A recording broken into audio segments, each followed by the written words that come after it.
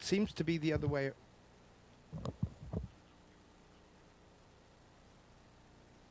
Lorenzo, it's the wrong way round. When I have my mic silenced, you can hear me. And when I don't, you can't.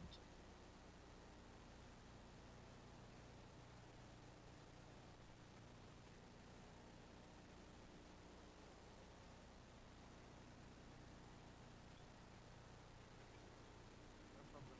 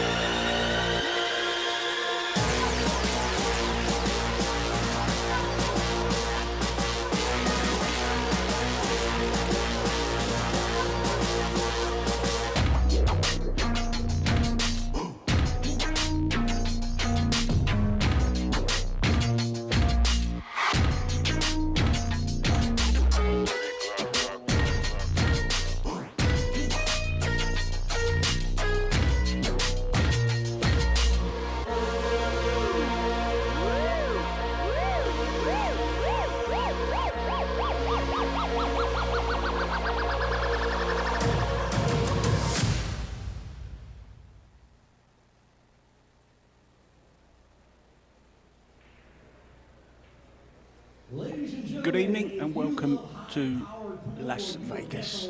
In the right spot. We're here in Las Vegas.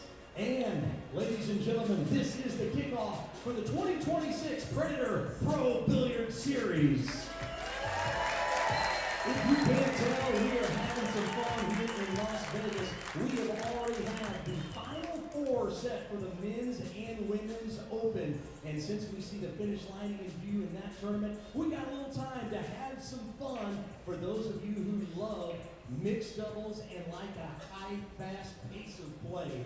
This is the Las Vegas Mixed Doubles Turbo, a 20-second shot clock. And we have 8 elite teams, single elimination. So we're going to start the tournament now, and we are going to finish it tonight. A $40,000 prize pool, so it is all on the line. Vegas, you guys excited? You ready for this?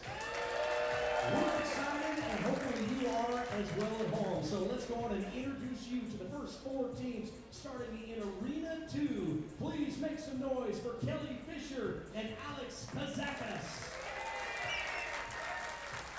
And their opponent is Wei Zhu Chang and Naoki Oi. And moving back here into Arena 1, please put your hands together for Chao Chu Yu and Sky Woodward. And their opponent is Savannah Easton and Shane Van Boning. We're lagging for the break.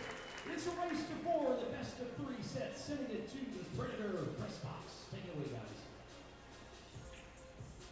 Well, thank you so much to Derek Cox for those lovely introductions. Good evening and welcome to the Las Vegas Mixed Doubles Turbo. 8 teams straight knockout with a 20-second shot clock. It's going to be fast. It's going to be furious.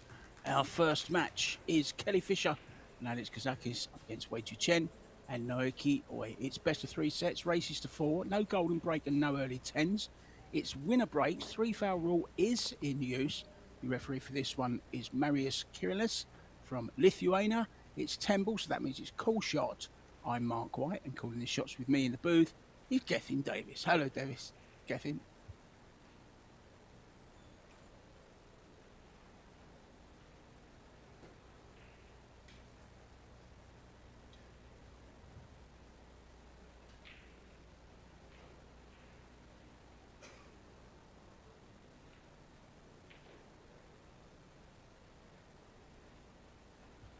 Well, we seem to have lost Gethin for now, but we will get him back. So doubles, 20-second shot clock, never been done before. It's going to be very, very interesting. So Naoki Oi to break off for him and his partner Wei Chen, and it's her birthday yesterday, so happy birthday to Wei Wei. Party time is over. It's time for the hard work, and she's also reached the semi-finals of the women's Las Vegas Open too. So looking forward to those tomorrow morning, 9 a.m.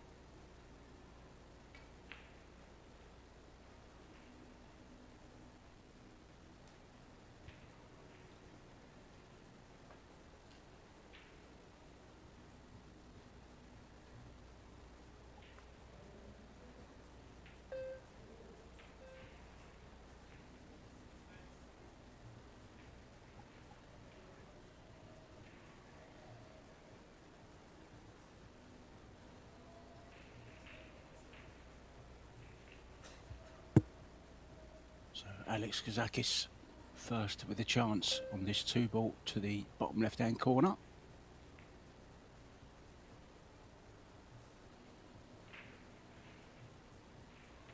Well, just missing the kiss on the 5. That would have changed the whole game. Straight away, Wei Wei coming with the short stick.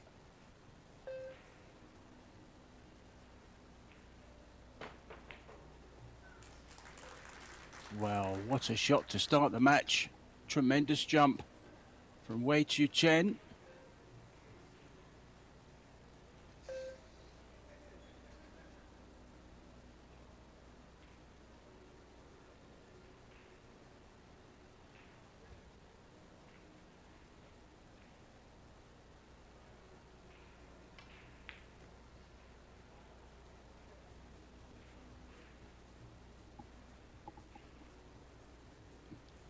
Good start here. Has an angle to run the cue ball round 3 rails.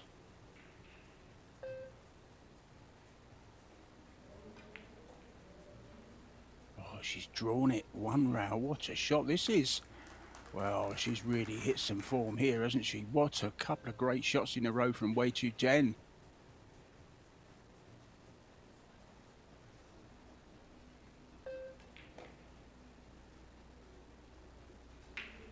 Well, we knew it was going to be fast and furious. Wei Wei isn't usually the quickest of the players, but she's certainly having to be, and it's not doing her any harm either. Early signs are she loves a bit of turbo play. I'm not sure how good Nukio's English is. Wei Wei's is pretty good.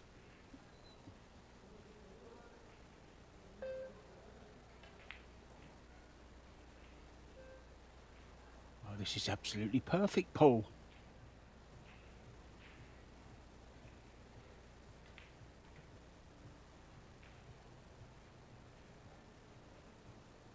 Oh, just gone a little bit far. May have a slight angle or force an angle. Yeah, could just force a little bit of an angle, a bit of right, left hand spin as well. That's perfect. So what an opening rack. Started with the jump shot from Wei Wei, and they ran out in perfect harmony. Great stuff.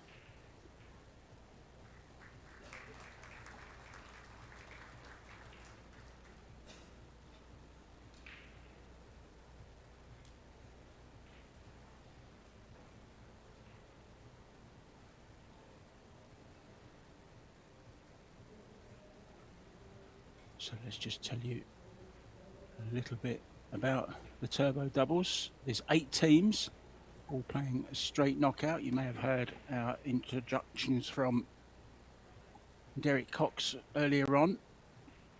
There's a great match over on table 1 as well. Shane Van Bonin and Savannah Easton up against Sky Woodward.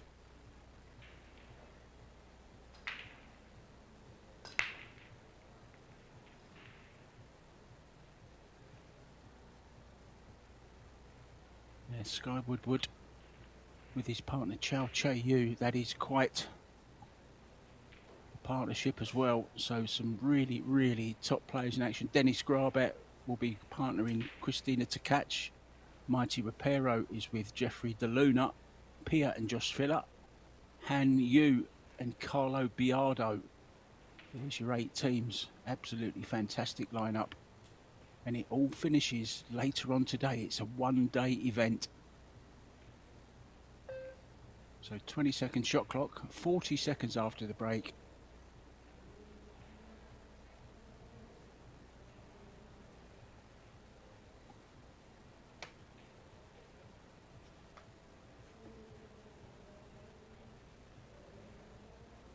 Jumping over the 4 here, Mark.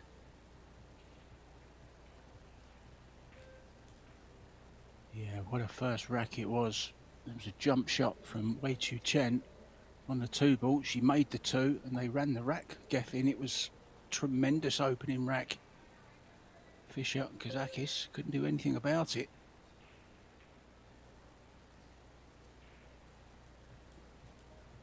Well, not a bad reply.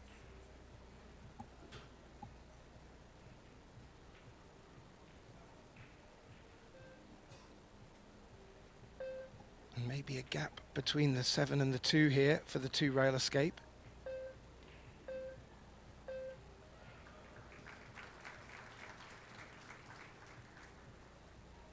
Good attempt, but it has left on this 1 ball for Alex Kazakis.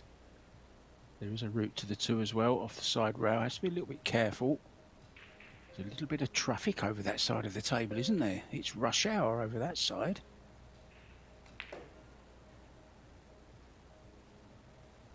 Well, somehow forced its way through via the 9.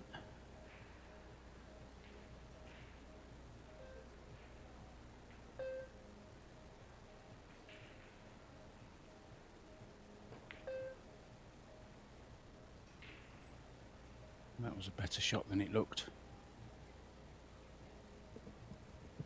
Yeah, needed to punch that cue ball out to get over for the 3. Still a little bit of work needed doing here, Mark, to get on the 4.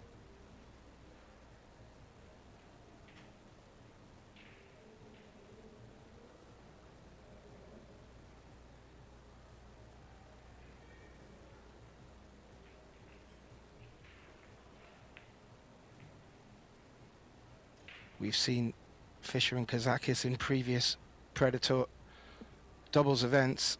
They play very well together. They are going to be formidable in this quickfire event.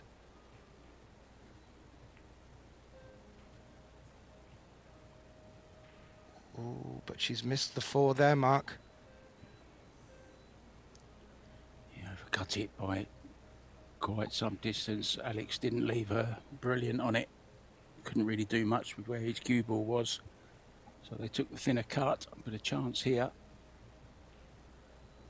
for Oi and Wei Wei.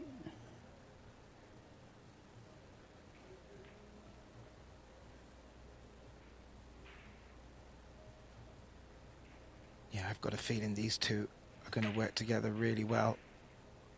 They both have a style that complements each other.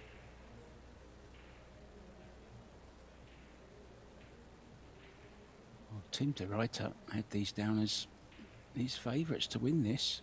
I thought he was barking mad when he said that, but simply because Wei Wei doesn't usually play under the clock very well. She's normally a little bit slower than most players, you know, without being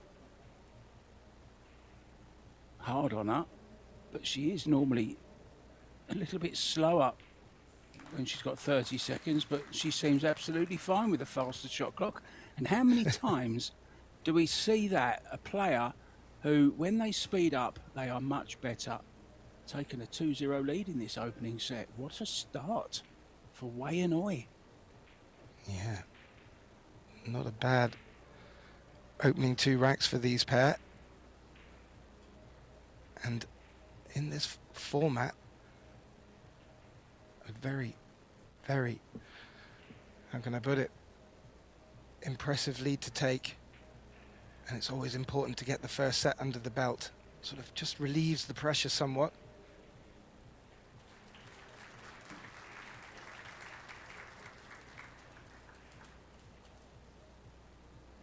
Now Yuki Oi. He won't miss any of the action in the doubles. Every match is televised.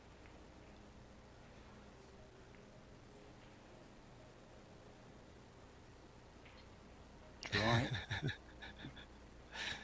Alex stepping up saying, is this my shot?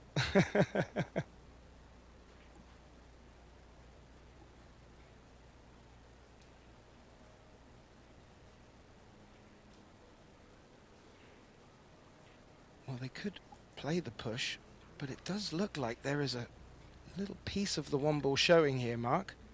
I'm just wondering if there's enough to go for the pot. Yeah, gotta watch the kiss of another ball here. Oh, she missed the kiss. What a shot that is. Opponents were tapping their knees in appreciation for that one. Great shot.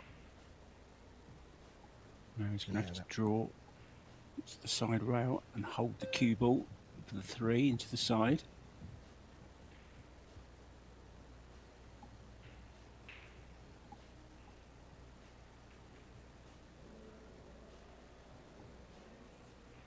The 4 does have a pathway into the bottom left corner as well.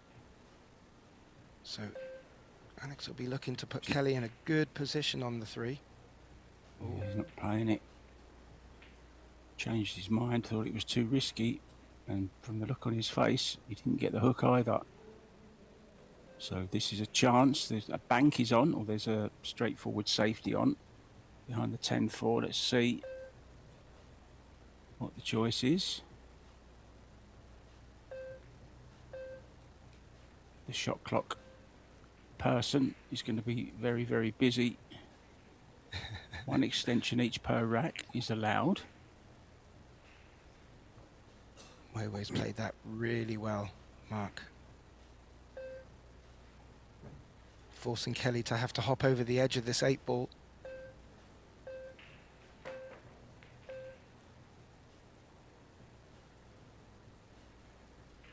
Got away with it. And yeah, not a bad result at all.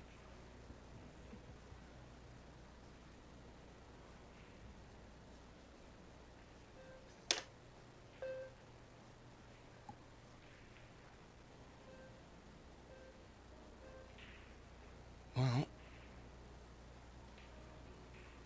yet again, Team Oi Wei keeping Alex and Kelly in a difficult predicament, showing great respect.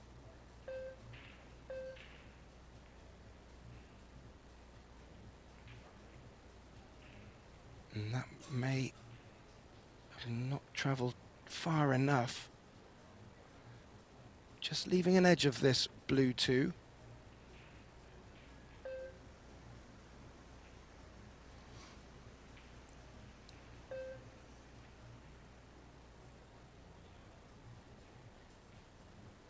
And both teams just having a good exchange of safety here. Neither just getting the full cover.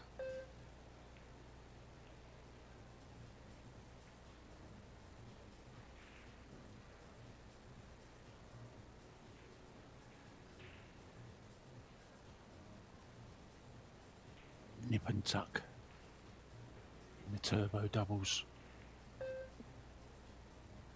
Nip and tuck indeed, and Marius just taking a close look at the bridge over the ball there. Yuki played it well, but has left the centre pocket available.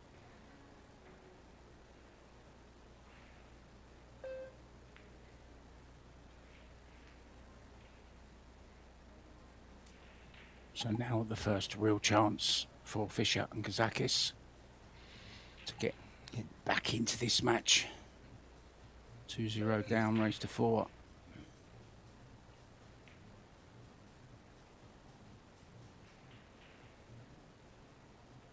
Now left him a bit to do here. Yeah, I was just about to say, Mark, there is a difficult combination 5-8, but Alex would much prefer to take that out of play and come down the short side.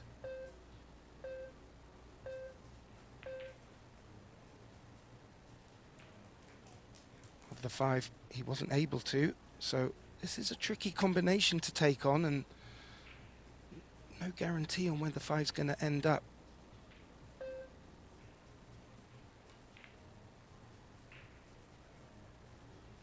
Played well if that 5 ball slows up, which it has done.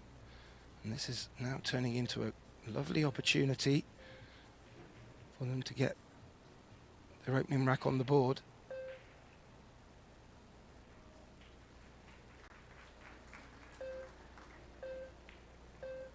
Yeah, Alex, not the fastest of players either.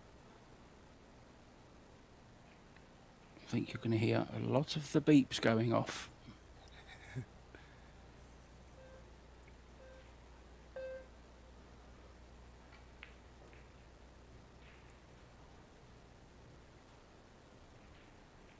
Good shot cut there. on the 7.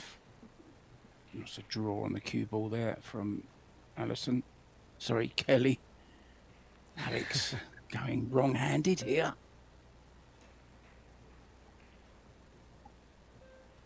Making it look easy left-handed.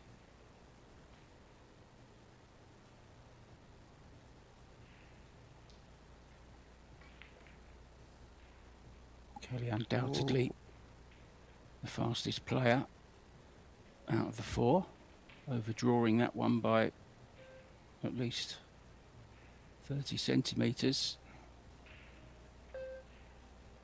Shouldn't be a problem though. And it isn't. 2-1. They are now officially a part of this match. Terrific stuff. Now then. Let's just bring you up to date with score from the other table. Sky Woodward, Chow Che Yu are 2-1 up on Savannah Easton and Shane Van Boning. Some early stats for you. Yeah, I have to say, Mark, I've really been enjoying the stats as they've been coming through. We do have them all available on the ProBilliardSeries.com website. They come in live, but they do not necessarily tell the whole story of matches. But they are a good indicator of how the players are playing. So Alex Kazakis to break. They would love to get back to 2 each in this race to 4 opening set.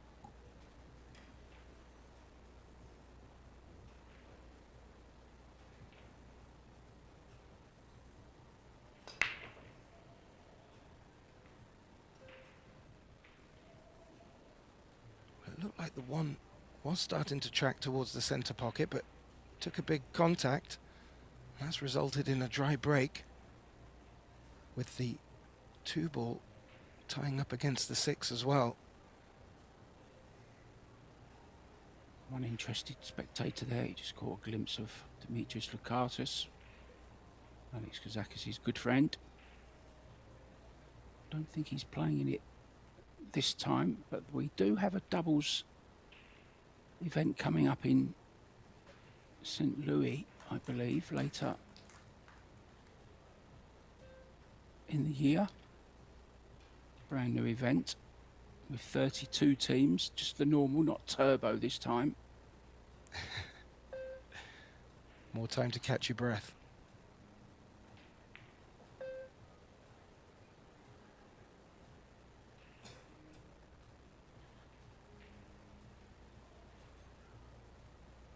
Yeah, he's going to have to punch this one in a little bit. Yeah.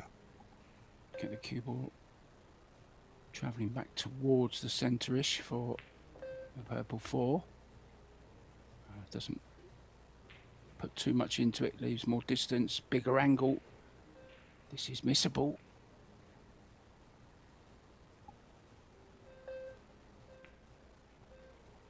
Yeah, the benefit of leaving it there, Mark, was that Wei didn't need to do too much with the cue ball and could just focus on the pot.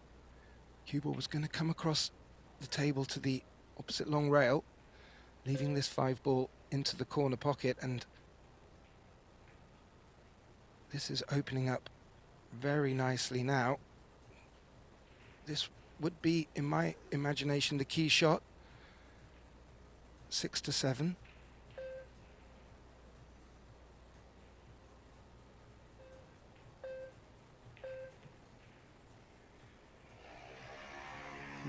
Come round the back of it beautifully. And that's given Nayuki Oi a much easier 7 than I was anticipating he was going to be left with. So good work by his teammate there.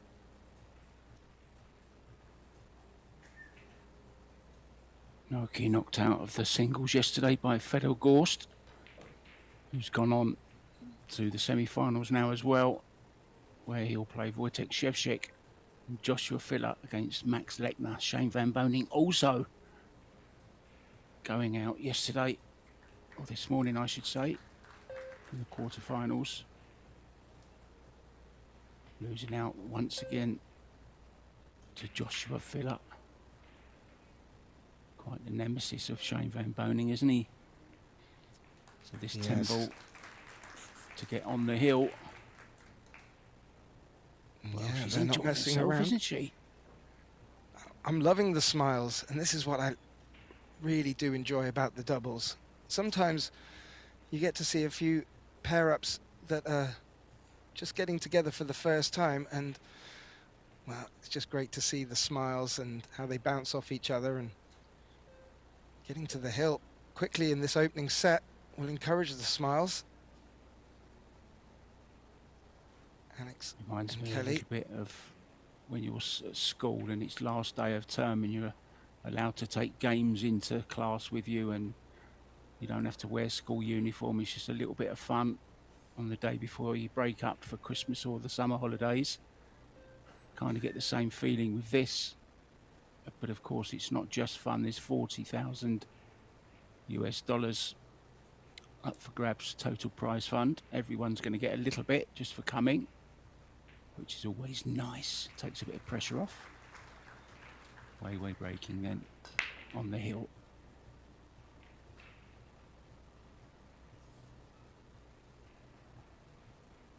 And that will bring Team Fisher Kazakis to the table. Good clean look on this one ball, but just having a small discussion. Do we go for it? We're going to put them safe.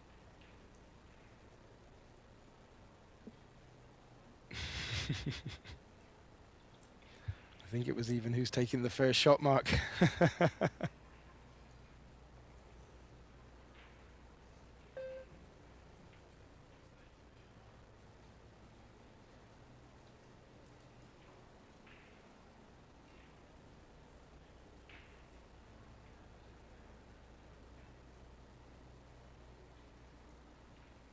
Looks like he's going for this. Into the bottom right corner.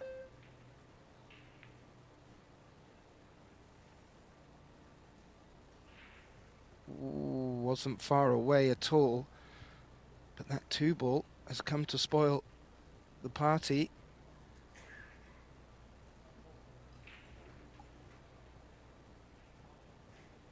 Looks like he's going to jump mark.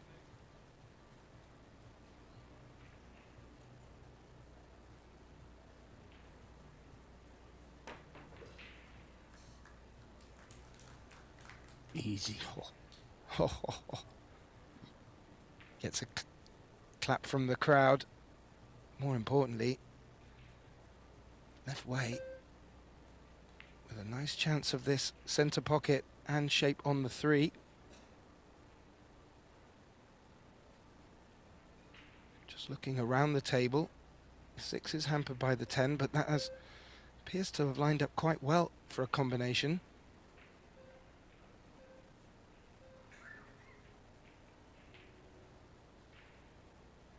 These teams won't have had long to practice with each other, so it's all a new experience for some of them.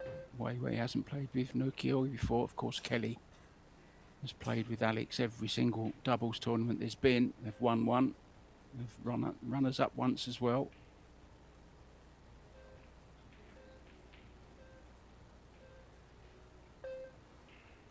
But Wei and Naoki look very comfortable together. And this is a very nice position shot for Wei to take this combination on.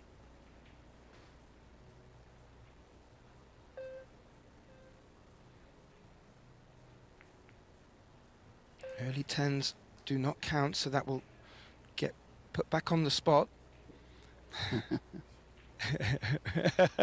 Well, the referee just losing his directions there for a second. He got a little bit muddy fuddled.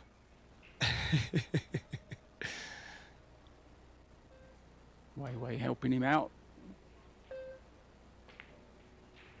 It's so fast, even the shot clock's even affecting the referee. I think that's what it is.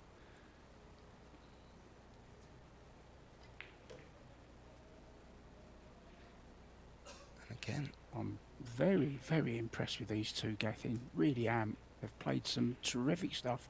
And this is to take the first set. And remember, this is straight knockout. There's no second chances. Not in the turbo game, there's not. Yeah, I was thinking exactly the same thing. Not just impressed with the way that they're gelling together, but more importantly, how they're making their exit strategies in each of their racks. And if they continue like this, they will be brimming with confidence as Wei Oi take the opening set 4 racks to 1. And, well, they've given the opportunity for a break mark. Yeah, all 4 of them are out as quick as that. So I think we might as well do the same. Gethin, I'm going to get myself a nice cold can of iced coffee from my fridge. I'll see you in a couple of minutes.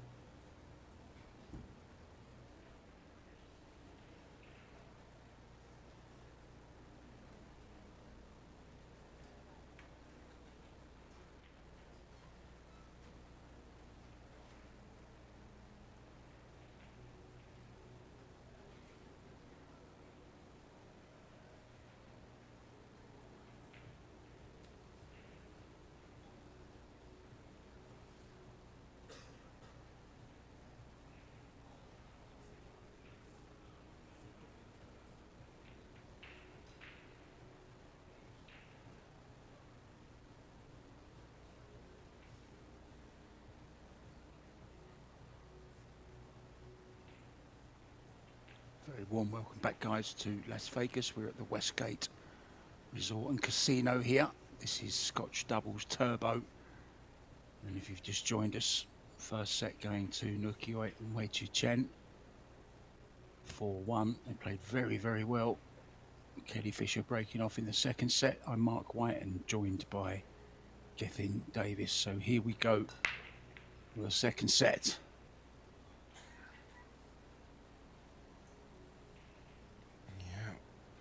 One ball didn't make it in the center and has tracked right up into the center of the short rail, which you can see frozen against the red 3, and that's going to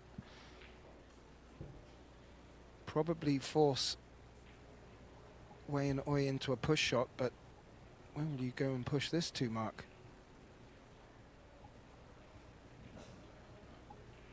Ooh, table 1. That's a great answer.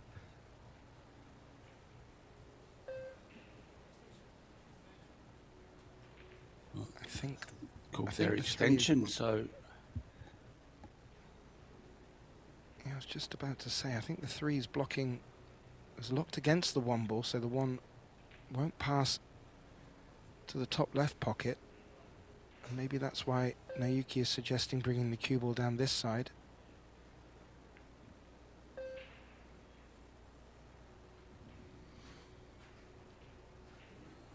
very interesting. I think they might be getting this back.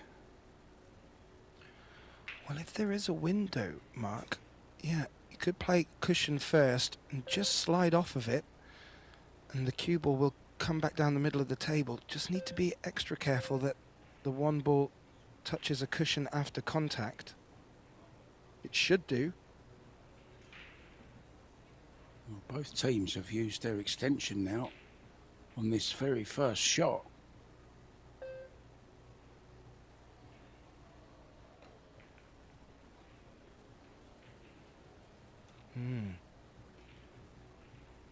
Well, he was going, Alex was going full-blooded for the pot. He did make the call. I felt there was some value in playing that a lot more delicately, as it's turned out. They've completely covered the 1 ball. Oh, where's the cue ball, Mark? That's unfortunate.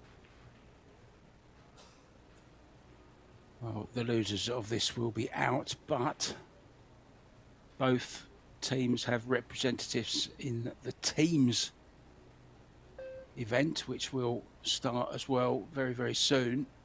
And that's going to be a great event. 32 real top-class teams. It's hard to pick a winner there. Reigning champions Germany, Pira Josh Filler, along with Moritz Neuhausen. Moritz will be joining them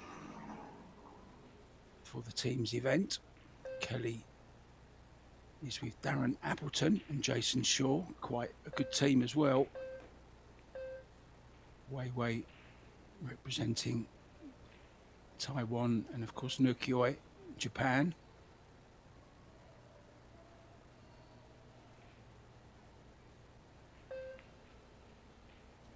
Tomorrow we will have the semi-finals and finals of the men's and women's Las Vegas Open, and following that will be the opening ceremony for the teams event.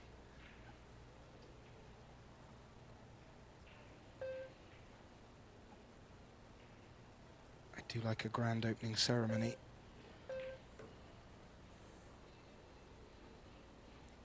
Alex forced to come round underneath the 6 and has played that well. I was in Puerto Rico for the last opening ceremony. It was held 2 years ago, 2023, almost 3 years ago now. And it's kind of got that Olympic feeling to it. The teams are introduced and they walk on with their flags, and it's all very patriotic and a little bit emotional as well. I get a little tear in my eye.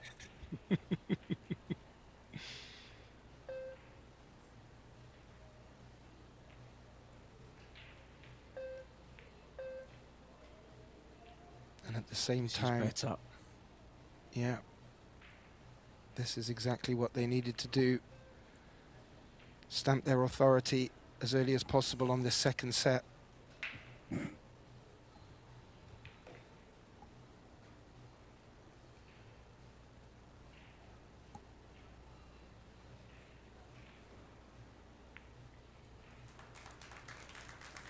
And Kelly Fisher doing the business with the 10 and getting the first rack on the board in this second set.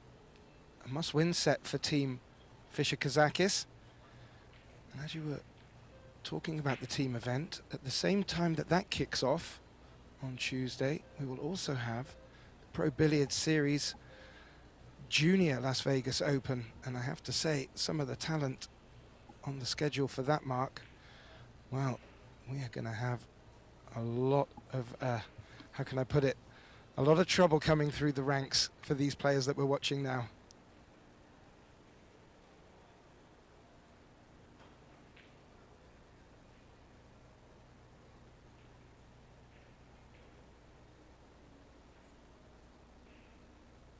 So Kazakis breaking from the side. Both pairings not getting the reward from the break that they would ideally be hoping for.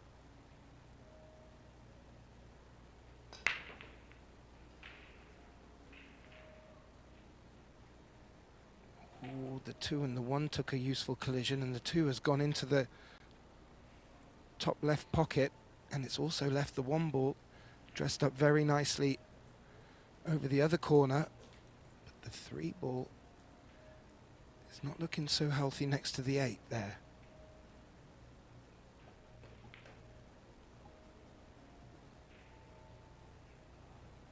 Oh, Wow. that was unfortunate. Did everything but dislodge that 8 ball from the 3.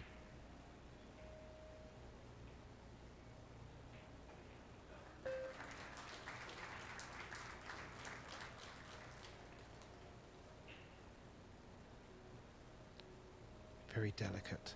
Very delicate. Don't think they've covered it from the way that Alex looked, but from the overhead it looks like they've covered it.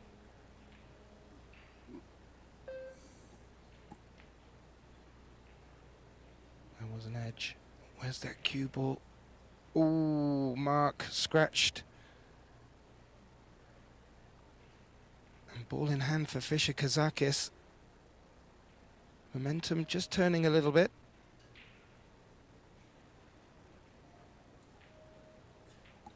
Nuki just explaining he only had a very, very little piece of that. The word in Thai for little is nitnoi. Nitnoioi. Nitnoioi. That's brilliant.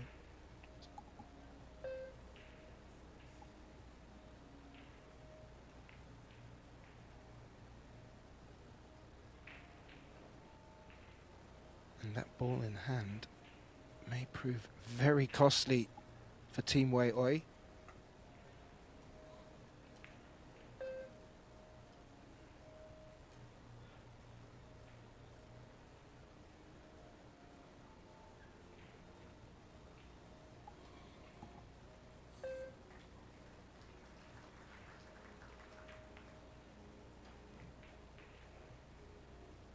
Not doing too much with the cue ball, not needing to.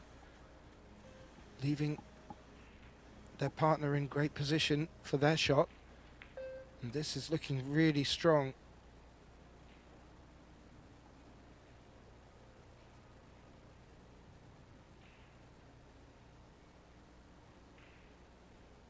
Oh, you haven't got time to walk down the other end of the table, Alex. This is a 20-second shot clock, mate. I was just thinking the same. He seems to be just a bit too leisurely for that 20-second shot clock. I think he called his extension just to allow a lap of the table.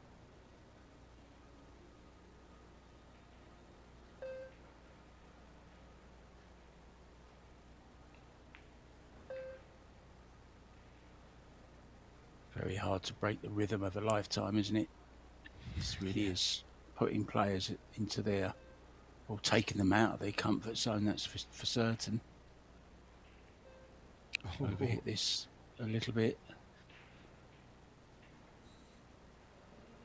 That's twice they've just overrun on the ultimate 10. But it didn't cause a problem on the last occasion. And neither on this one. Team Fischer Kazakis stretch their lead to 2-0. They're halfway to taking the second set. Wei and Oi yet to get off the mark in this. But they do hold a 1-0 advantage in this best of 3. Over on table 1, Sky Woodward, Chow Che-Yu took the opening set there, but it's Savannah Easton and Shane Van Boning that have taken the first rack in their second set. That's over on table 1, guys, if you'd like to watch that. Eric Orlovson and George Teajea on the mics for you on that one. Gethin Davis and myself, Mark White, taking you through this one. Kelly just doing a bit of housework before breaking off with her purple, I think you'd call that purple or lilac, BK Rush, looking to get on the hill.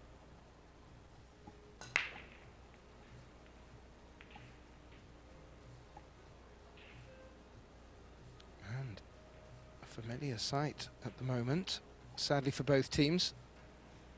Not making ball off the break. And I did tune in, Mark, to have a little listen to Eric and George. And your good friend was actually on the comms, and it was great to hear his insights. Ben Francis from Canada. Very knowledgeable chap. Oh, really? Yeah, he does a lot of commentary in Calgary.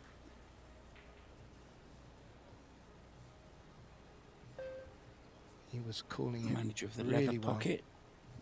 Yeah, great commentator, Ben Francis, giving George a little bit of time off, is he?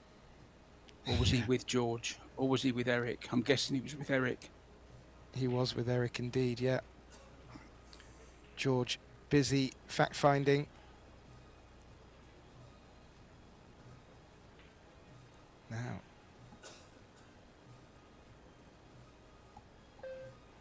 It's a fine cut on the 1. There are containing safety options. Oh. Well, just a little bit of confusion there. Alex calling for the extension. Kelly saying no. Give it back.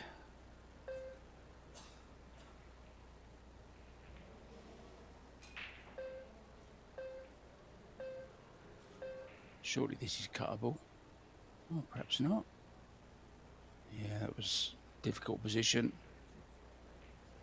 Yeah, Now they don't know whose turn it is because it's Alex gave the push out. It's Kelly to play. Yeah, it's Kelly to play because Alex called the push out. That's deemed a turn.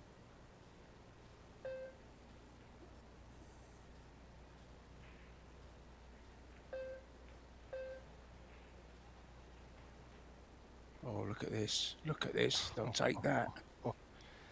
Absolutely. I was a bit worried that that cue ball was going to track into trouble. They played it into the 9, and it even caught a bit of the 4 that's allowed this shot on the 2. Gonna need to knock the 4 out of the way to try and get for the 3. It's all getting a little bit frantic here on table 2. Shot clock's beeping, extensions being called, they're not. Whose shot was it? Whose turn was it? It's all happening, it's great fun. Nothing can beat a game of Scotch doubles, it's great. Now I can play the carom here on the 7, if he so wishes. Other than that, it's just going to be a straightforward safety. If he can play the carom and put the 4 into the 10, that's his best hope. Otherwise, I could see him going safe here and maybe even trying to get behind that 7. Oh, he's gone for it. And he was able to knock the 4 into the 10 to slow it down. That was made to look rather easy, to be fair, Mark, because that wasn't an easy carom in itself.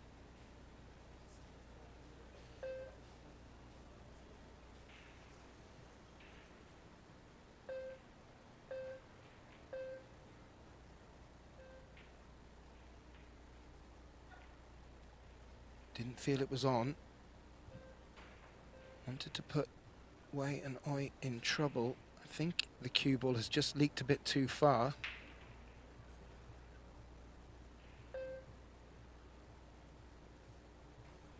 He may take this on. Did, and wasn't far away, Mark. And with a raise of the hand and a smile with Wei, they realised they got away with that and has brought the 5 to block the pathway. And it looks like Alex is going to try and hop the cue ball over this.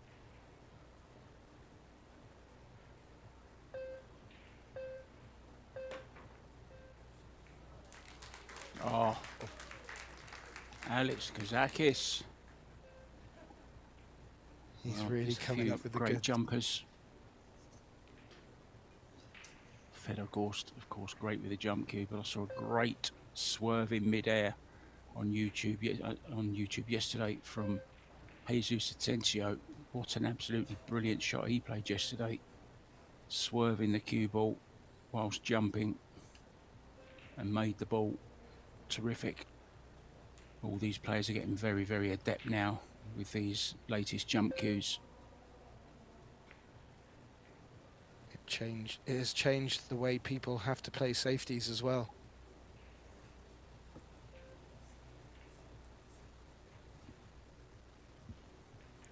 Cannot be leaving gaps, because there are players that can jump the cue ball over the tightest of gaps. However, 2 fantastic shots from Alex Kazakis and Team Fisher Kazakis have a good look at getting on the hill early in this second set. Oh dear, 10 ball will come up. He'll be respotted. They haven't had easy 10s, have they, in this match so far? There's only one straightforward one. The other 2 are a bit awkward. This is a little bit awkward. It's kind of like a mini shootout shot.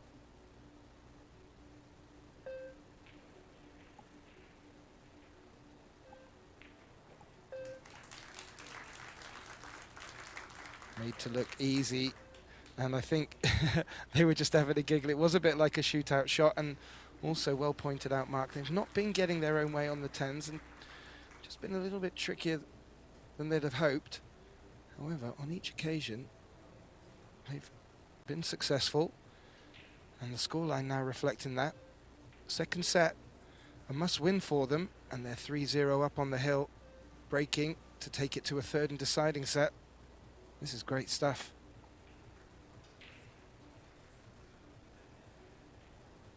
I think that picture there says everything about these mixed Scotch doubles.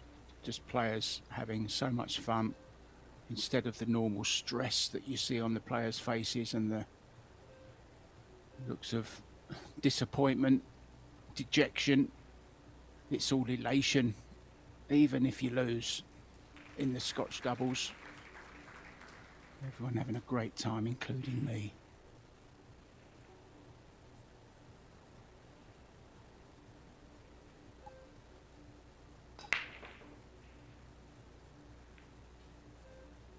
Lovely control of the cue ball. Is he rewarded with the ball dropping? He is.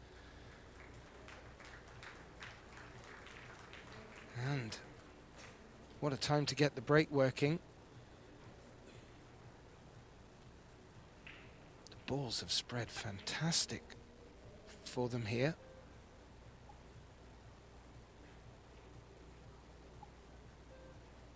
Three ball down, so purple 4 will be the next target after the blue 2.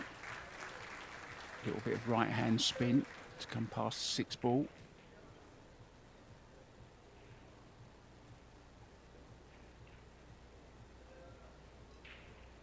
And yeah, no real big problems. 6, 7, 8 all dressed up nicely down at Kelly's end of the table.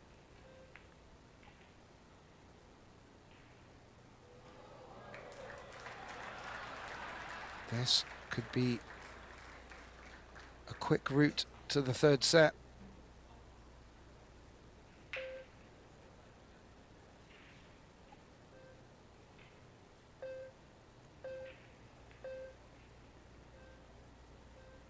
Oh, played that. Nicely judged. Yeah. I was about to say before he played it, that 9 was starting to look quite big. But played it in such a fashion with a lot of side on it to avoid it, and that now has led them into this Wonderful position.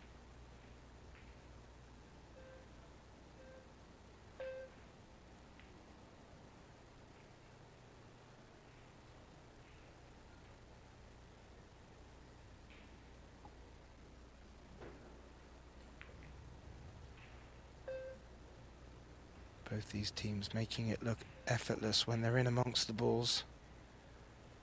It's been wonderful to see them exchanging safeties.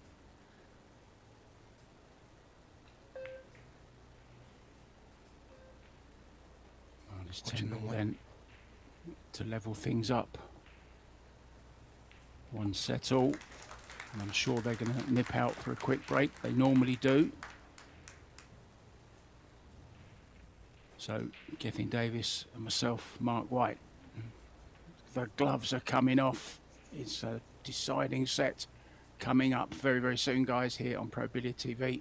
We'll see you in a couple of minutes.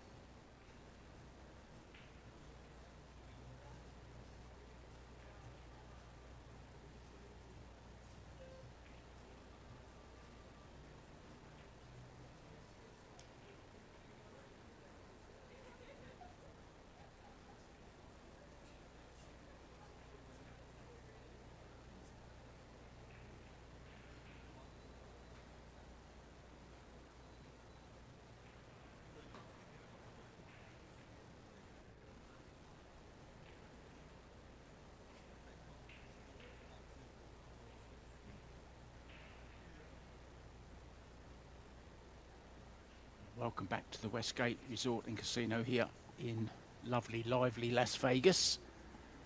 Give you a score update on table number 1. Savannah Easton and Shane Van Boning are 2-1 up in the second set against Chow Cha-Yu and Sky Woodward.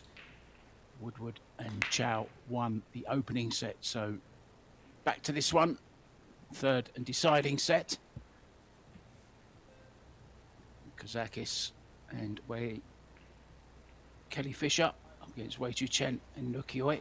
I'm Mark White, and with me in the booth is Gethin Davis. Thank you very much, Mark. I was just having a look at the stats during the break. And Team Kazakis Fisher, 100% safety efficiency.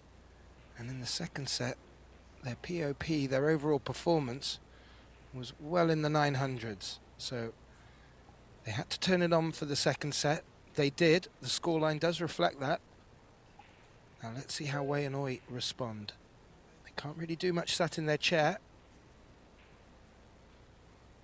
Kelly's having a good look if that one will pass past the blue 2. It's tight.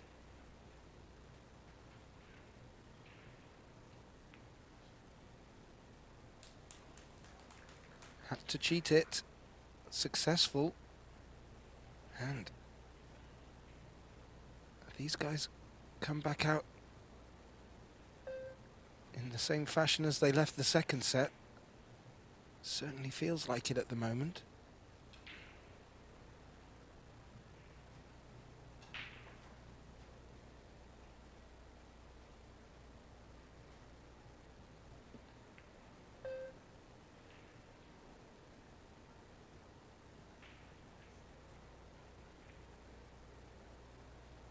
Making it look very, very easy. Beautiful timing together, beautiful rhythm around the table. Not much talking. There's no time for talking, not while the clock's ticking. They are letting their cues do the talking, and it's coming through loud and clear.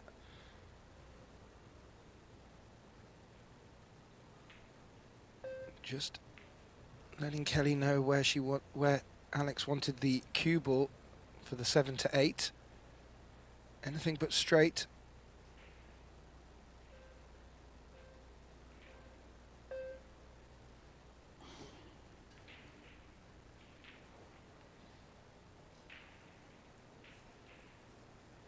Perfect, as they say in New York.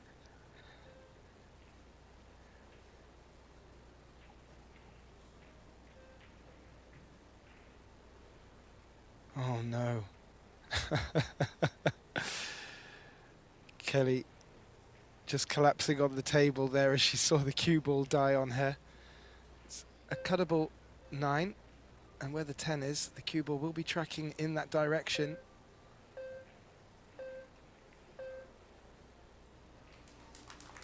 Not a problem, Mark. Great recovery from Kazakis there. Brilliant recovery. He's got a wonderful smile, does Alex?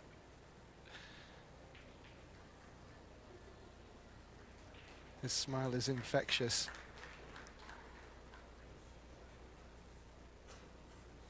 And well,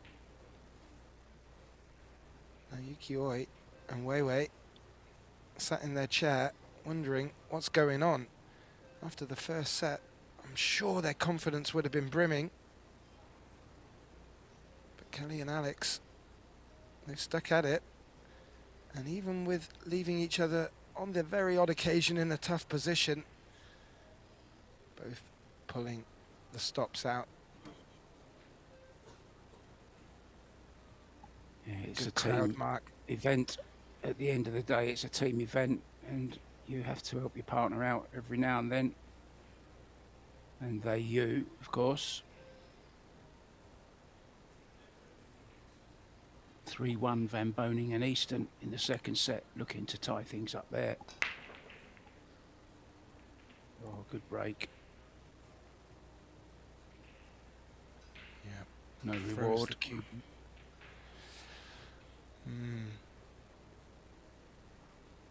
a shame.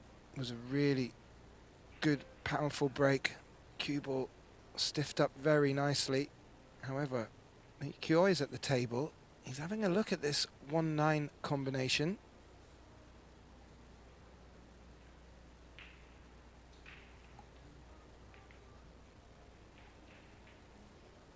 Did the cue ball come up far enough? I don't think it has.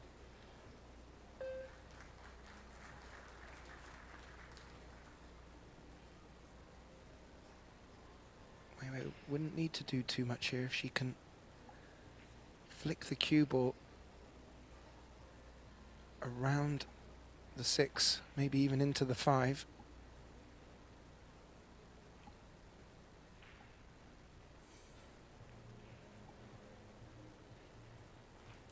Just like that. And well, it shouldn't be too difficult to get out from, but guaranteeing safety, well, that's a different kettle of fish. So they have called the one in the bottom left corner as you look at it from the overhead. That's a bit of insurance.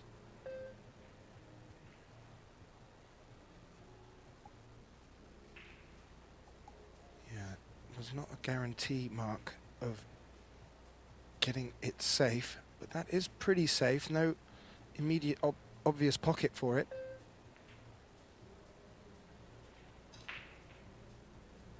Great shot. Very Very well well judged. controlled from the man from Japan. Always a bit scary when you're flirting with the centre pocket.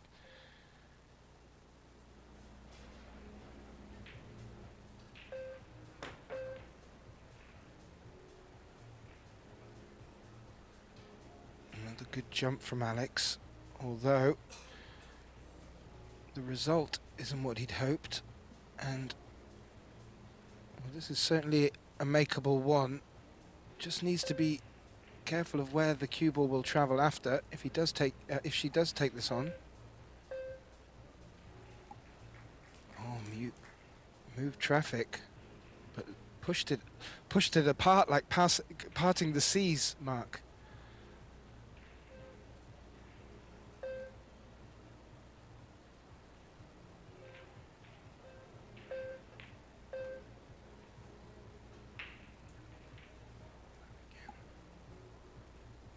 Made that look easy.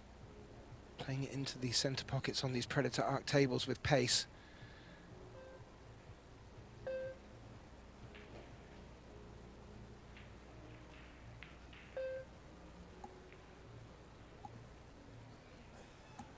Yeah, not a great shot there. Difficult combo. 10 wasn't right hanging over the pocket. It was distance between the balls as well. She can be forgiven for missing that one. Now then, to get on the 4.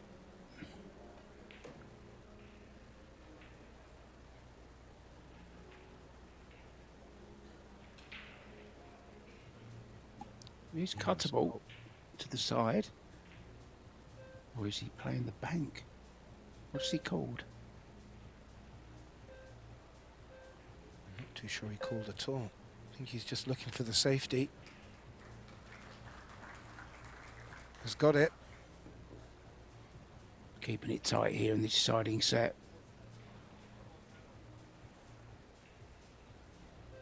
Yeah, we saw them exchange a few safeties at the beginning of the second set. Kazakis and Fischer taking every opportunity they got in that.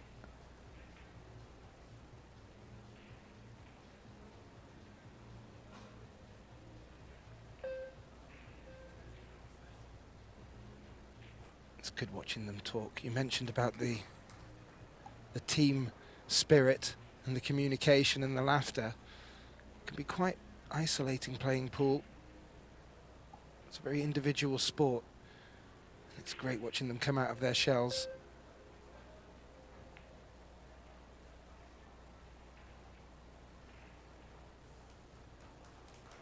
I think that's Great exactly what they decided on doing. Yeah, great execution, Mark.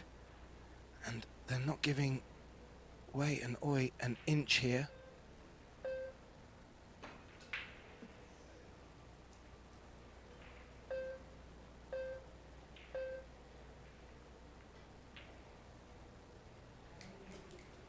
Good shot. Containing. Yeah, it was really well played. Playing it at that pace, guaranteeing a rail is hit after contact as well. But they could find themselves back in trouble here. Yeah, that was not easy. That really wasn't easy. It's easy to just decelerate on them. You're worried about hitting too hard and drawing into the pocket. Played to perfection. And Oi and Wei still in trouble. They can't get out of trouble in this rack. Oh, good hit. No Kioi. Jeepers. That was made to look easy as well. Perfect weight. Perfect contact. But these safeties are relentless from Kelly and Alex. Oh, well, this isn't going to make it. It's going to be a chance here. Yeah, I think you're right, Mark. Was on a great line. Just came short of pace. And even if this is on, Wei needs to put some work in because the 8's blocking the 5 if she were just to freeze the cue ball. So something needs to happen. Oh, she found an angle.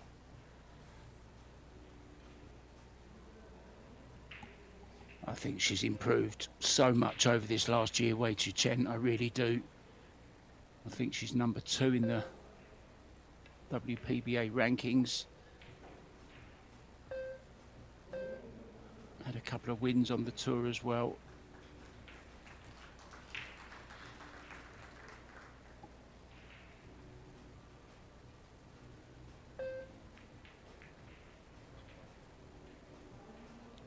Ooh, ooh, ooh, ooh.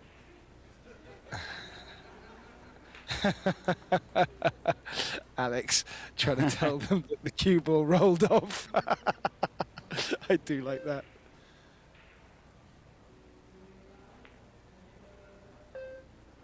But there's Laughing a aside, brilliant Mark. clip. There's a brilliant clip of Ray Reardon back in the 70s, 1978, I think it was, at the Crucible.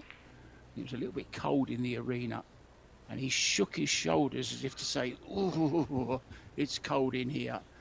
And Wei just reminded me of Ray Reardon then when she done her little body shuffle there when she avoided the scratch. Honestly, go look it up. Ray Reardon at the Crucible 78, unbelievable. What a resemblance. I never thought I'd be saying that Wei reminded me of an ex-miner from Wales.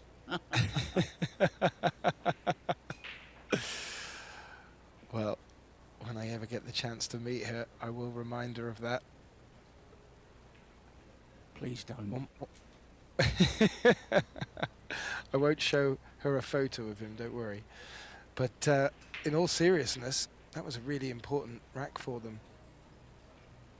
They want to keep this as tight as possible and not let Fischer and Kazakis run away like they were able to do in the second set. So way to break. Tied 1 apiece in this deciding set. Mixed doubles turbo action.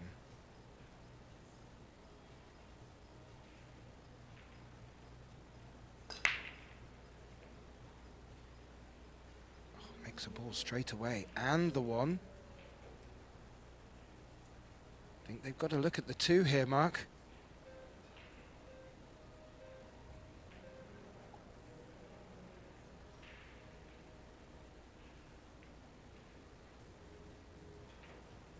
The natural pocket for the 3 has a 10 in the way, but where the 10 is dressed up, there's always an option for a combination. Nayuki has choices where to put the cue ball here. Has come underneath it to avoid that situation. Tough Look shot where that now to get to the 4. Yeah, I'm not sure the 4's even on.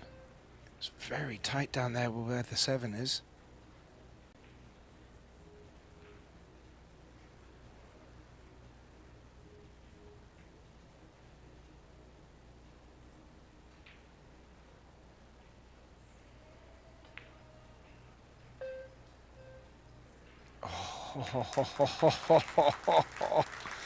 Oh, that's a highlight reel shot for me, Mark.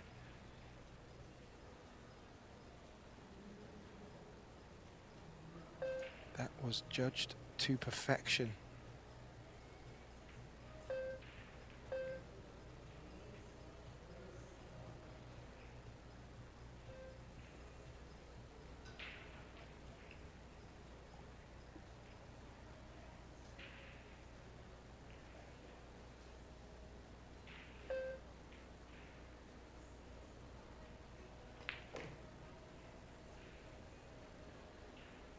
Executed that shot well. Just took a bit of extra time over it. Knew there wasn't much hope in bringing the cue ball further down the table, but has left her partner in a very nice position here on the 7. And that's just come up far enough to leave the perfect angle. Kelly realized it. 3-3 in the second set between Van Boning Easton and Woodward Chow. And a reminder, if this one goes to 3-3 in this third set here, we will have a shootout, and it wouldn't surprise me if it went all the way to a shootout. Nothing really between these two. 4-1 first set to Wei and Oi. 4-0 second set, Fisher Kazakis. This one nicely poised at 2-1.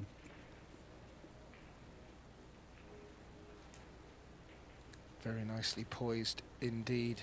And Team Wei Oi will get the break. They had a very nice break in the last rack, so it'd be great if they can push on from that.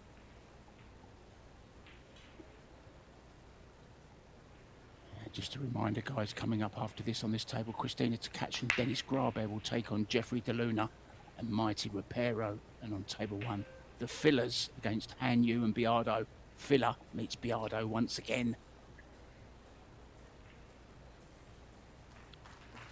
Yeah, Christina Tkach already securing a place in the semi-finals of the women's event. There's an opportunity, Mark, for 2 Christinas to make the final. Now that will be a novelty.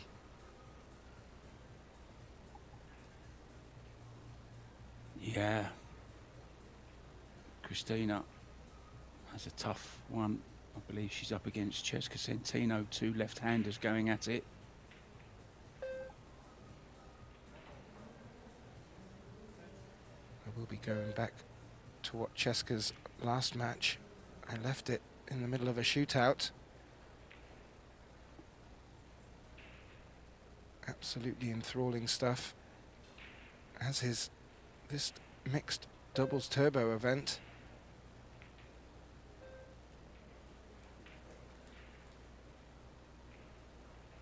Yeah, those semi-finals tomorrow morning. Wei involved in the one against Christina Tkach. So today, Wei can concentrate on the doubles. Of course, if they do go on to lose this, they will be out. Single elimination, guys. It's tough turbo action here in Las Vegas at the Westgate.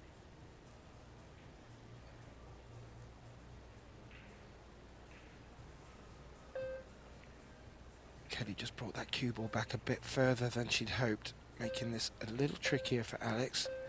He's come up trumps every time he's been called upon, and yet again has delivered. And there looks to be enough angle to bring the cue ball back over towards the 8 ball to put the 5 into the same pocket. And a really good response.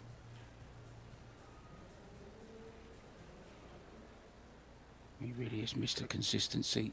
Alex Kazakis got such a great cue ball and heart as big as a lion. He doesn't break down like the Acropolis.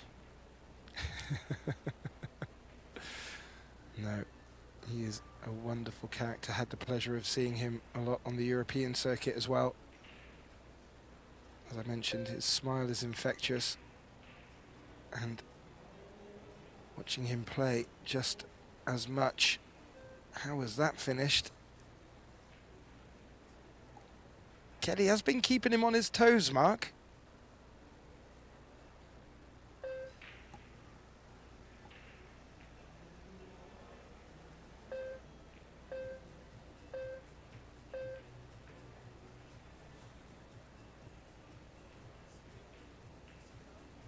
Judged very well.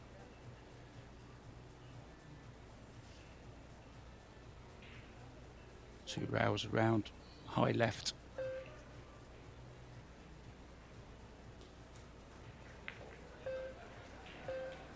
Oh, just the one. Oh no, what's she?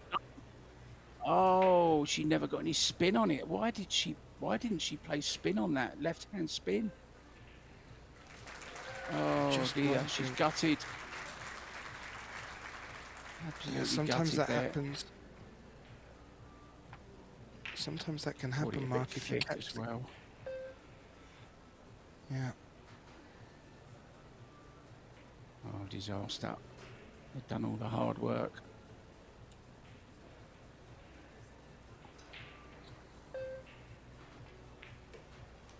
That's the wonderful nature of 10 ball. You can do all the hard work, and one unfortunate mistake can allow your opponents to pounce. And that brings Team Weioi onto the hill. It's all smiles and jeers. But that could have been a different story. However, There's no smiles and tears on the other side. yeah.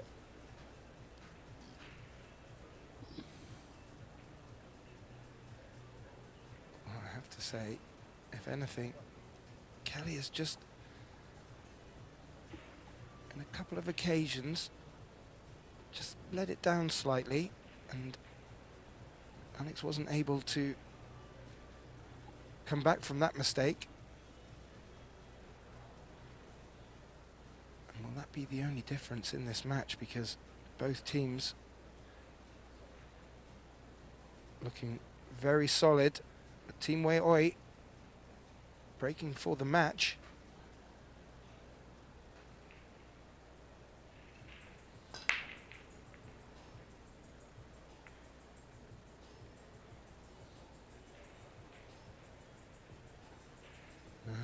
The 4 looked like it was going to threaten the centre pocket, but it hasn't. So a dry break will bring Alex to the table.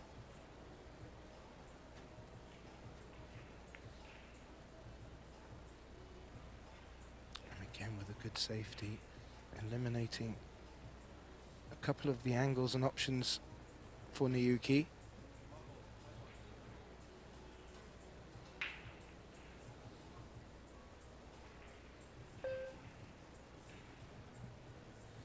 Weiwei clearing up the mess left by Nukioi, leaving his cue on the floor. Oh, look at this for a shot. Oh, so close. Very close. Ball in hand, though, for Kelly and Nuki. Sorry, Kelly and Alex. The shot clock's getting us too, Mark. It's fast and it's furious.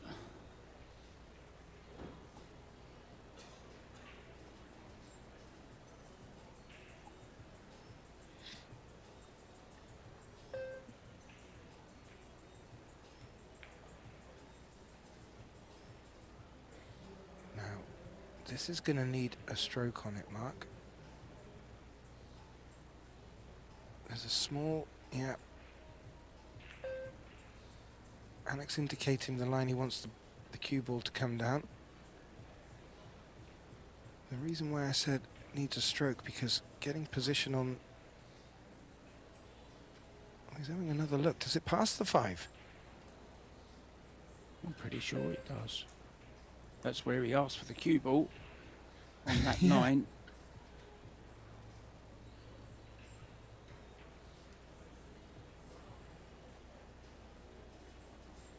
Might slide in off the long rail. Just wondering where he will end up on the 5 if he does take this on.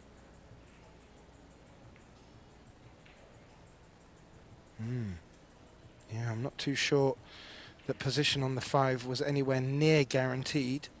So in doing so, Alex decided to play a pretty decent safety.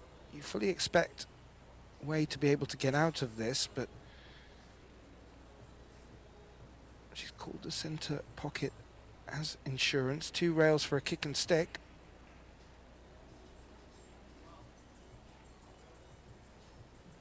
Foul.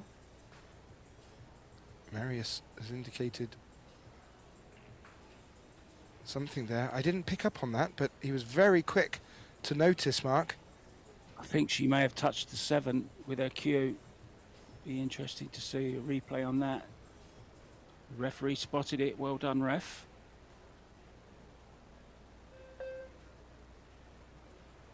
Yeah, Marius just explaining it to Wei there.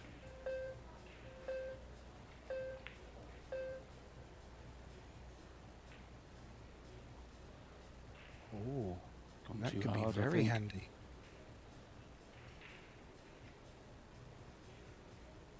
Maybe okay.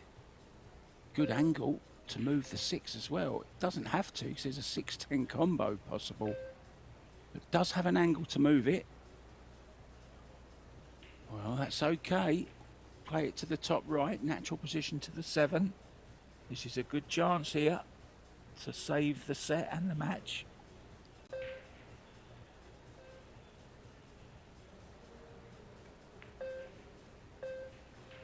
Oh, beautiful. Kelly coming up with the big shot when called upon.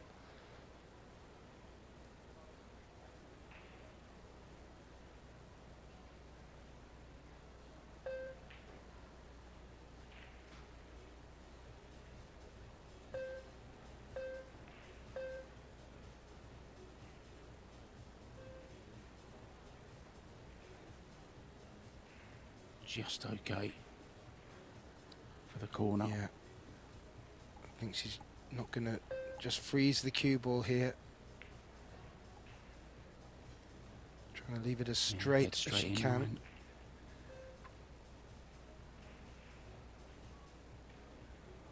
This match isn't over yet, Mark. Alex and Kelly will not give up without a fight.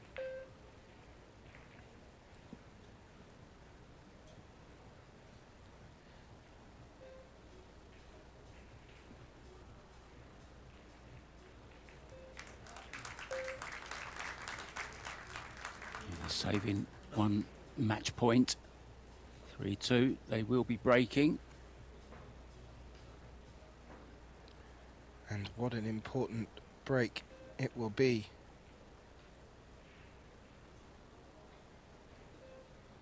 One This rack. settle over on table 1 as well. Shane Van Boning and Savannah Easton have pulled it back to level against Sky Woodward and Chao Che Yu. So 1-1 there. And this poised 1 set each. 3-2 to Oi and Wei Chu Chen. I think they're just working out whose turn it is to break.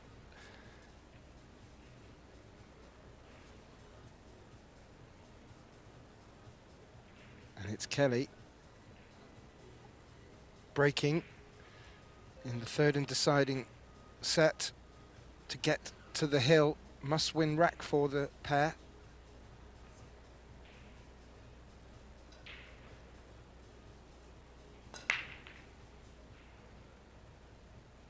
Just need to take a bit off of that one. Yeah, and nothing finding a pocket. The cue ball finding a nice little spot, awkward against the 9. Now Yukioi to the table.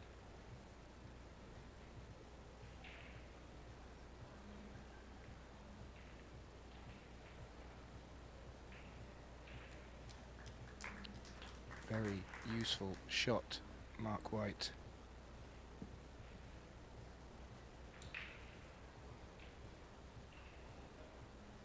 Yeah, great safety. I saw an amazing stat from Jasmine Ocean's quarter-final match yesterday.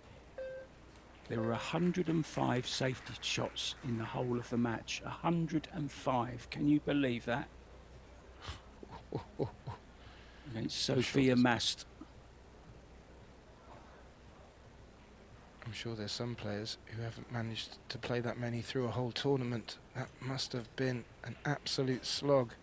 But a testament, because Sophia Mast is on fire at the moment. She is one difficult cookie out there.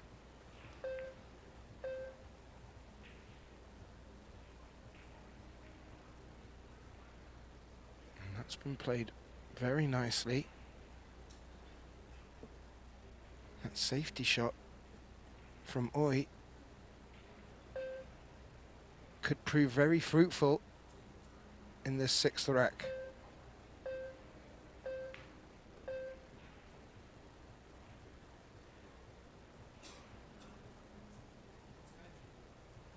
Stump deep follow breath. there, just above centre. Beautifully played, not an easy shot to play. The stump follow just allows you to put a little bit more pace into the ball without slow rolling it. But you have to time it so well to play that shot. Beautifully accomplished by Oi there to create this opening.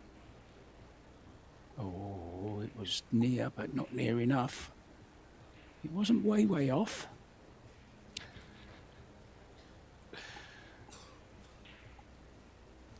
I'm not saying a word.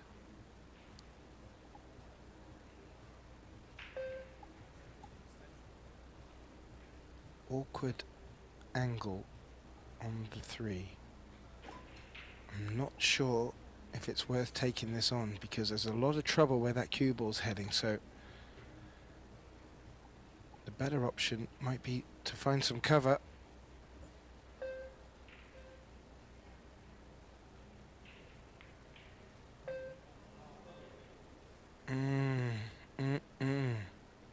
That was my worry. Made a good pot. It was a difficult pot, but very difficult to judge what's going to happen with the cue ball. And it's scratched. The only saving grace is that that 7 is in a difficult spot next to the 8. Yuki may elect to... I was going to say he may elect to have played into it at that occasion, but it would have made position on the 5 a bit more tricky. Is Wei going to be given a nice birthday present with a spot in the semi-finals? Oh, needs this to go a bit. Well, left it very awkward. Yeah, saying, I'll make the combo, I think is what she said. Don't know what she was pointing at there. She said just leave it there, exactly where she's asked for it. So, well, this is about as good as you can get to play this combo, if indeed that is what you are going to play. It's a big shot.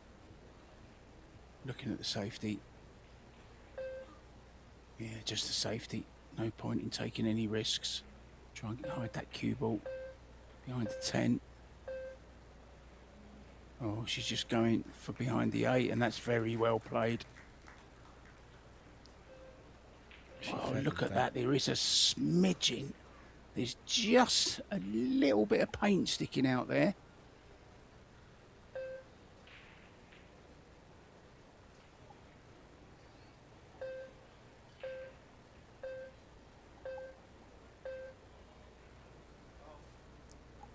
Well, that could be their last shot in the Las Vegas 2026 Mixed Scotch Doubles Turbo. Ball in hand, 4 balls to go. Yeah, perfect angle to stun down towards the 9. This is looking very ominous now for Kelly and Alex. Ooh, slow down, cue ball, slow down. Overhit it. Just slightly overhit, but it's okay. Nurki won't have a problem with this. Natural angle taking the cue ball over for the 10. So this 10 ball for a great victory. Lost the first set 4-1. Sorry, won the first set 4-1. Lost the second 4-0. But they've won the third and deciding important set 4-1. racks to 2. They will move on. Alex and Kelly are out of the turbo mixed Scotch doubles. There's even a little bit of a dance there between the two. Thank you so much to Gethin Davis. Join us very, very soon for Christina Tkach and Dennis Graber against Mighty Reparo and Jeffrey DeLuna from me, Mark White. We'll see you soon. Ta-da.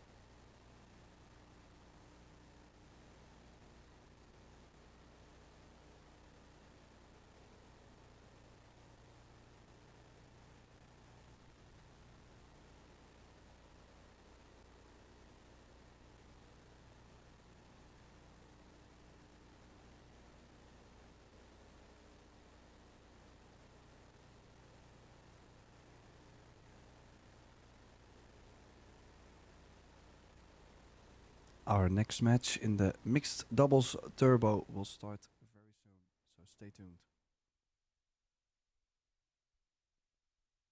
And Tim Dadaita on the mics for you, Christine.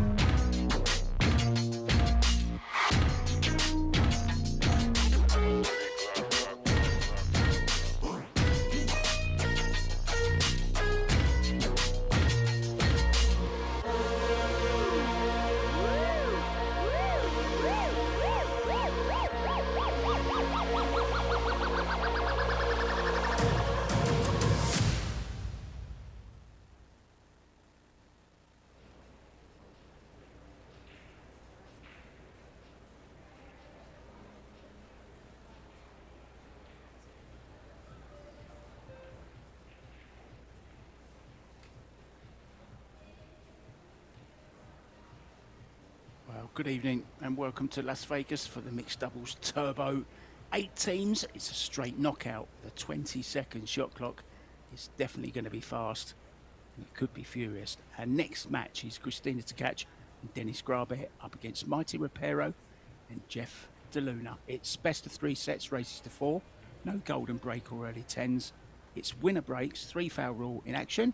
The referee for this one is Yu Xing Shao, otherwise known to us as Coco.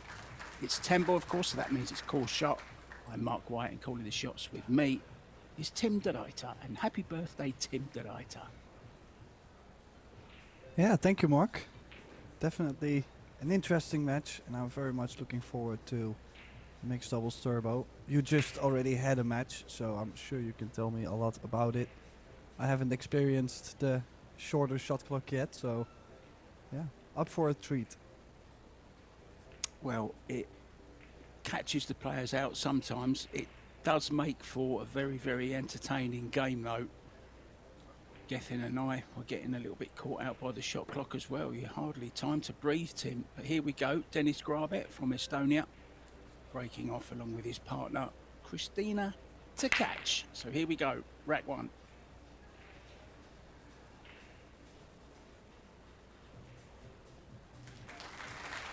Well, try break as a starter. Don't think there is the open shot on the 1. Could go very aggressive and go for the jump cue. We both know DeLuna likes that jump cue. It's not too shy to go very aggressive, but looks to be playing a push out instead.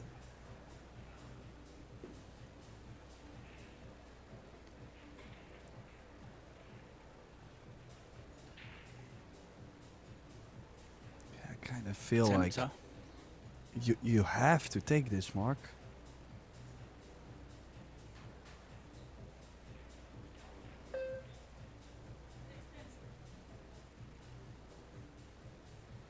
extension gone already in one foul swoop. 40 seconds it is after the break and the push out.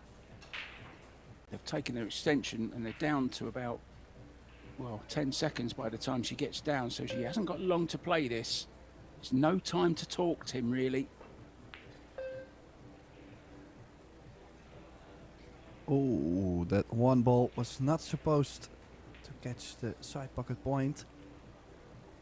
The good news is it doesn't go in the bottom left, in the top left from this view. It does go to the top right.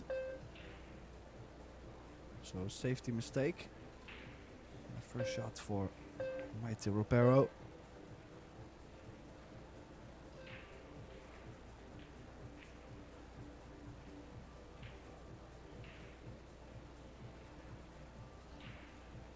Well, certainly a chance now, Tim.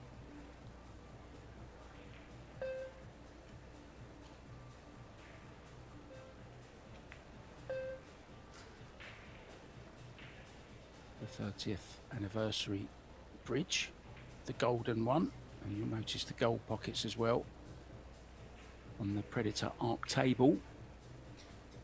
And a new collaboration this year between Simonis and Predator have come up with this cloth together. It's called the Arcadia Elite.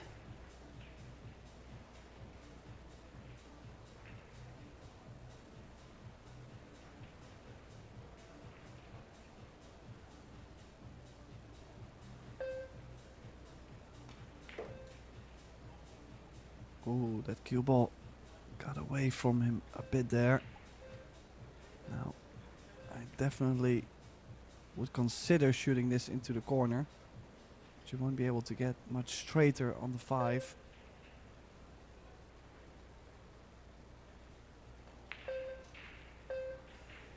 Yes, she did really try to get Dennis straighter on the 5 ball.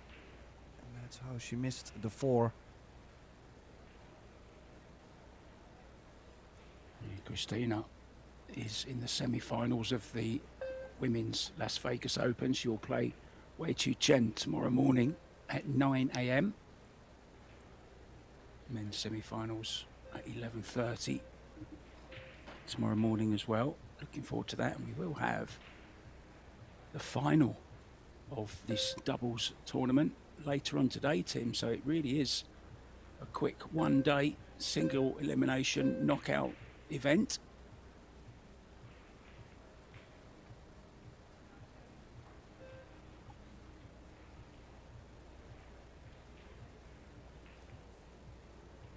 Well, the cue ball living on the edge.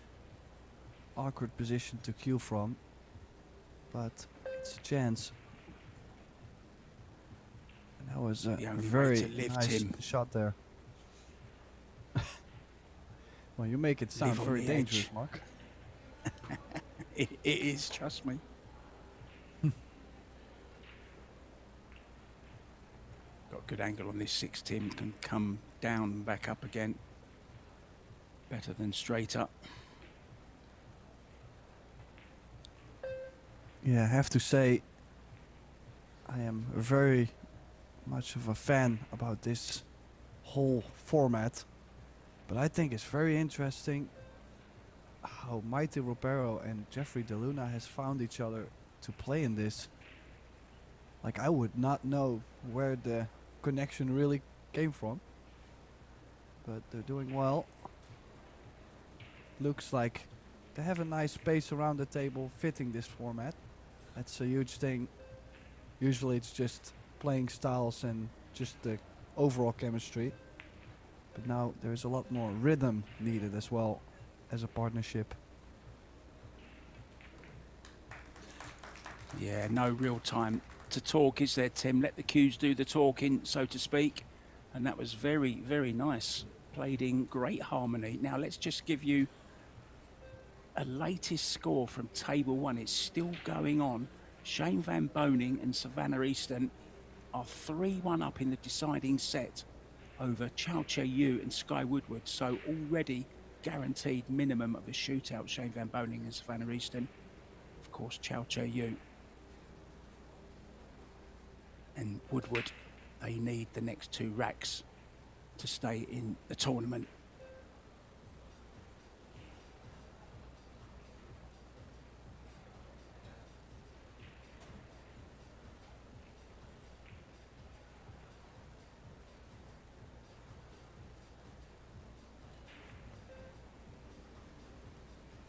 Thought that was quite a bizarre pair as well, to be honest. I wonder how they came together. Sky Woodward and Chow Che Yu. Tim, seems a bit of an odd partnership as well to me. I don't know why, it just does. Yeah, yeah, very similar comparison with Robero and De Luna, but I could see that. Yeah, well, that could be a strong duo. I mean, Sky and Rita both quite fast. I mean, makes sense to me. Yeah, I'm in danger of going out though in the first round.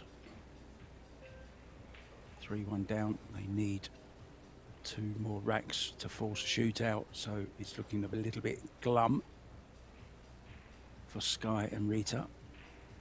Let's see though. We'll keep you up to date with that as it develops. Meanwhile, Jeff De Luna looking. Well, I think he was maybe looking at making the 1-8 carom or something, drawing onto it, but I don't know what he's called, if anything, Tim.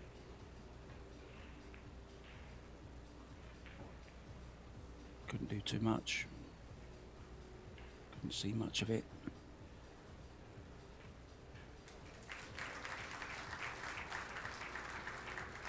And we've seen from the past that Dennis does like to control the partnership.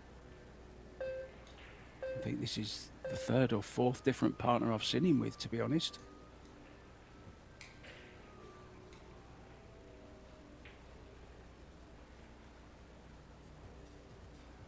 Now, another safety shot, banking the 1 ball down table.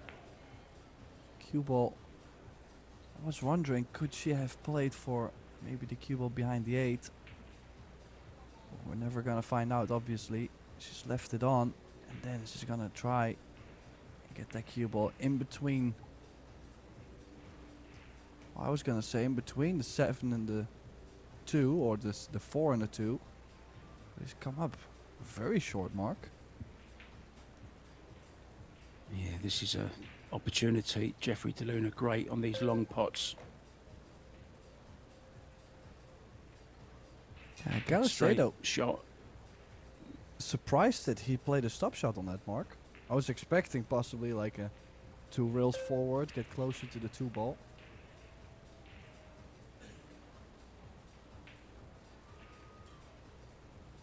Good shot from Mighty there, appreciated by Jeff.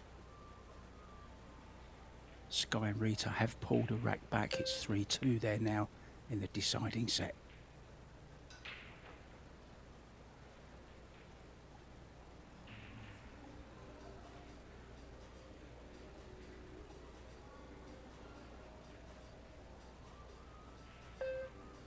Jeff's English very good, and Mighty also speaks perfect English. Oh, there's a rail first on, if not a direct hit at this Tim, I think.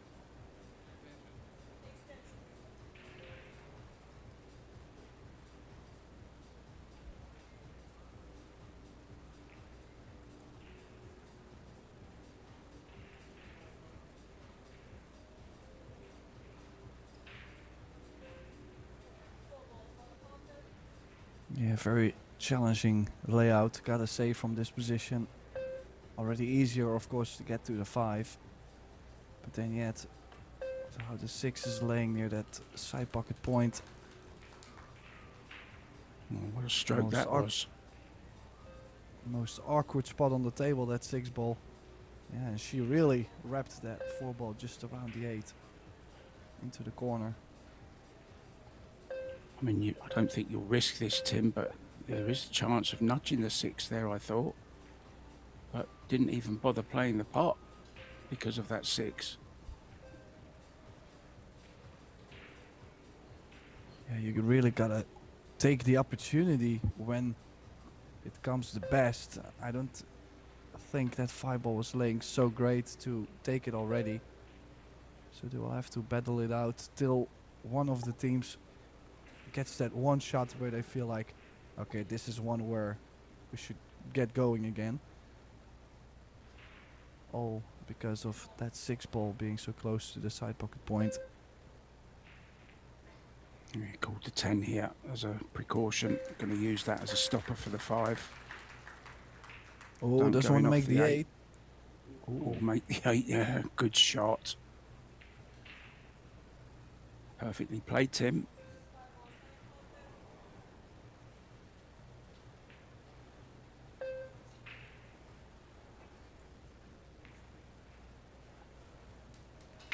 Another good shot, good pace.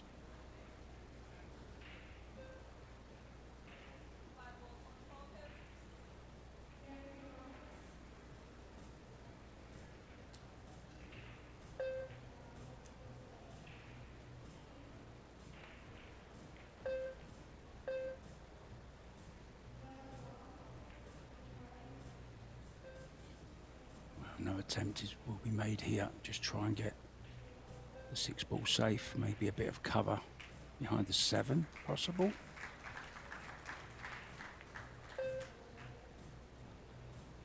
Not trying to do too much with it. Just getting distance, Tim.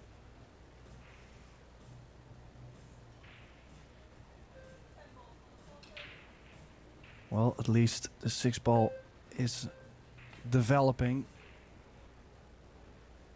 Oh, this is a bit of an interesting shot. He has played the cue ball only there, left the 6 wide in the open, but just only focused on the cue ball. And I think he might have played it very well. Yeah, it looks like Dennis is kicking. That was an incredible effort from De Luna to stick the cue ball behind the 8. Yeah, he actually called the 10 as well. Knew that the 6 was going to be going towards the 10 ball. Almost made the 10. He'll be pleased he didn't know. Have to call the 8 here, surely.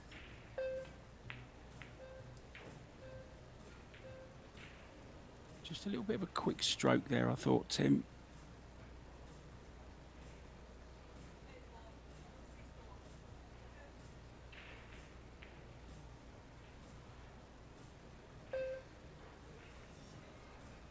Well, they have called the bank.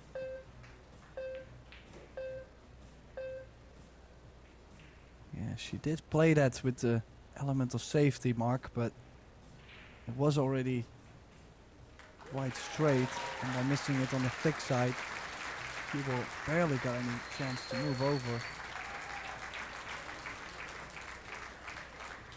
Shane Van Boning and Savannah Easton have beaten Sky Woodward and Rita Chow 2-1. They move on.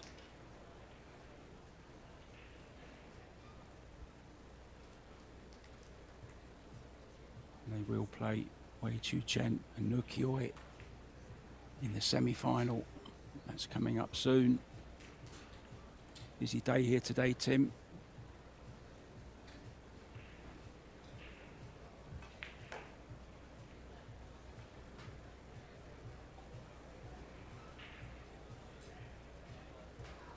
Well, is he going to kick this in? Or is he going to go rail first with right hand spin? Oh, he's playing left hand spin. Wow, what a cut. High five. Well, pretty decent start for Ropero and De Luna.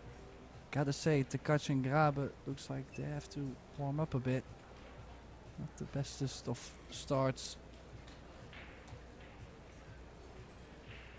Yeah, there wasn't a lot of time to warm up. I'm sure they had a little practice outside this arena, but there wasn't really a lot of time. I don't think they even had a rack each, you know, on this table.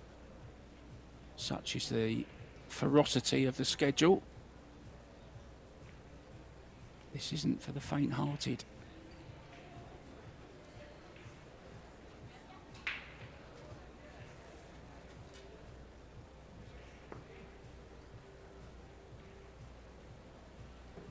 Good to see them having a good conversation, though.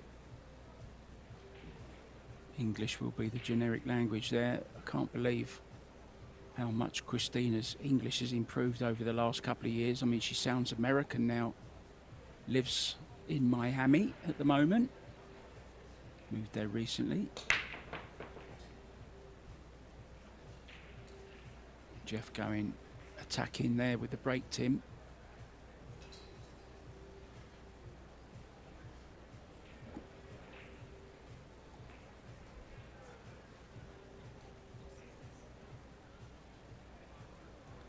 Now, safety straight away. Then again, I don't think it's going to turn out as a save.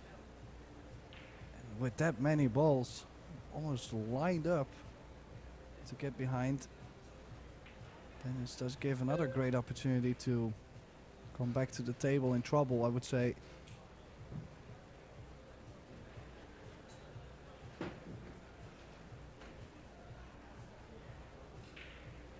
Well, they were being let off the hook a bit there. Safety did not reach behind the 7.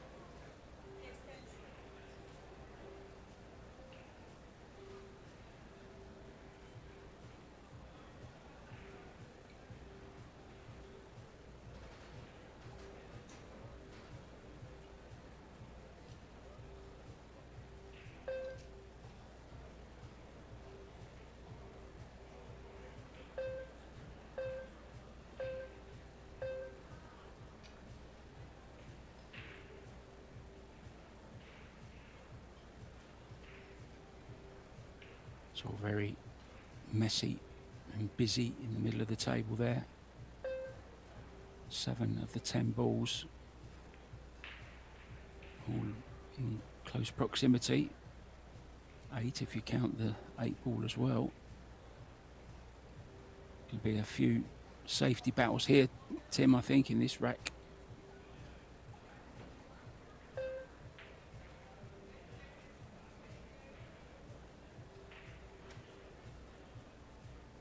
Well, unless they might be able to... Well, I think she might be able to cue this using the extension just by reaching next to the 5 ball. I think she might be able to cut this in. If she runs into the 5, she'll be on the 2. Or maybe run into the 2-9, another possibility. How to get on the 3 ball though, that's a big challenge. Are we gonna see a big Deluna stroke? I was going to say, Tim, if there's anyone that can do it, it's this guy here. Such cue power, this man. Yeah, the only thing, I like the way he struck that mark. The only difference that I felt like he played with right spin and it really checked off the second rail. And I was wondering if he could have played inside and maybe go all the way around that 310. To be honest, Tim, that's what I thought he was going to play. He normally does. It was the wrong spin for the shot. I think he's just explaining he was trying to go all the way around.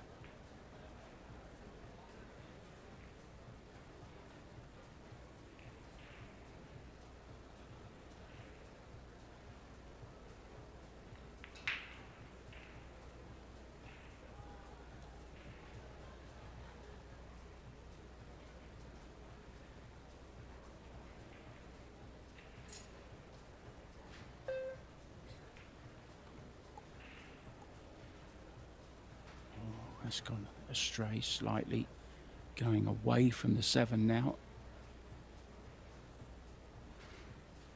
Can he just play into the 9, Tim, and hold for the 7? Well, held it anyway.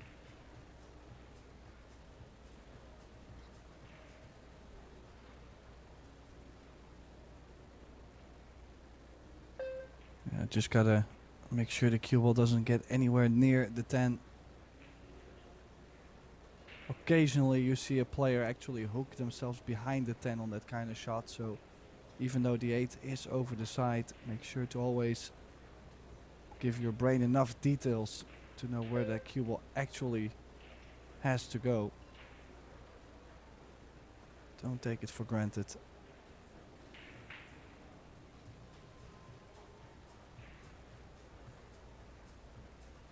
Wise words there from the birthday boy. Nice stroke there from Christina.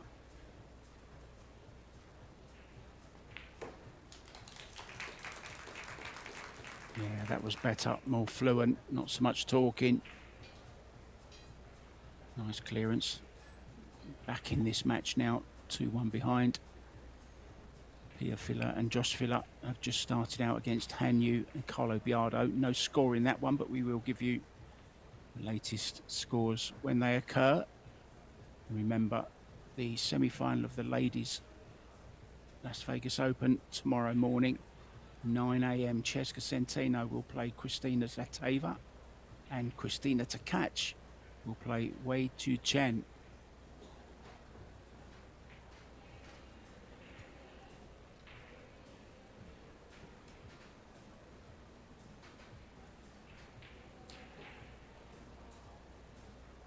The men's will follow Max Leck against Josh Filler and Wojtek Shevchik against Fedor Gorst. That's the men's semi-finals. Back to the Scotch doubles, Turbo. Good break, Tim.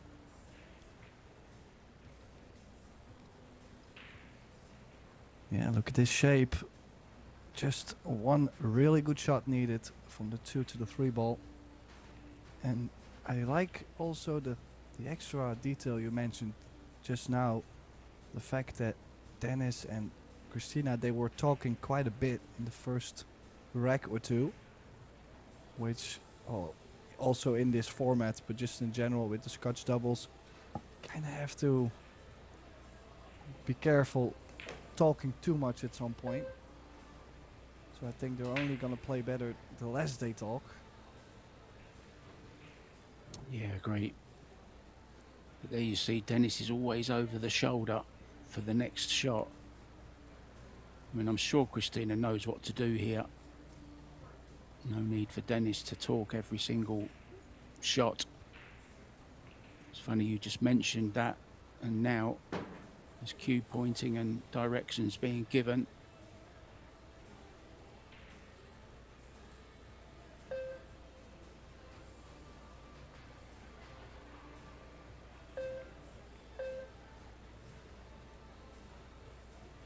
Well, obviously there's always an exception to the rule, but I just most often see it break double players, then it actually makes them play great, the talking. So yeah, I mean, there's possibly double partners out there that talk a lot and play great, but most of the time it's not so great. Oh, that curve too early on him. Bit of a punchy stroke too. That's why it gripped that fast. Yeah, didn't give the ball time to go round Tim, did he? Stabbed at it. Unusual for De Luna. Normally so smooth on the stroke.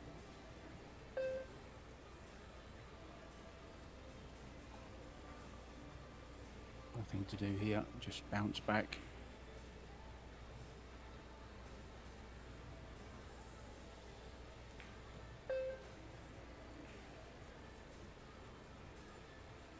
Yeah, the good news is whenever they start running the balls, I feel like there's less talking. So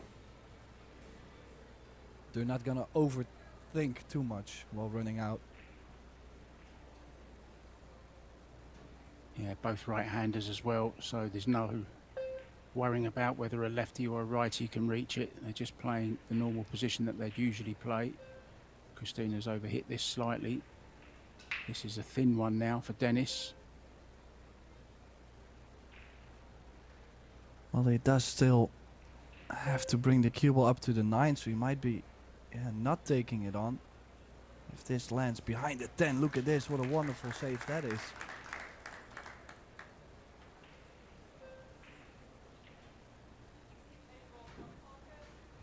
Christina relieved to see cue ball going behind the 10 there after she'd overrun the position on the 8. Good decision from Dennis to turn down the difficult 8. Oh, this could be interesting as well.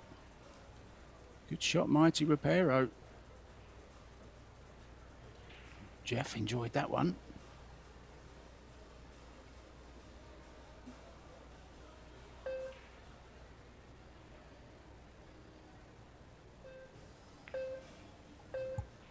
Yeah, that hit on the 8 was enough apparently to stay alive, with Christina missing that 8 ball.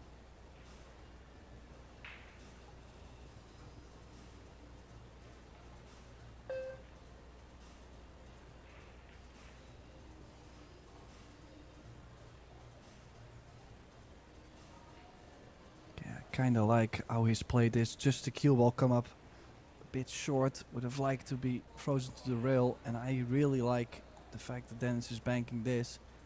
Can stop the cue ball onto the 9. In that case, always long distance. You're gonna leave a long distance shot.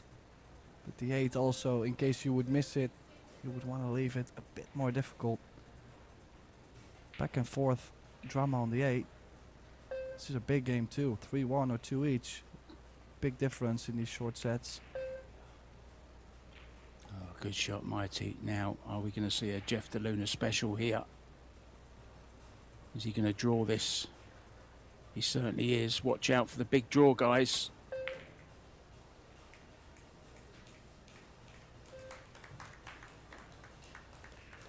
What a shot. What a shot. Mighty was mighty pleased with that shot.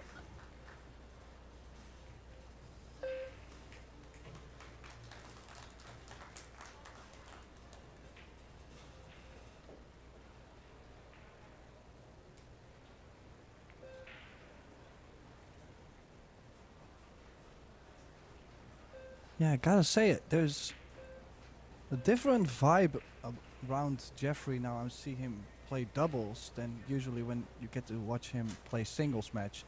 And I'm not saying that in a good or in a bad way, but he seems to be very outgoing and very energetic and relaxed. And when he plays singles, I sometimes think he looks a little bit, well, not stressed, but a little bit more A little bit deep uptight. into focus and uptight. Yes, that's the word. And I mean, this might really give us a better Jeffrey DeLuna. Yeah, and he feels at home in Las Vegas as well. He does actually own a home in Las Vegas. He has his own car there, and he's the pro at a club called Banging Balls as well. So he has a good time in Vegas. He's not staying in hotels, so he's got his own bed to sleep in at night, his own car to drive around. So he seems pretty relaxed in all, as you say.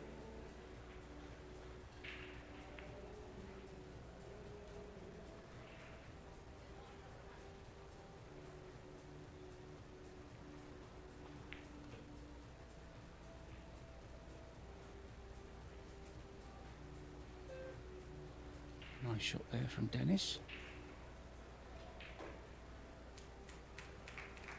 Yeah, a little bit of traveling to do to get from the 5 to the 6 shouldn't be a problem, but then again, this is one of those shots again where occasionally the 10 or the 8 come into play.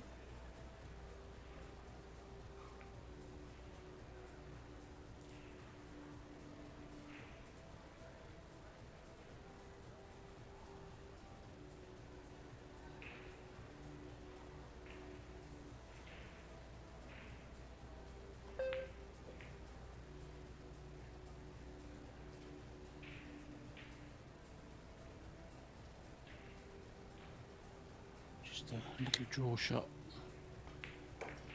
Oh, he can go forwards even better.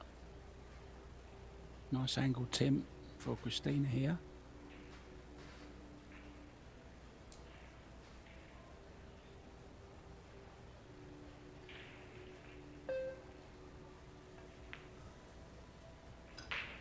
Ooh. Seemed Bit to on the thick hesitate on the side. delivery. Yeah, I think she hesitated, Tim, on the delivery there. Just paused at the backswing slightly longer than normal. I think the shot clock beep went right on her backswing. I think it just jolted her a little bit, but she managed to make it. Yeah, she indeed was a bit longer on the backswing.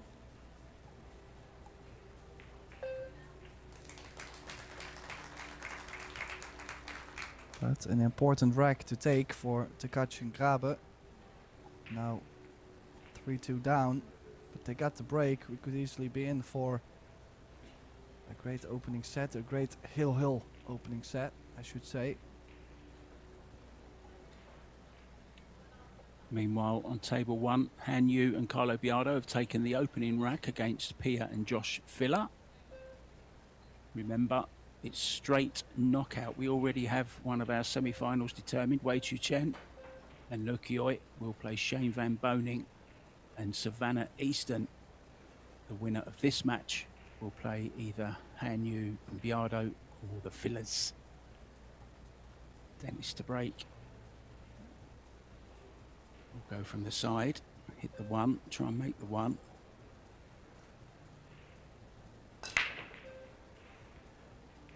Got kicked away by the 9. 9 getting kicked by the 5. 2 ball. Down, Tim. Look at this for a nice chance. Yeah, and if you look at this layout, I mean, a little bit of traveling here and there. Overall, I would be very happy to get this first straight draw, 1 to the 3 ball. And then to get from the 3 to the 4.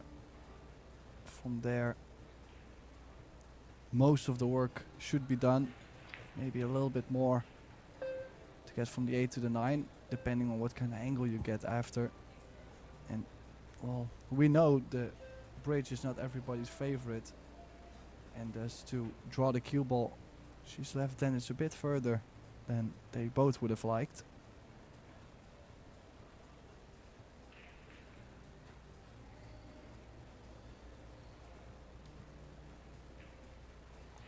Drawing in and out the corner here. Played this well, Tim. Or friendly bump or not.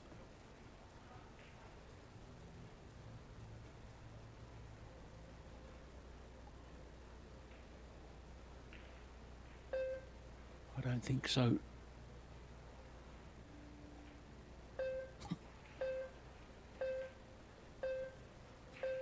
Looks like a orchestral conductor. Well, he's waving his baton around there, Dennis.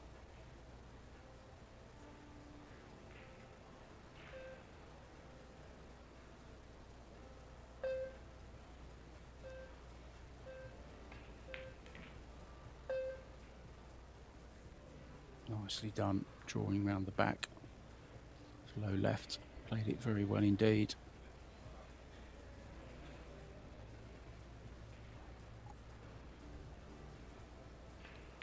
Just a slight draw. Now Mighty is right-handed, so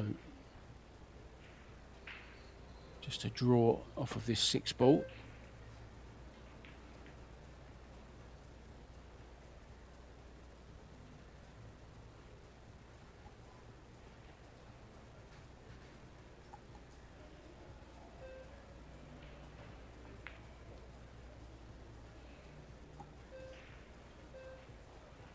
Well, I think the angle is there. And also David Al-Qaeda, Dimitrios Lukatos are looking at it. Just some great stuff from Ropero and De Luna. Will be perfect on the 10. Yeah, and this to win the opening set. And they're in the same team as well, Mighty and David. So the first set goes to the Spaniard and the Filipino. They stay in the arena. Oh no, they're not. They've decided they're going to take a little break as well. Tim De Ruyter and myself, Mark White, will be back very, very soon with the second set. Ta-da.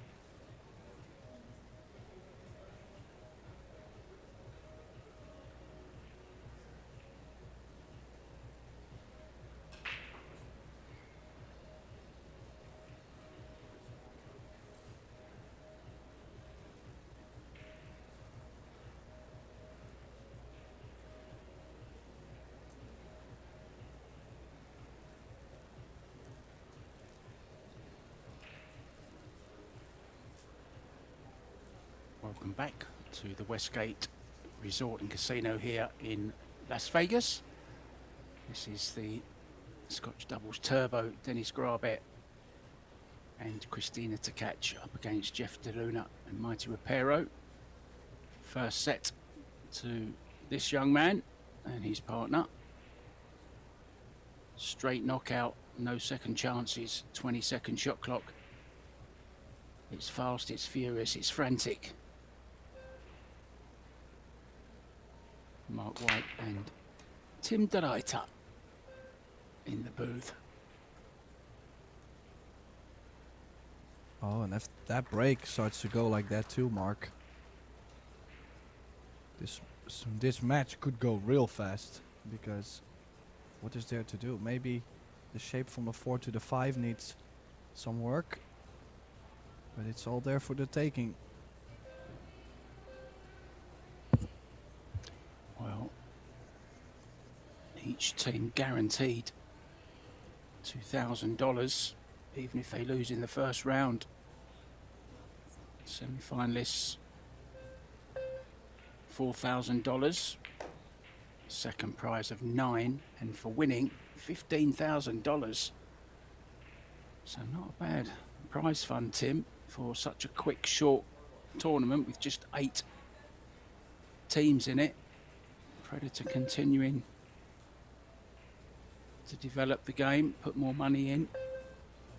I mean, it's nice to just be guaranteed 2,000, 1,000 each. That pays for your flight at the very least.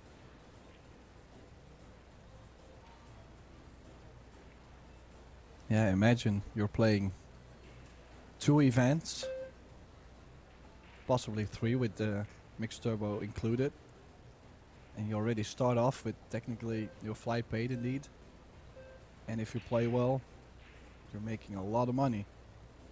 Sounds like a good deal. Yeah, a lot of these players are in the team as well, teams event, and there's 120,000 to the winners of that. So some big money on offer. The men's open, 45 grand. And the ladies is 27 for first prize. So there's a lot of money flying about around the Westgate Resort and Casino here this weekend. Not just in the casinos, but to the winners and participants of these great Predator events. We also have the juniors still to play as well as the teams. They're yet to get underway. Good to have a mix, isn't it, Tim, of the different disciplines? It really is. We've had a bit of straight pool as well. I don't know whether you watched any of the straight pool, but Darren Appleton beat Corey Jewell yesterday.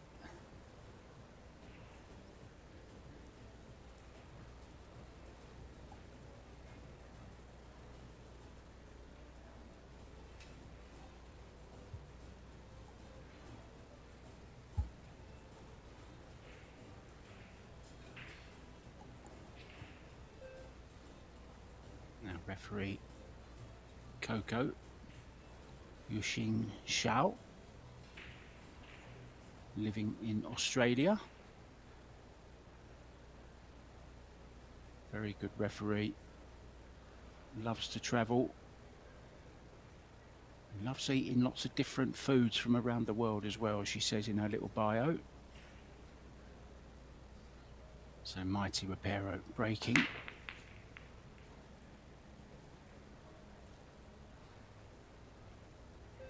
Well, nothing this time. And quite the mess already. Might have to play for a 2-10 well, not combination, a carom rather. Carom the 10 in the side. Does open up the rack, but it's not laying it very nicely though. Maybe a bank on the 2?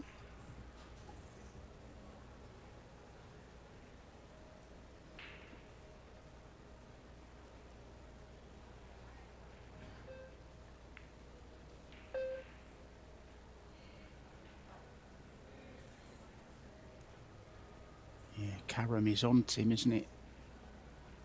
What about the 2 afterwards?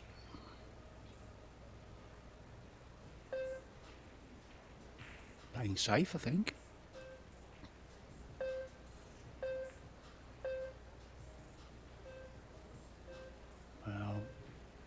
I thought the Karen was a better shot than the safety there, to be honest, Tim, but I'm not down on the table, not under any pressure.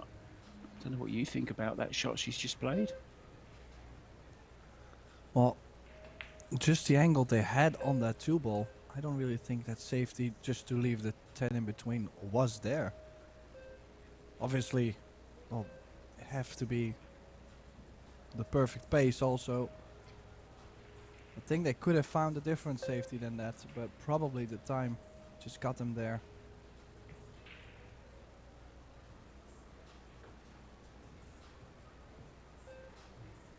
Now this is a little bit awkward, just because of the 8 and the 10. Needs to try and get to the orange 5 somehow.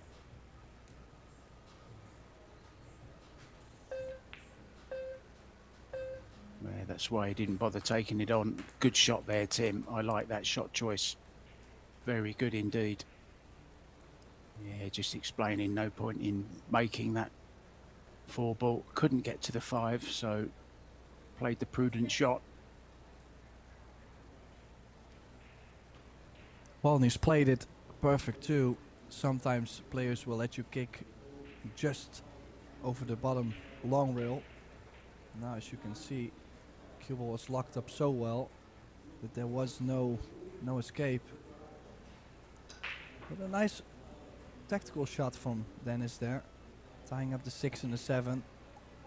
Perfect pace on that as well. So I have a feeling they're gonna play for the 3 fouls from this point. Yeah, if you can bank the 4-ball to the bottom of the 9 in this view and roll the cue ball into 5. Oh. Would have been better to get it really tight.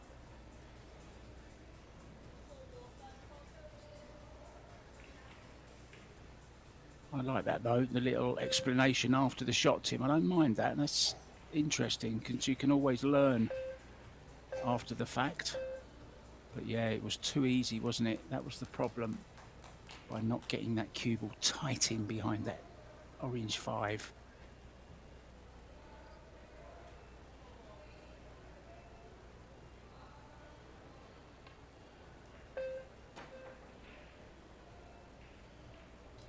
I think he went all in for that.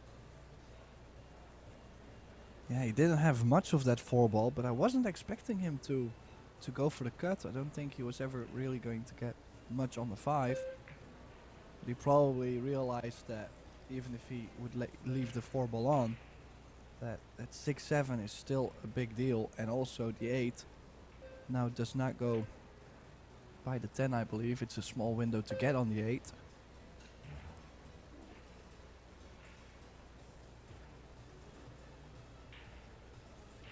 Now we could be up for a long battle in this rack.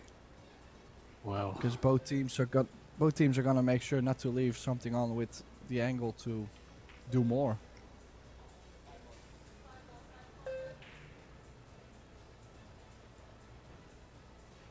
Yeah, kick. Off the 10. Oh, good effort. They called the side as well. Just an update from Table 1, guys. Carlo Biardo and Han Yu have taken a 3-0 lead against Josh and Pia Filler. They're on the hill in their first set. Now the bank shot is on, but no future in it really, with a 6 there.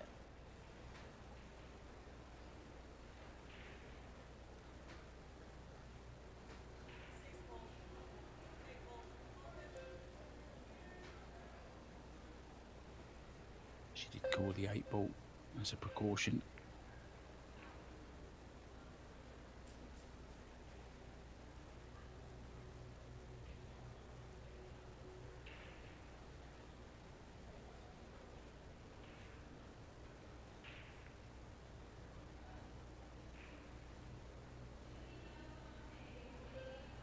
Well, they're really trying to sneak that cue ball close to the 8 as well.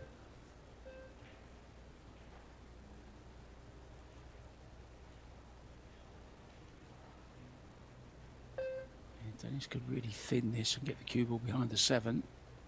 Oh, he's gone for distance. Good effort.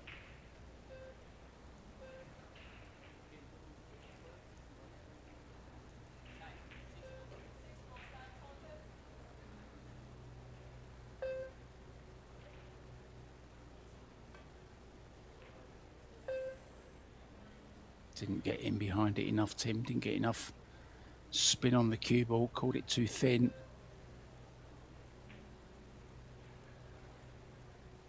Chance to level up the scores in this second set, a set that they have to win.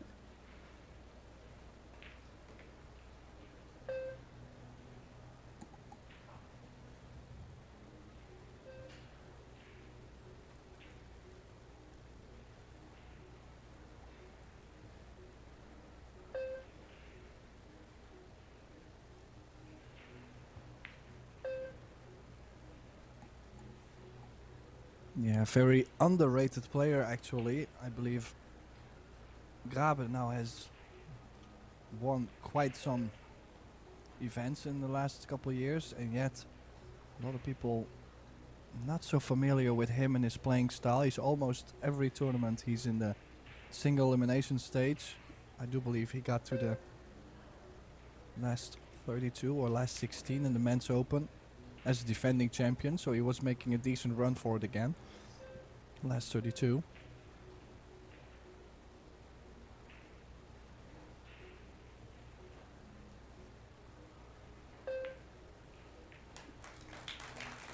Yeah, he actually lost out to Nukioi in the last 32, Tim. Nukioi played really well until he came up against an in-form Fedor Gorst. He actually won 6 racks on the trot, Nukioi, and then Fedor came back and won 4 straight racks to win the set 4-2 after losing the second 4-0.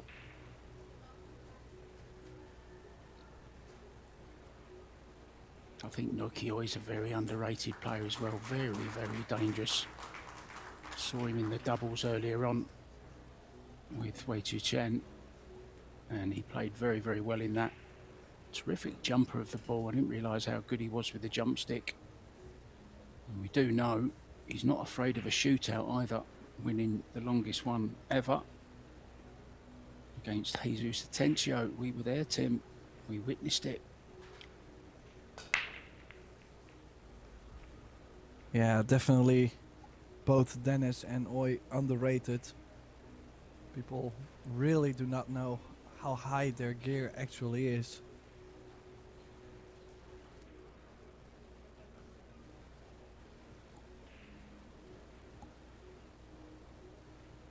Bit of a scary shot there, just queuing by the 5. I'm very sure a referee will be having a very close look. But then look at this layout. Tap the 2 in, you've got the 3 ball hanging. The 4 is hanging over the side. It gives you automatic angle on the 5 to drop to the bottom side of the table for the 6. So maybe 6 to the 7 is the tricky part.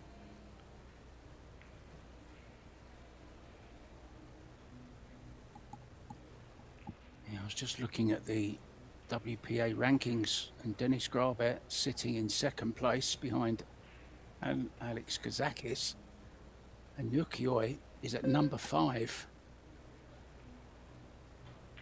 Wojtek Szewczyk at number 6. He's going really well. He's in the semi-finals of the men's, which will take place tomorrow morning at 11:30. He'll be up against Fedor Gorst. Had a great win over Albin Ocean in straight sets in the quarterfinals yesterday. So here we go. The difficult shot, Tim, that you said could be the undoing of them, this 7 ball. And I wonder, will he take it to the corner, Tim, or has he got a slight angle where he can just draw across? Difficult into these middle pockets. Well, he has called the corner. I think he's landed too straight onto the side. So a little bit more needed from the queuing. Bit of body movement, but overall a very compact stroke on the 7. You could also include Jeff DeLuna being not underrated. Everyone knows how good he is. but he's always struggled in tournaments. We know he's a great challenge match player. He has reached semi-final of the World 9 Ball, but has never really won what he's capable of winning. I think he's just a little bit too flamboyant sometimes. But he loves to entertain, and we love you, Jeffrey DeLuna, because you are such a great entertainer and a very entertaining third rack there. They lead 2-1. Things going rather well for them at the moment, Tim.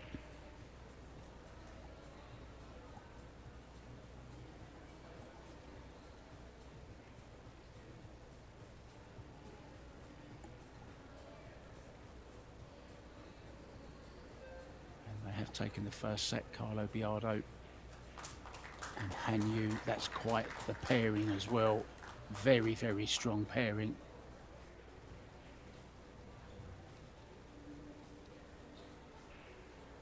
Remember, the winner of this game we're watching now will play either Hanyu and Biardo or the fillers. You could say one of the best breakers in the business, Jeff DeLuna. Ready to smack the balls in rack number 4 in this second set, leading 2-1 in a set that will secure them a place in the semi-final.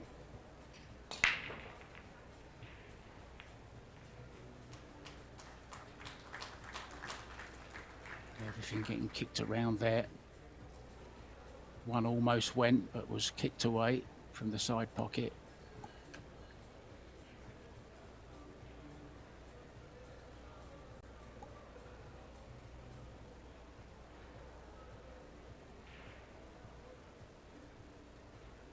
Yeah, what a position to be in.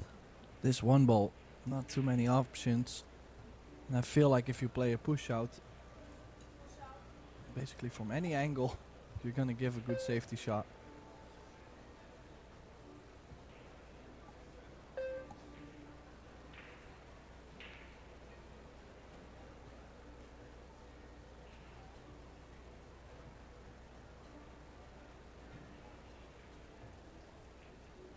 Give it back here.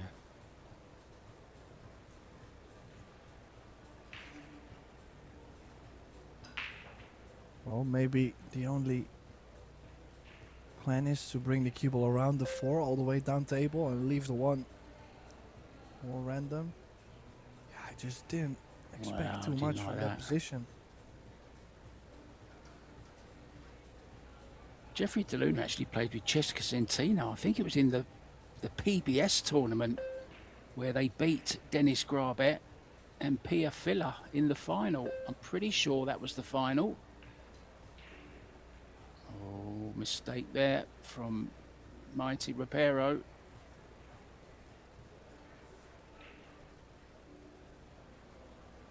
Yeah, I think it was the one in Indonesia.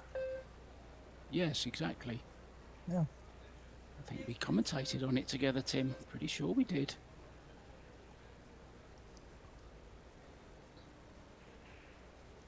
Hard to remember all the matches we've done, Tim. We've done so many. Done some great finals over the years as well. And of course, we have the Euro Tour coming up as soon as Vegas finishes. We have the Turkish Euro Tour, and then the European Championships follow it straight after. So this is a busy month for pool players and commentators. Well, it does bring great content to the people at home, of course. The people that cannot always attend every event. So make sure to stay tuned at Pro Billiard TV. We still have, I believe, is it 20 days of commentary to do, Mark? Yeah, something like that.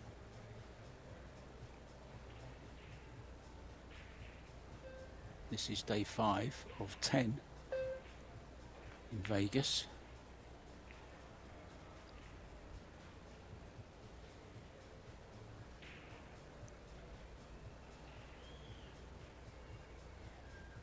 Maybe a bit straight-ish on this 5. Does he have enough to...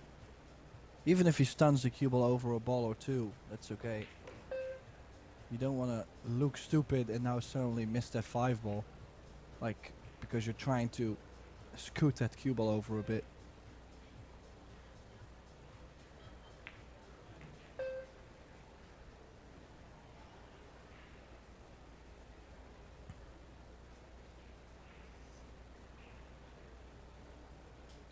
Well, gotta say, scoreline wise, this set going pretty much the same as the first set. Well, Ropero de Luna, they got on the hill early in the opening set, but 4-2, this definitely could be another 4-2 set. The difference is just real small between these two teams, I feel.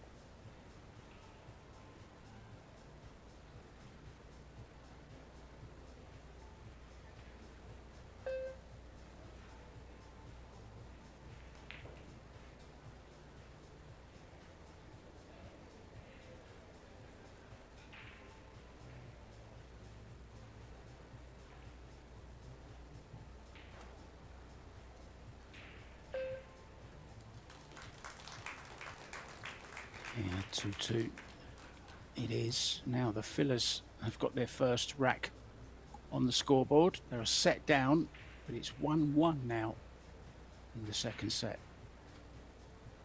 Remember, the winner of that match plays the winner of this one. Already through, Wei Chu Chen and Luke Yoi will play Savannah Easton and Shane Van Boning. And the final is later on this evening. The semi-finals will follow after this match. Both semi-finals at the same time on tables 1 and 2. And then the final on table 1 later on this evening.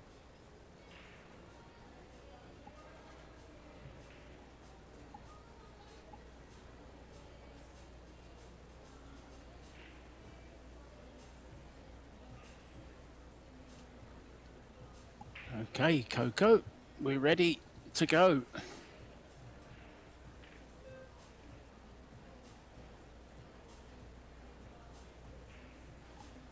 Dennis winding himself up, ready to break the balls. We do have the opening ceremony of the teams coming up as well after this. 4-railer down, Tim caught them nice and square, didn't he? You know that when the 4-railer goes, how well you've hit them.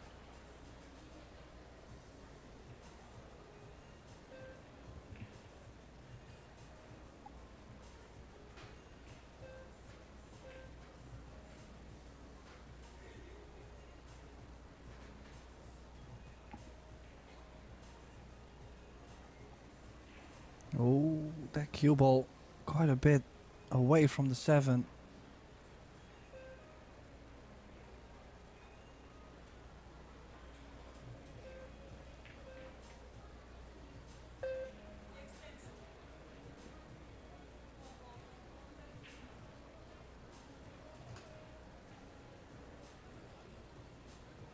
Oh, there we're gonna see the jump cue.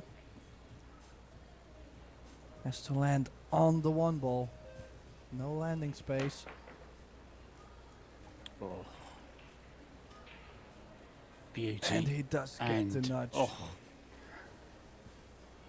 just the faintest of little clips there on the 8 ball has made this 2 available. Terrific jump shot there from Jeff DeLuna.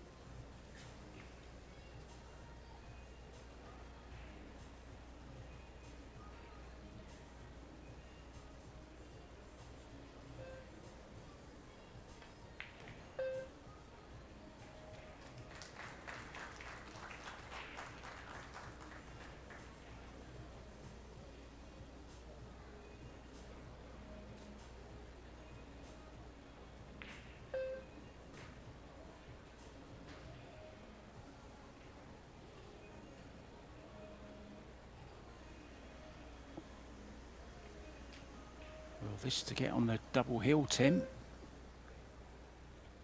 All in the open, just a nice little draw shot here. Well, she was mighty close to that cue ball with her cue.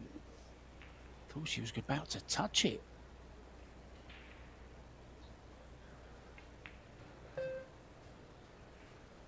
Jeff can play left or right with success. And this is great stuff.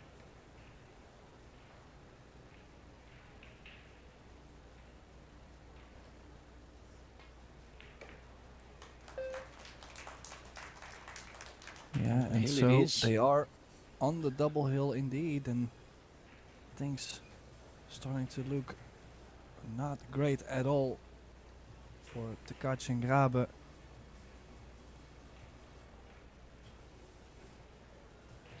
Yeah, not a bad hour's work though, Tim, even if they do finish second in this particular match. They will take home $2,000 between them.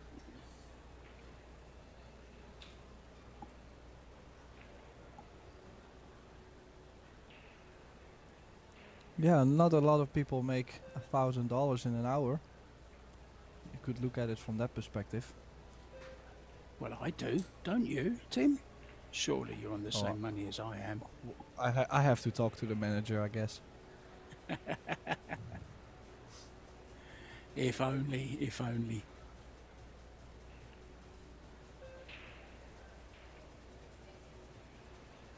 Yeah, you are allowed to ask the referee if it's your break or not.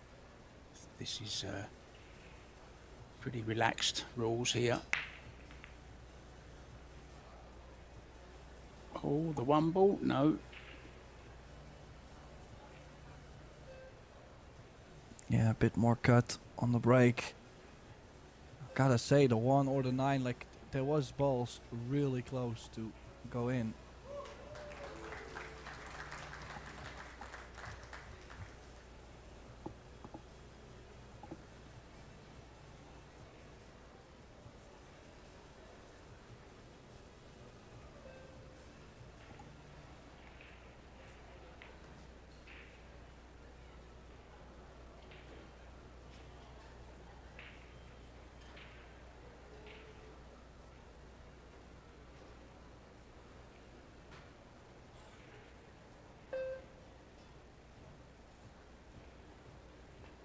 Now a must run out in this. The 8 does go by the 9, as you can see from this angle.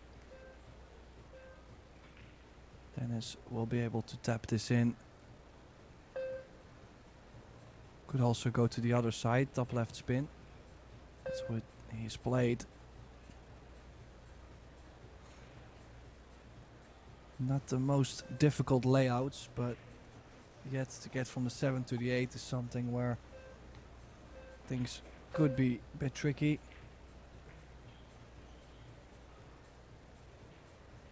Oh, she's ran a bit further on the 5. Dennis might have to run into the bottom short rail and back out. And that's not something they were looking forward to do. Otherwise, it will have to leave a bit more cut on the 6, and it will be more difficult to move up table for the 7.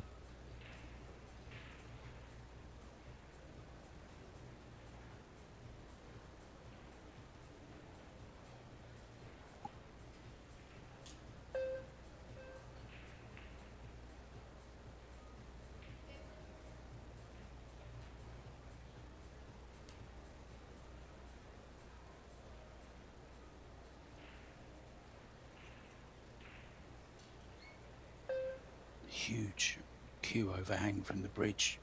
The joint of the cue is going to go through the thumb, look there. That's how much she was stretching. Played it well though. Dennis has got a decent angle on this 7 to get to the 8.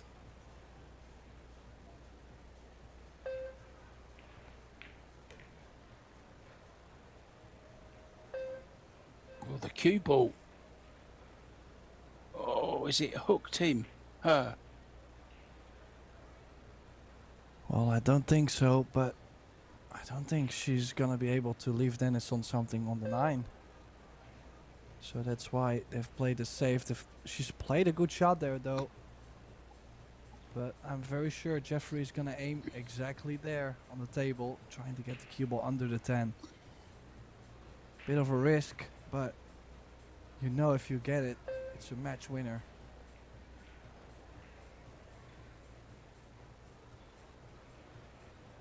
or Yeah, could be a good match shot. winner. I don't want to put too much pressure on it, but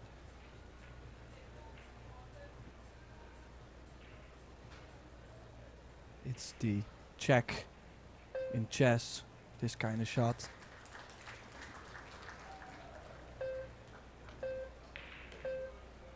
Well, I could see it to pot it. Cue ball again. Oh, the cue Close. ball. Oh, Oh. 2 times in a row. Wow, Oh, that was almost disaster.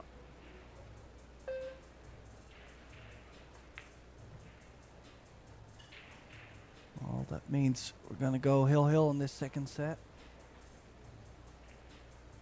What a way to stay alive. Jeffrey just barely not getting the save on that 8 ball. If you leave the jump there, now suddenly a lot of players will not get out.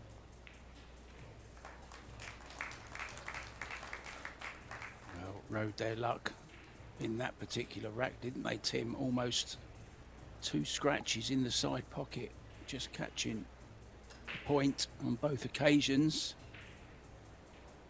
And it has levelled it up. It saved the match point again. And they will be breaking for the set.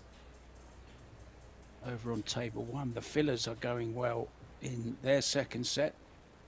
They're 3-1 up after losing the first set to Han Yu and Carlo Biardo. So the fillers fighting back.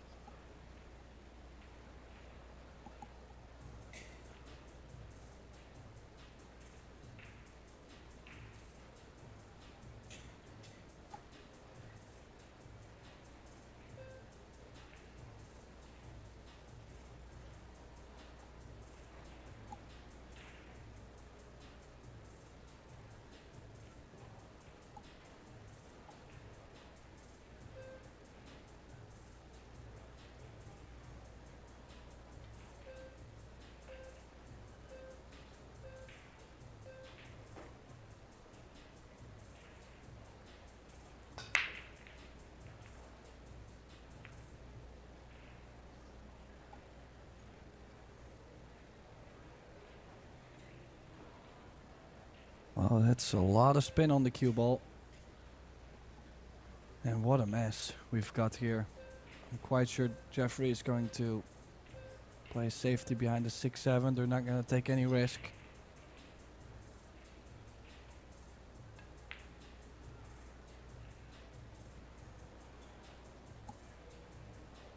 If that 1 ball lines up behind the 3 ball as well, the jump cue will not be taken into consideration. 3-rail escape. Yeah,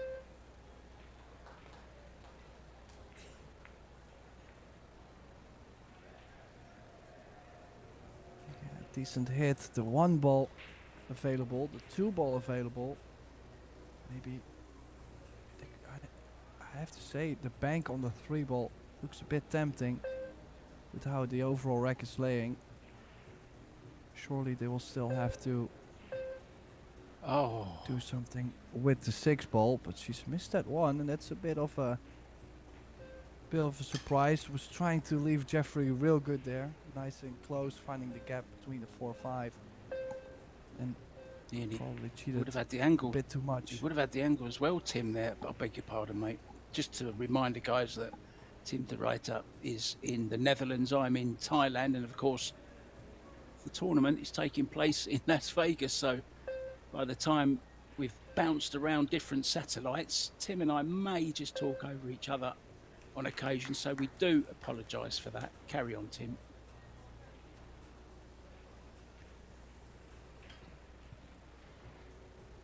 Well, it's a save, but then again, this will definitely be decent to hit. Oh, and the scratch off the back. Oh.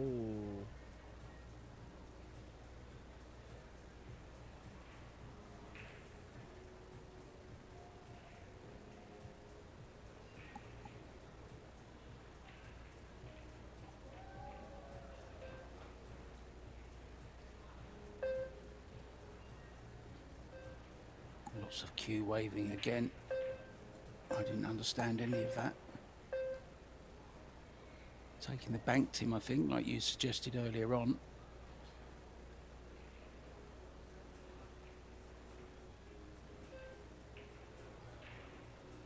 Just slightly short of perfect. 20 seconds has gone already. Extension called. So another 20 seconds from now.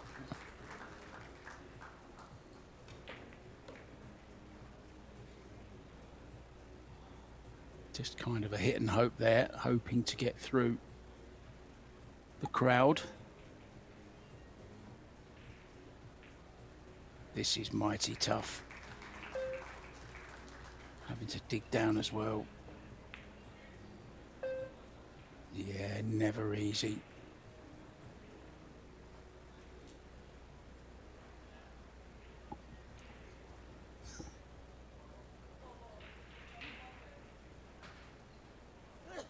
Well, that could be the final blow. This 4-ball does go by the 7, as you can see, and now what do they really have to do except handling the nerves? Maybe a little bit. I mean, it's a little bit of work from the 8 to the 9, and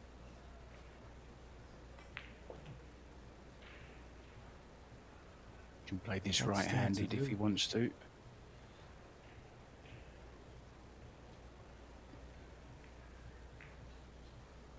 Played it with check side as well. Left hand spin to slow it off of the rail. Just has to make this 8-ball the perfect position on the 9. This could be it. Jeff, if he can get her nice and straight and close, preferably, just make it as easy as possible because it's his match ball.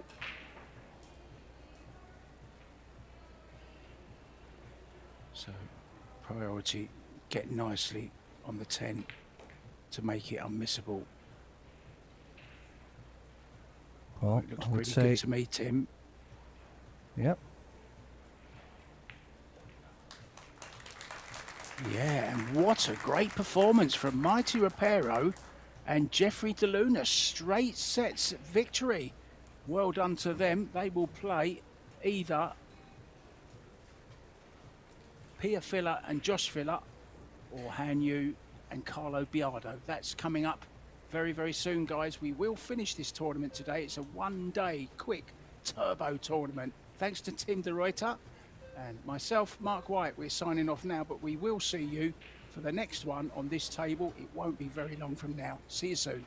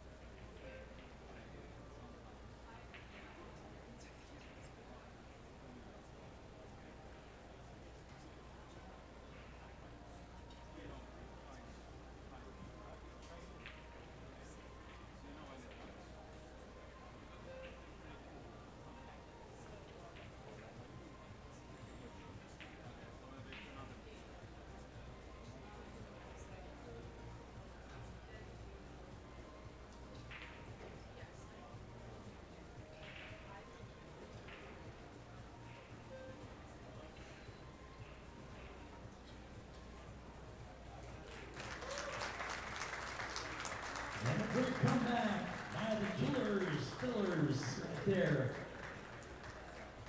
So they're moving into the semifinal round. We're down to 4.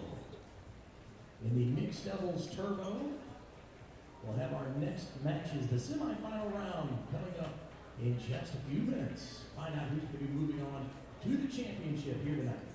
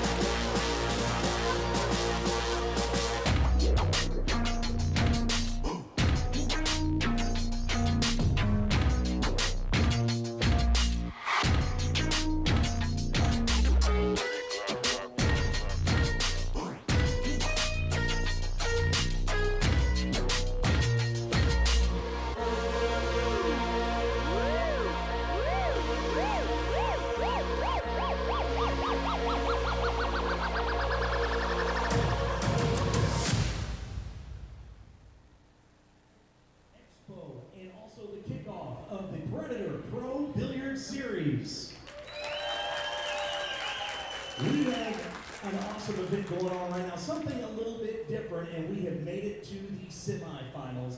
It is called the Mixed Doubles Turbo, and it's a turbo because it's a 20-second shot clock, single elimination with 8 of world-class elite teams. We're down to just 4, and it is time to find out who's going to be moving on to the finals and a chance at that $40,000 purse and a chance at the title later on tonight. It's time to meet the final 4 teams. First up in Arena 2, to my right, we have, make some noise for Nate Reparo and the Bull, Jeffrey DeLuna. And ladies and gentlemen, the Killer Fillers, Joshua and Pia Filler. And back here in Arena 1, ladies and gentlemen, please give it up for Wei Zhu Chang and the shotgun, Naoki Oi. And their opponents, Miss Savannah Easton and the South Dakota Kid, Shane Van Boning. We're not in for a break. It's a race to 4. Best of 3 sets and sending it to the Predator press box. Take it away, guys. Welcome back everybody to lovely Las Vegas. This is the Las Vegas Mixed Doubles Turbo. What a beautiful setup we have once again. 8 teams started earlier today. 4 teams remain. This is one of the 2 semifinals between, as you can see in the screen, the Fillers, Pia and Joshua Filler. They will be taking on Mighty Ropero and Jeffrey DeLuna. Another great matchup, and my name is Tim de Ruiter, and I'm very, very happy to welcome my good friend and colleague, Mark White. Welcome, Mark. I'm really happy as well to be here with you, Tim, on your very special birthday. How old are you today? Is it 27, 28? I wish. Oh, I really? got to You're older? 30. Oh, Yeah. the big 3-0. Well done, mate. You've only got another 33 to go to catch me up. Hopefully you'll do that. Hopefully. We've got these Scotch doubles that are going to go a lot quicker. 20-second shot clock. Amazing. I just watched the end of the Fillers. They came from a set behind to beat Biardo and Han Yu. Brilliant performance, winning it 4-1, I believe, the deciding set, Tim. Yeah, well, we did see Joshua Filler dismantle SVB earlier in the last 8 of the Las Vegas Open men's event. So no doubt that he's feeling good at the table. I was honestly not expecting the Fillers to do so well in this format, because Pia at times takes a bit more time. But on the other side, they probably have played a lot of Scotch doubles together. So let's see what happens. Yeah, well, you actually went for Nurkioi and Wei Chu Chen, who are still going very, very well. They beat Dennis Grabet earlier on and Christina Tkach. No, they didn't. I got that the wrong way round, didn't I? Anyway. They did beat Kazakis and Fischer. Fischer, that's right. Yeah. Yeah, so Wei Chu Chen is playing on the other table right now with Nurkioi, and they're up against Shane Van Boning and Savannah Easton.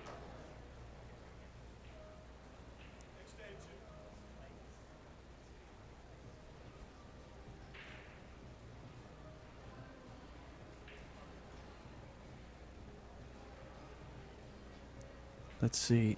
This 5-ball difficult to get on. 6-8, bit of a cluster.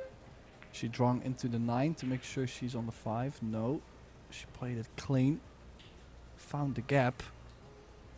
Can Joshua, yeah, get on the 6, possibly to the top right. It's quite awkward, queuing over the 9. If he nudges the 8, might not even be on the 6 anymore. Oh, that nudge, it doesn't go to the corner now, Mark. Only goes to the side. Will it be too tricky to take on? Well, it's a thin one, but I'm trying to look at an option for a safety. I don't think there's a safety option. I think they've got to go for this one, Tim. Yeah, maybe a bit of a gamble with the cue ball, and honestly, she's a bit unlucky catch this side pocket point and not be on the 7 ball.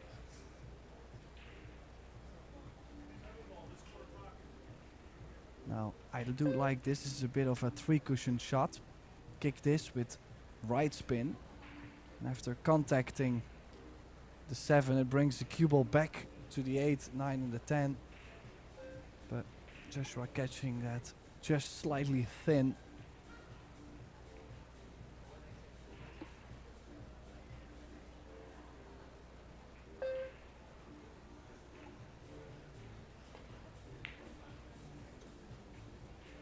Oh, missing the opening shot there, De Luna. That was a great chance. I think for Ropero and De Luna, it's more about showing up at the right moments, because they are not going to get many opportunities. So they will have to create their own opportunities, and every time the fillers do make a mistake, that's where they have to show up. Oh. That was quite a bit off too. Yeah, Josh, a bit surprised there too, if you look at his facial expression. Didn't see that coming.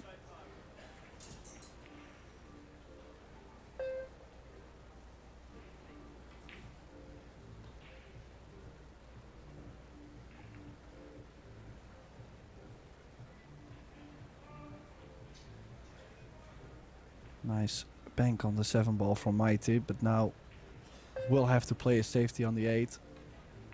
Trying to bring the cue ball just under the 10.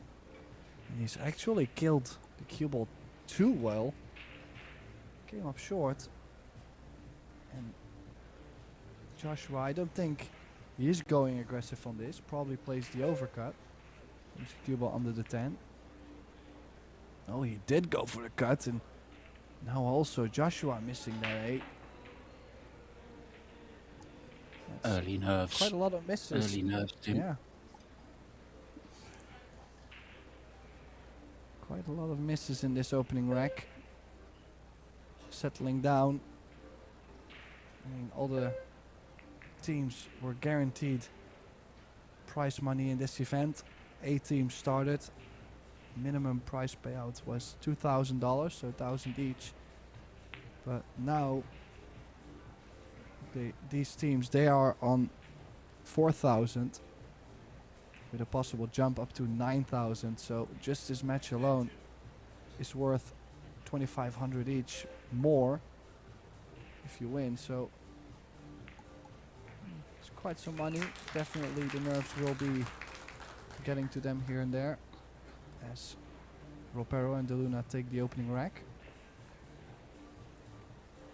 Well, I have some lovely, lively Las Vegas facts, Tim. You've got away with them. I've forgotten all about them, really, but I've just seen a comment who wants one. So let's give you a little teaser, a little fact about Las Vegas. The founder of FedEx actually gambled $5,000 to pay a utility bill. He won while gambling $27,000 and saved his company. Couldn't afford to pay the electric bill. I've got a great fact coming up about an electric bill in Vegas. That's going to come up very, very soon. Don't let me forget it, Tim, because it's a corker.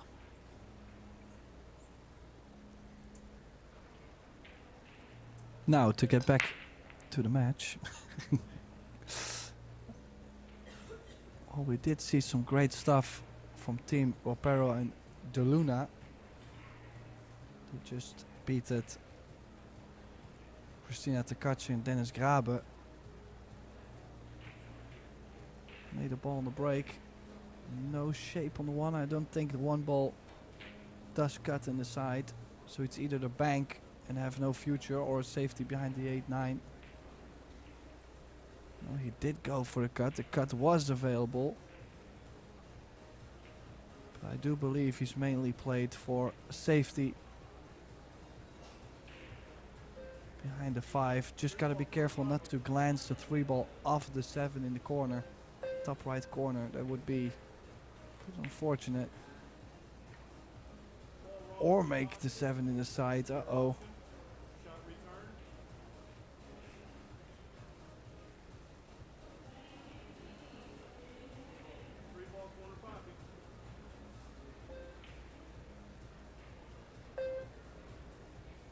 Well, it will be the Pinoy kicking this 3-ball, looking for some cover with the 8-9. And honestly, this was not the contact he was looking for. And he should be happy that he got to the rail still.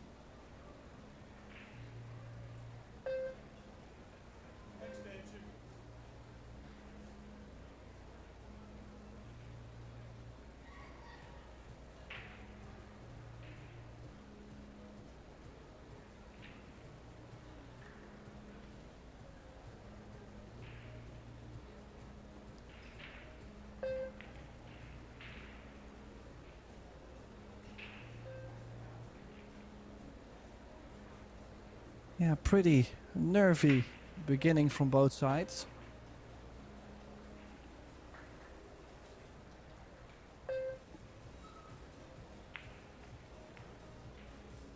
Oh. Wow, what a roll.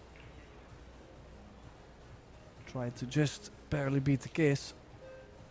And I'm very sure the jump cue will be coming out, Mark.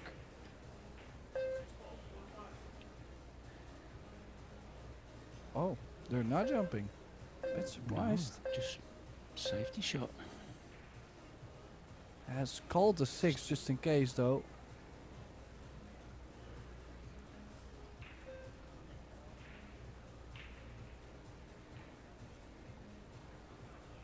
If that 3-ball goes to the top corner, can float this in, get the cue ball to the right side of the 9.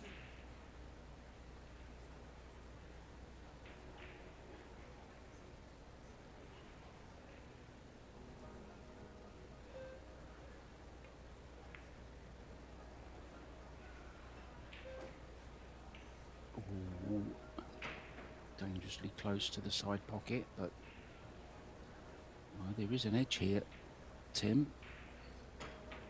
Could play side to side safety.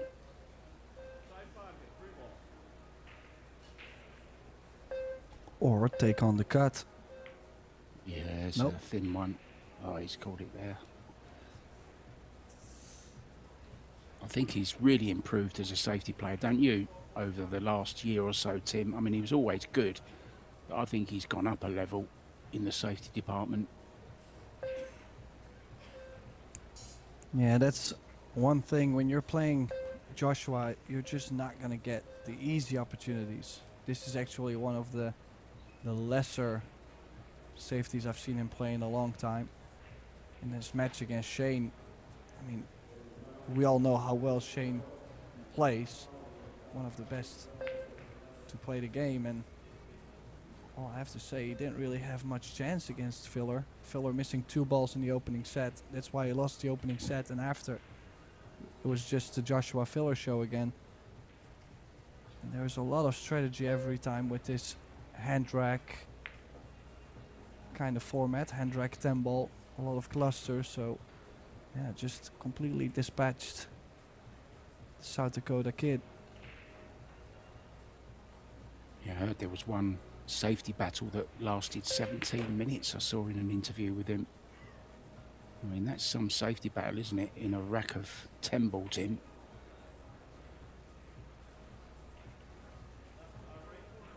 Oh, a bit in between. I do kind of like the 8 in the top left and run the cue ball 4 rails. She's taking a bigger cut on this 8.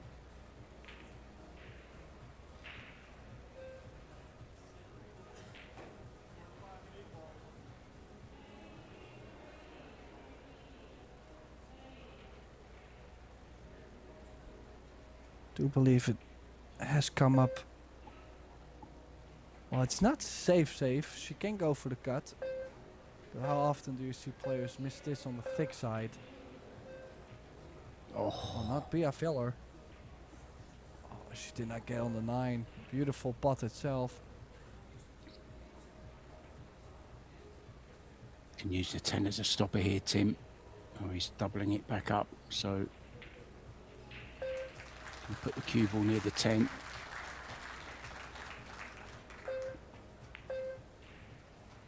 Oh, he's gone all out for the bank here. He's gone all out for it. What a shot from Villa. Oh dear, what a joy he must be to play with. And I tell you, Pia Filler playing her part in this match as well. Playing absolutely fantastic. I think she's improved Tim over the last couple of years as well, playing all the WPBA events. It's been travelling a lot. It's been playing a lot with Joshua. They practice all the time together. Great partnership. And they're going to be in the teams event as well, remember, along with Moritz Neuhausen, and they are the reigning champions. Even though it hasn't been played for a couple of years, they're still the champions, so they'll be looking to defend their title as well. Still no score from table one at the moment, but we will bring you the latest scores between Shane Van Bonen and Savannah Easton up against Wei Ju Chen and Nuki Oi.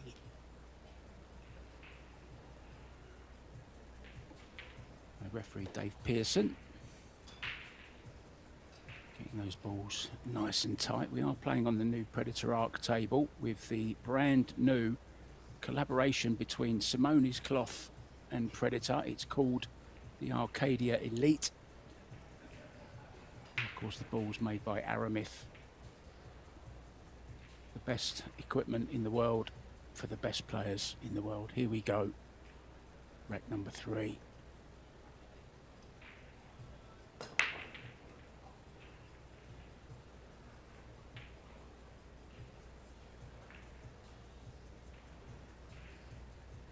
You a bit surprised, Tim, that Pia's going from the centre? Yeah, honestly, I'm wondering, with her not having the biggest break out there, it's interesting to see that she's breaking from the center. I would more expect the opposite on their side. Filler breaking from the center and Pia breaking from the side, but there must be a reason for it. I'm quite sure they have thought about the pros and cons. Must have called a 10 here, just in case.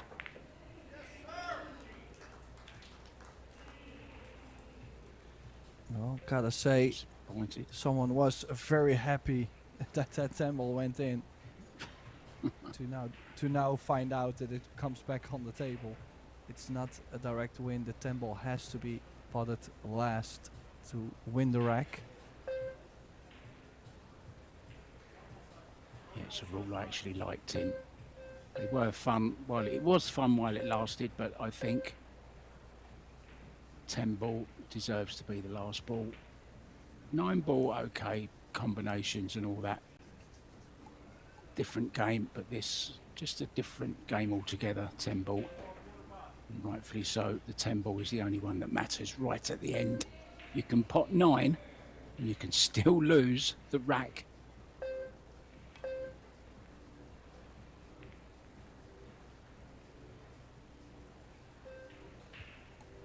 Well, have had a little update, guys, from table 1. It's 1 rack each between Wei Wei and Nukioi. They're up against Shane Van Bonen and Savannah Easton, who you must say have a great chance to win. But then again, so do all of them. It's hard to pick a winner out of the remaining 4. It really is. This time Joshua catching the bump there, Tim.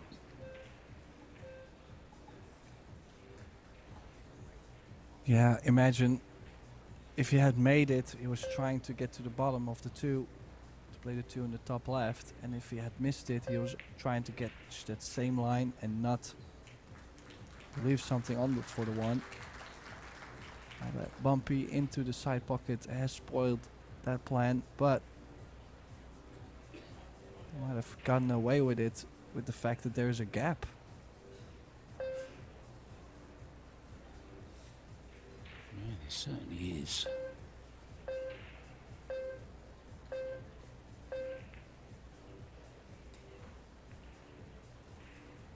Oh, there's a big gap now.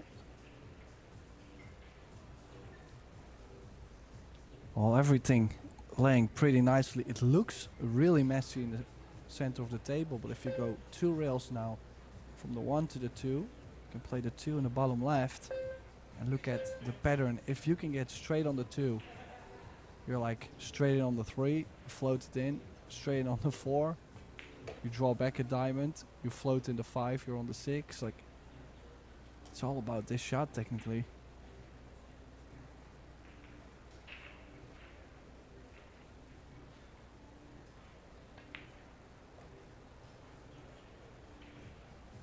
Yeah, had a bit of angle on the 2, so decided to play a bump into the 3 ball.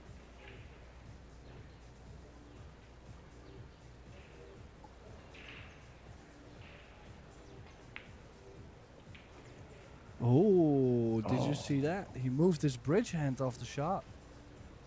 Yeah, and he actually did it on the shot before Tim as well. When he played the cannon into the 3 ball, there was a lot of body movement there as well. I was surprised that the 2 went in.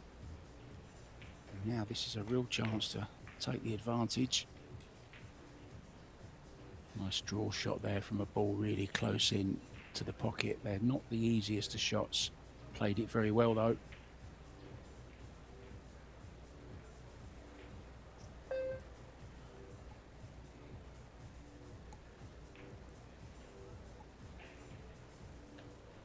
Yeah, Pierre trying to catch the right pace. Risky, it was crossing the area a little bit, and they got quite nasty on the rail. And then eventually, even Feller will miss a shot like that. That was not a hanger. The cue ball on the rail, then elevating with the spin. Such a difficult shot to play.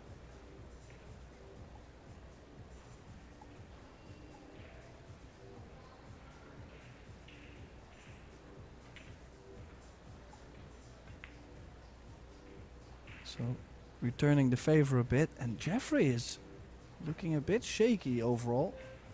That 7 ball just barely dropped, and again, not sure if we will have a replay, I don't think so, but if you have the possibility and you wonder why he's missed a ball earlier, just check. Every time he hits the ball, he kinda moved on the shot. And he didn't do that the previous match. So a bit of nerves.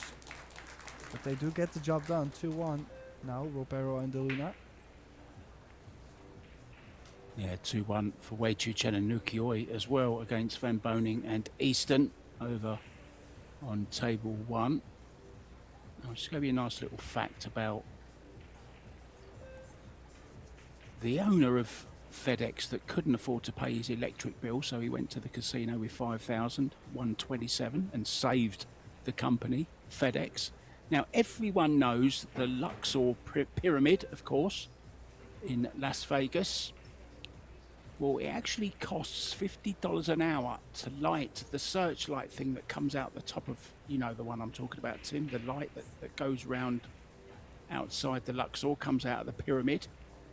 Well, it costs $50 every hour to have that light on. The monthly cost exceeds $15,000. That's just for one light. Crazy. Well, only in Las Vegas. Yeah. These Predator Halo lights don't cost as much to light, I can assure you.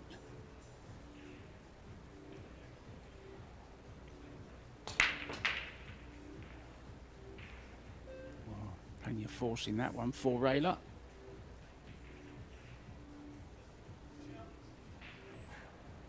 Yeah, not a great spread if you look at the 7-8 and also the 3 ball right in between. So back to playing safe, I guess.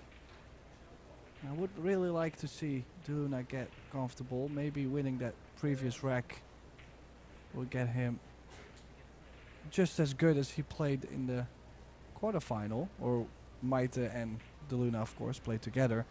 They played a pretty solid quarterfinal match. Would like to see more of that.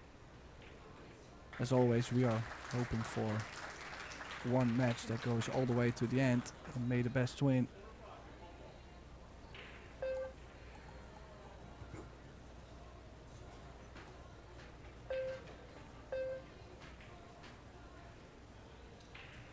Played the cue ball back all the way up table, but spin didn't grab enough.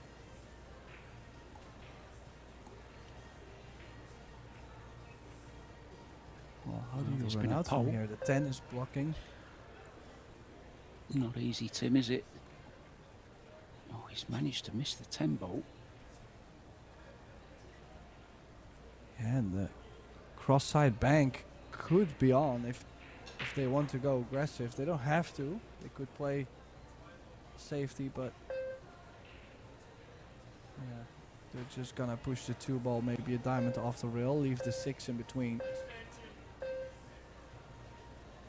Or are they is she going to bank these 2 rails into the corner with the safety in mind?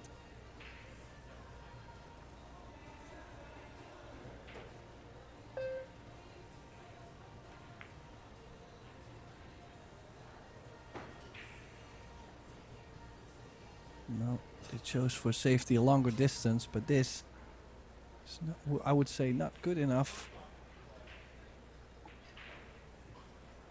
There is a shot available, the 4. You can use the 4 in the side, run into the 7-8 with enough pace that it comes off for the 5. That was a nice opening shot. Tap on the table, appreciation from the Luna.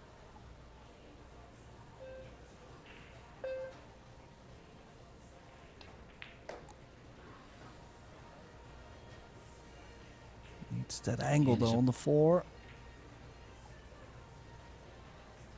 There's a poll ongoing on YouTube where you've all been voting. 65% have gone for fillers, 35% for Mighty and Jeffrey. I guess that's about right, I would say. In terms of who's favourite, I think the fillers are just slight favourites in this one.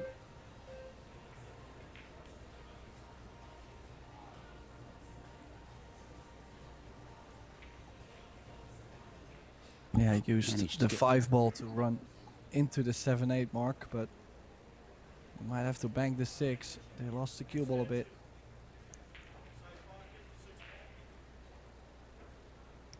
You never can guarantee where balls are going to go when you've gone into them. It's difficult, isn't it, Tim? Yeah, I completely agree. She missed it by quite a bit. I was wondering, could she maybe play the zigzag, the Z shot on the 6, the Z bank to the top right, and in case you do not make it, the 7 or the 8 could come in between. That's a beauty from Joshua. Nice drag on the cue ball. It's good for the score. It's a chance now to level the score at 2 each.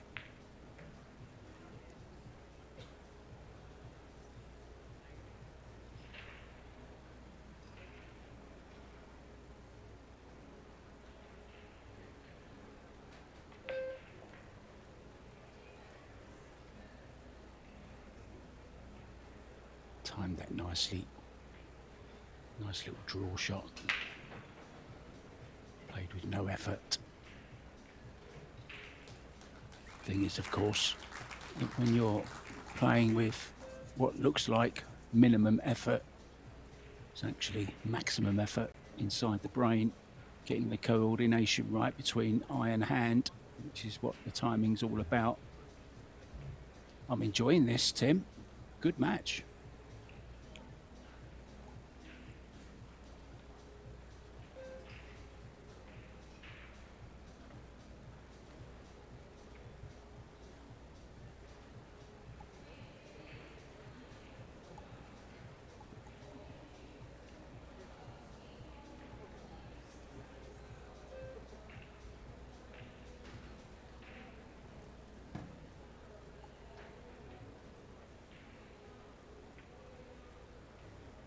Yeah, both tables actually at 2 each now. Find it also very interesting that Shane Van Boning is playing together with Savannah Easton. I think it's a very interesting matchup, and I mean, how amazing must that be at such a young age to be playing with such a legend?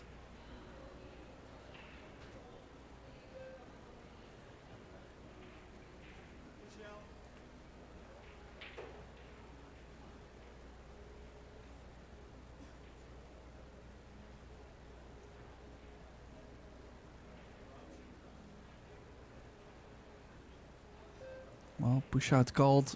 It's a long and straight one. Is he going to jack up, stop this, and then play for a 2-3 combination, which is super tough. A lot of distance between the 2 and the 3.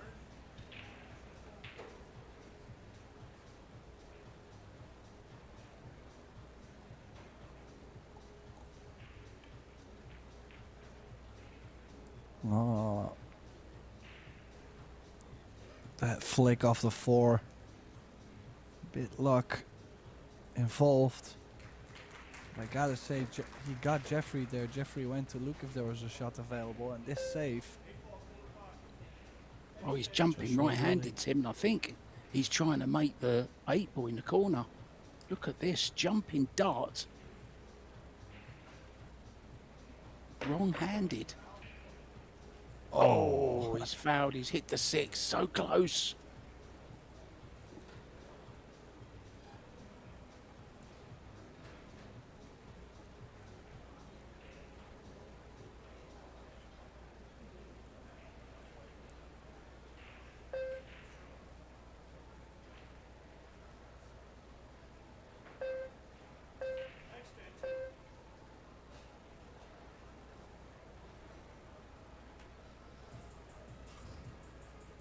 Well, it will be the 2-3 combination.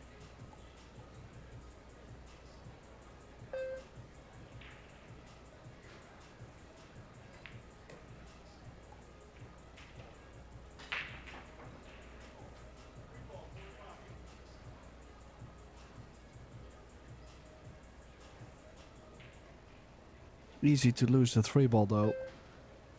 Might, the 2-ball, excuse me. It might go towards the short rail. But these kind of details, they do both play these really well. They have a real clean style of running out in general. Very German style of play. They work a lot on cue ball control, play a lot of straight pull. So they don't really lose control over the balls in general. Obviously at some point here and there it does happen.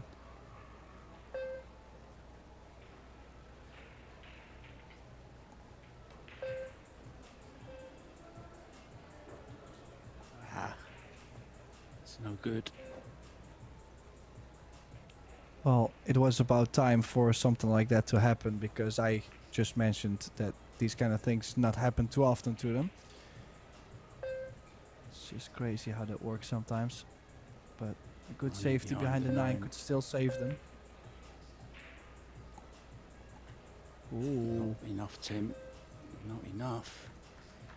Mistake from Piafilla.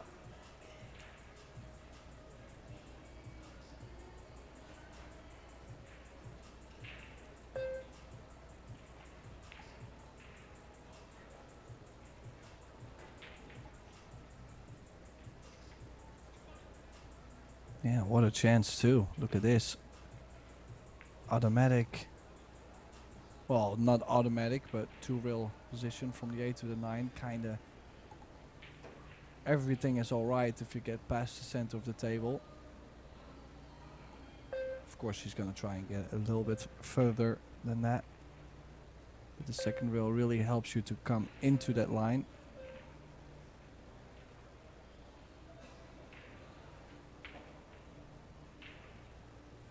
That would mean Ropero and DeLuna to get on the hill first. Wow, that's one of them shots, you know, that I think was unnecessary. He could have played that with a bit of right-hand spin just to get the cue ball away from the 10 a bit more, but he chose to go into it, Tim. Could have gone wrong. But it's the right shot, of course, when it goes right. There is players out there that do like to actually strike the ball more instead of like babying the ball with the spin. Some really like to stay away from those kind of shots. So, for example, Niels Fayen would have probably played the 9 the same way as Jeffrey just did. But yeah, I probably would have liked to play real soft with the inside touch. Well, referee Dave Pearson He's from Amarillo in Texas. He is retired, but he's a well-respected league operator in his home area. So well done to you, Dave. And his wife is also involved in coaching, I just read as well, with the BEF. He's been there for 2 years, so well done to his wife as well.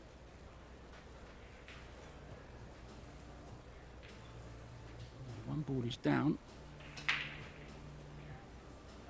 And this is a chance to take the opening set, some might say, against what they thought might happen.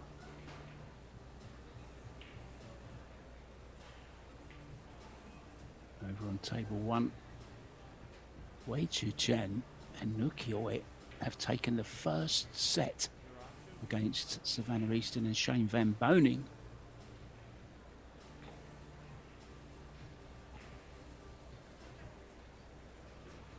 Final will come a little bit later, guys.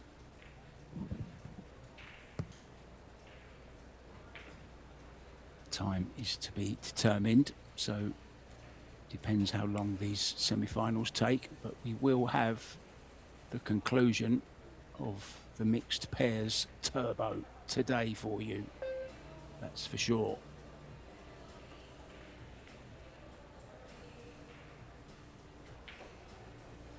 Oh, she's found a really good line there.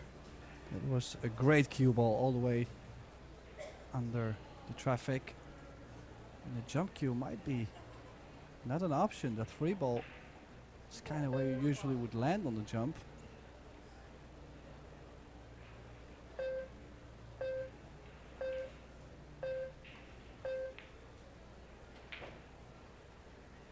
Cue ball's going to be close.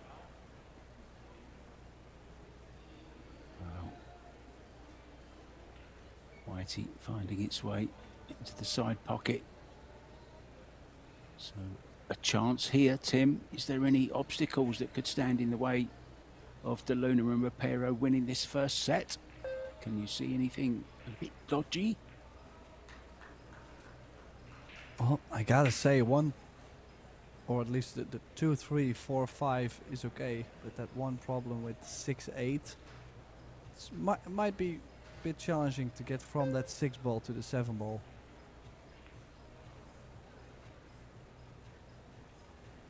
But still, I mean, if you can get straight enough on the 6, you can at least draw out of it and take the angle on the 7 to cross back over to the 8.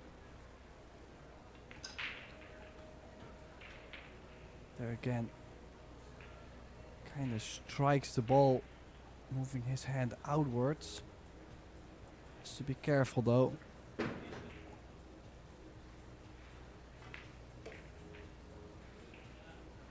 they're playing for some nice prize money as well. Don't forget, 15,000 to the winners, 9 to the runner-up, 4 to losing semi-finalists, which they will get. The loser here will get 4,000, and 5th through 8th already have won 2,000 for their team as well.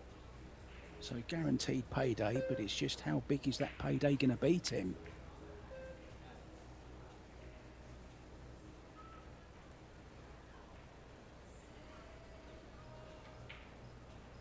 Well, they are very close. Oh, what's yeah, he done there? Same He's thing, Tim. miscued, but again pulled his hand out. It's just full with nerves, and look at his safety also. Like he's caught a major roll on the other side. The filler should be at least happy to be at the table. That was wild. That was a terrible shot. He's done it twice before, but that was even worse. His hand was away from the ball even before he touched it. That's the nervousness I see in him, Tim.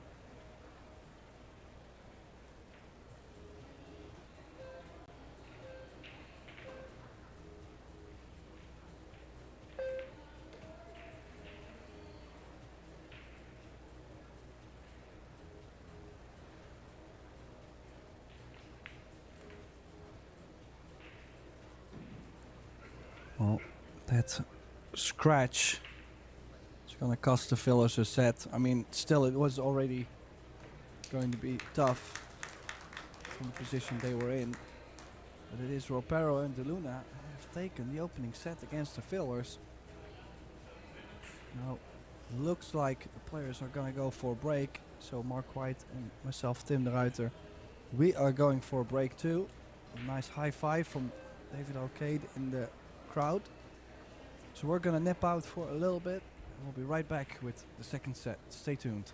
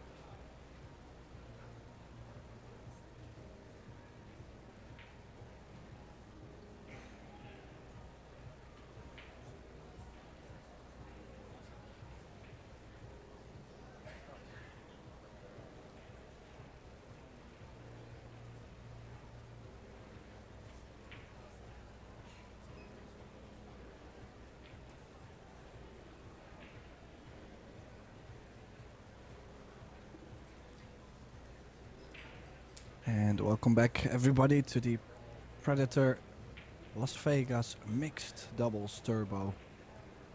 What a match we have here. Ropero and De Luna showing us what they're capable of, winning the opening set 4-2 against Fillers. Mark White and Tim de Ruiter in the booth. Mark Weiwei and Naoki Oi, they have taken the opening set also 4-2, same scoreline against Easton and Van Boning. We might get a final we didn't really expect. Yeah, could be, mate. Could be. It's 1-1 as well in the second set, so that one well underway. Even though we started at the same time.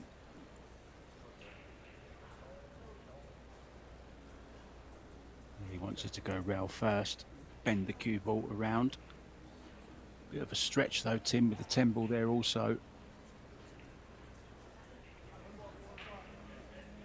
Yeah, you need a little bit of a bend, I believe.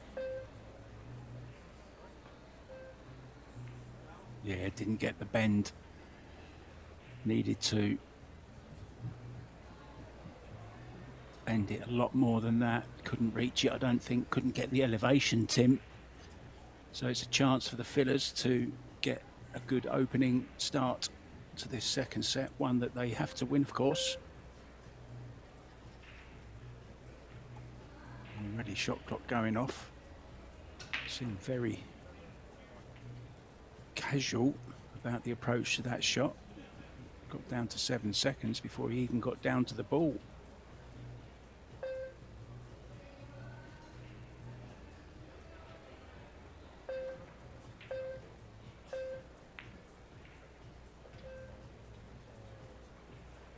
Yeah, a bit scrappy actually not to have a shot on the one ball with everything wide in the open for Maite and Jeffrey. Gotta say though, the 8 moved quite a bit when Maite kicked, or well, went real first and moved the 8 ball over all the way to the 9. So to get from the 7 to the 8, that will be key shots for the Fillers. Oh, needs to hold up. Here's the 10 ball interfering here, or can he just draw past that, Tim? I think he can. He will have to get 2 rails anyways to the 7. Just needs to be able to bounce off that rail a bit more, and I think that will work. Low left, could go into the short rail where the 10 is laying, and then towards the 8 ball for the top corner. Yes, a natural angle this, isn't it, more or less? Oh. Needed to draw past that though. What's happening, Tim? Isn't this the only place? Well, they could be on this 10 ball with ball in hand right behind to the corner.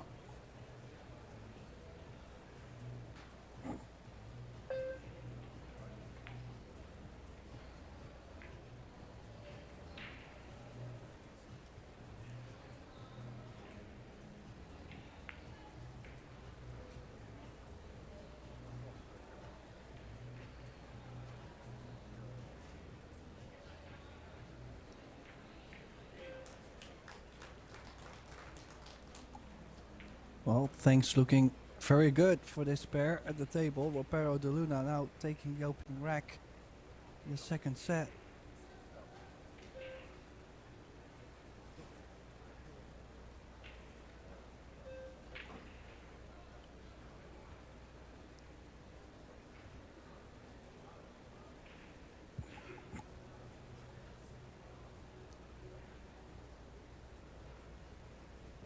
So the Spaniard will break off. Looking forward to the teams as well, Tim. It kind of has the same kind of vibe, doesn't it, as the doubles teams. Played with a fun spirit.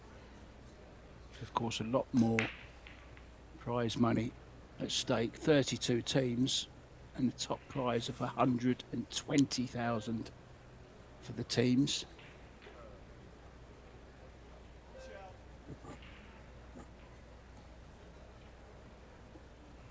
Push out called.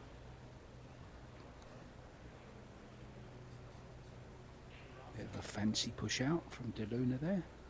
Kick and stick is on Tim behind the 6 ball, and Philip is the master of this. This is just like the 6 and 7 in the Mosconi against Fedor Gorst.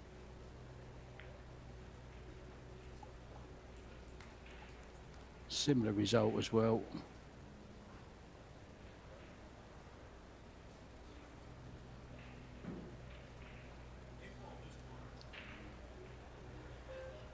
Well, they have called the 8. I don't really see a way how that 8 ball could go. 3 ball is pretty much in the way. But at least it's not a foul, and well, I'm expecting another safety behind the 10. This is no cookie.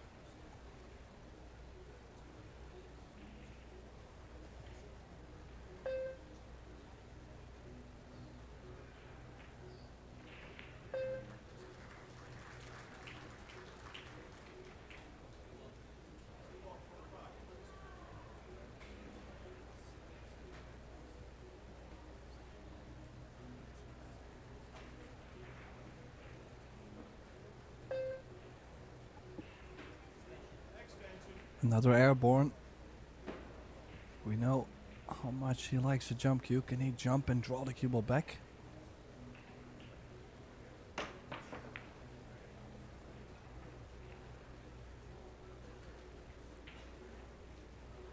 Well, the answer is no.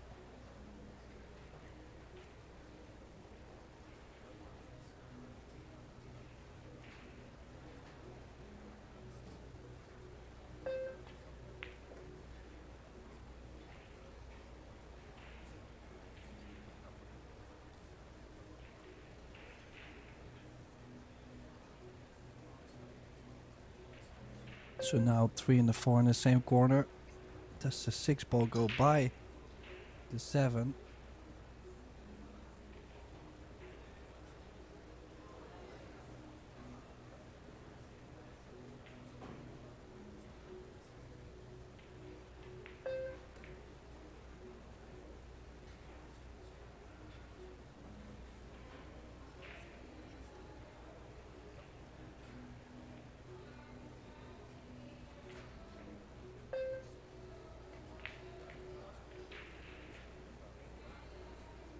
Well, the answer is yes. The 6 does go by the 7, I guess. Then it's all about the traveling from the 8 to the 9.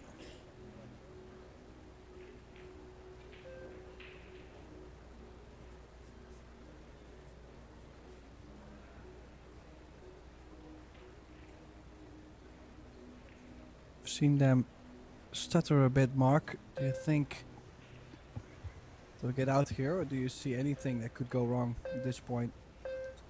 I think it's all about this shot, the angle that she leaves him on the 8 ball.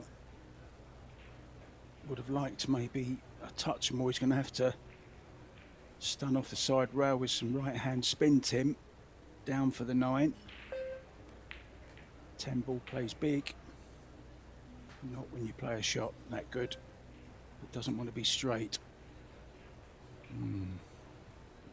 Maybe the slightest of angles, not much. Can maybe just stun it out slightly for the 10 into the side, Tim. There you see it. It's almost straight, isn't it?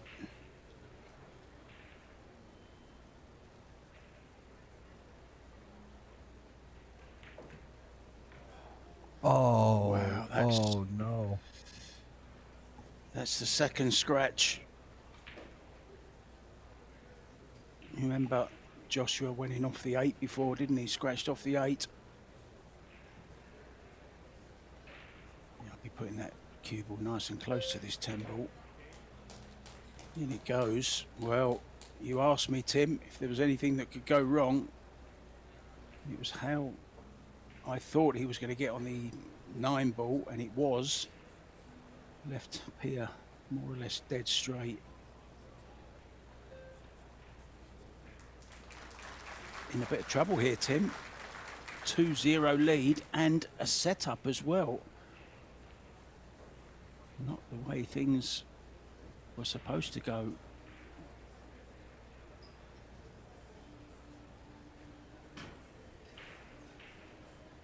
Two between Easton and Van Boning and Oi and Weiwei in their second set. Weiwei and Oi winning the opening set. It's 2-2 in their second set.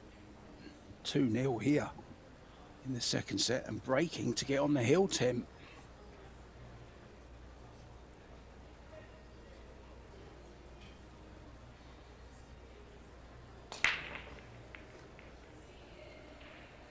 A lot of movement. Oh, the 10 ball restricting the cue ball from any luck, any view. So back to the push out. They'll have to battle their way onto the hill.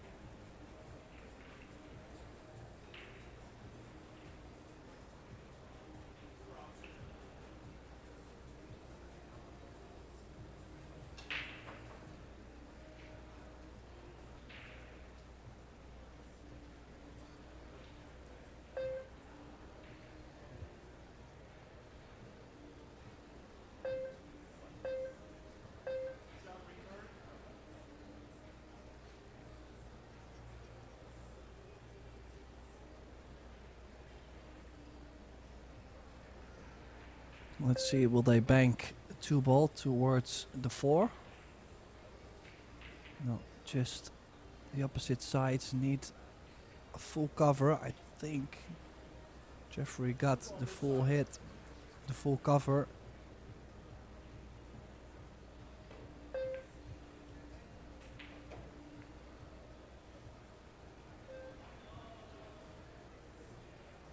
And it's a chance, and if he stops the ball, well, if she stops the ball and then Jeffrey can play somewhat of a stop shot on the 3 ball, there is a 4-9 combination. Maite has been making some quite some long shots so far, Mark, in these almost 2 matches. Yeah, very impressed with Mighty Rapero, really am. I know she's been doing lots of work on her technique and also with a mental coach.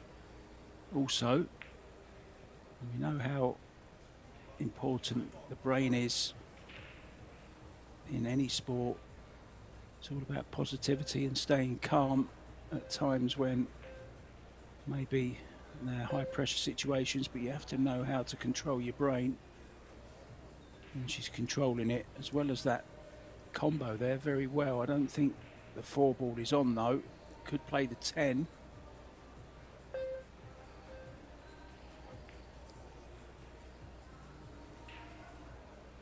Well, good safety instead. Don't mind it. Could get the jump cue out Pia, but I mean, it's also a quick way to lose the jump cue in this case. Instead, she's going for a 2-row kick, trying to bring the 4 to the short rail next to the 8.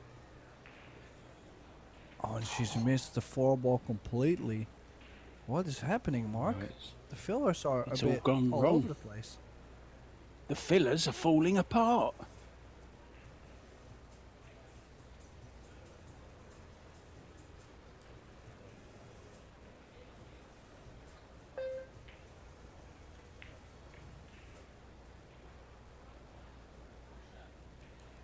Pero and DeLuna are the dynamic duo at the moment.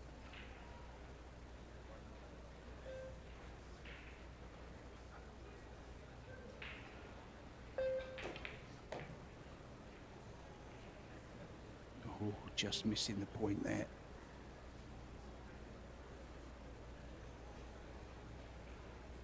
Anywhere there over the right hand side of the table, just past the side pocket, will be nice length. Well, what about she just puts you almost straight? Perfect.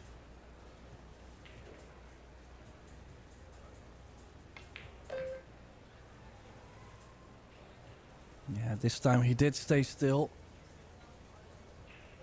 Lovely stroke. 2 balls away from being on the hill first, and gotta say, playing well, these two. Bit more cut on the 10.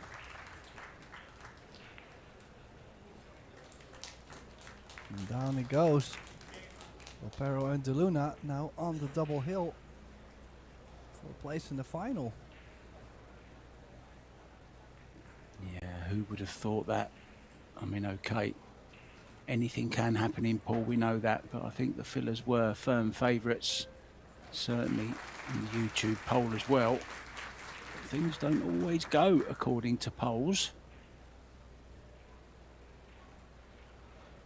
Just a reminder that the ladies will be playing their semi-final tomorrow morning at 9 AM. Cheska Centeno will play Christina Zlateva, and Christina to catch will play Wei Chu Chen.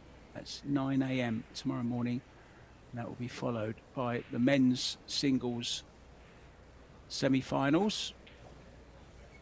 Joshua Filler involved in that as well. He's up against Max Lechner. And Wojtek Szewczyk will take on the Ghost Federgorst. Back to this one on the hill.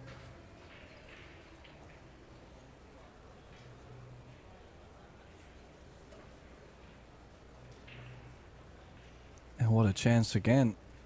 Great break. Shape on the 1, it's straight. Just to get from the 2 ball to the 3 is a quite early challenge. And after, it will be mainly maintaining the angles to get from the 5 to the 6 ball.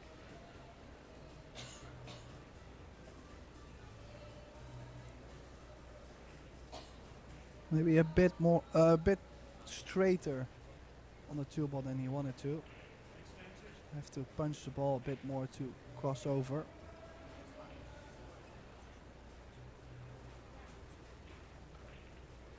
Yeah, just a draw stun with the left. Bounce off the short and long rail. Uh-oh, wants it to slow down. Well, it's gone wrong. Well over hit.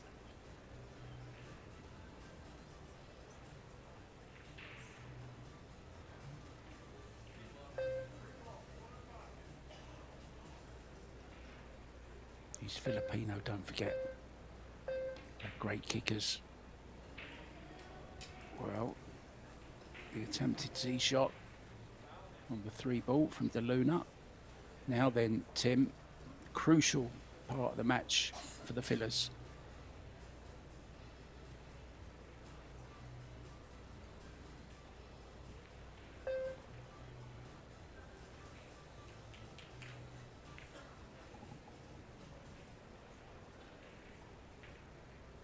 Van Boning and Easton are on the hill in the second set, 3-2 up. They lost the first set though, remember, to Wei Ju Chen and Nukioi.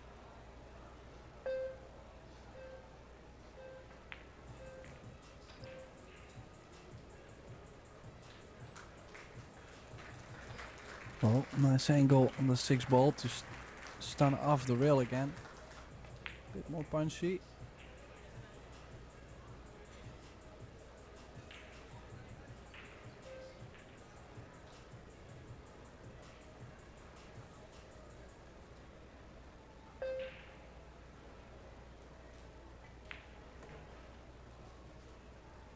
Very right eye dominant Pia.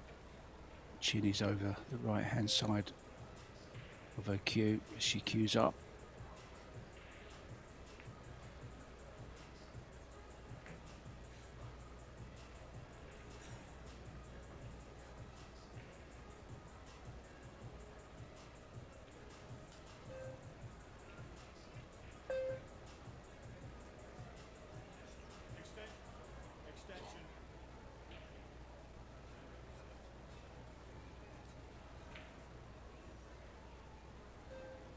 She doesn't like this for some reason.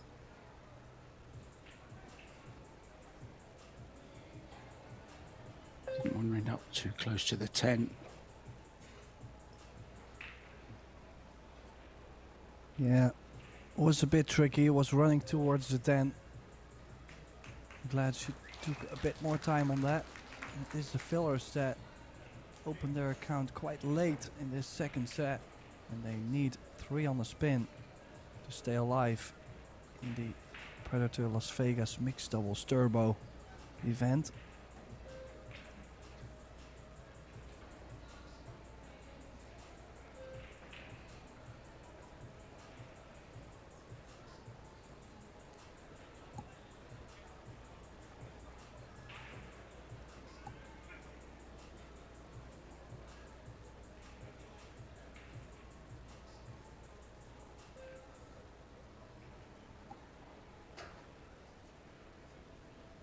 Well, a lot of people have bucket lists of things they want to do. I have a bucket list of I've done a lot of what I've wanted to do in my life, so I'm pretty happy. So I've done a lot of my bucket list items, but I've got a reverse bucket list item, things that I don't want to do and things that I don't want to happen to me, Tim.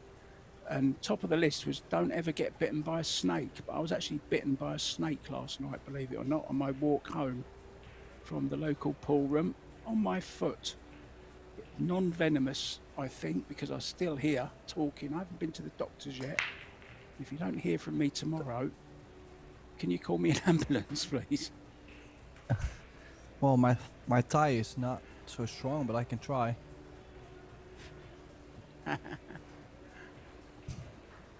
Well, I hope your foot still works.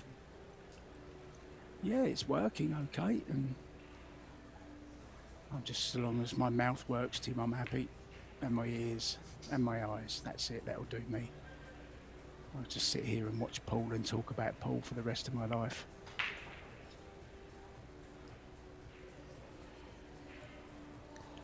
Yeah, talk pool to me. Missed opportunity for De Luna to get the hook. And Filler immediately taking the opportunity. Good safety. No easy one railer available. None of the usual suspects.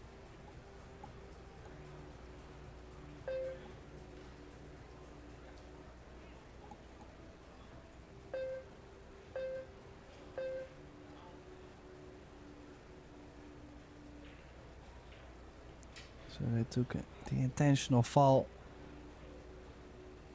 I mean, the 4-ball seems to be quite locked.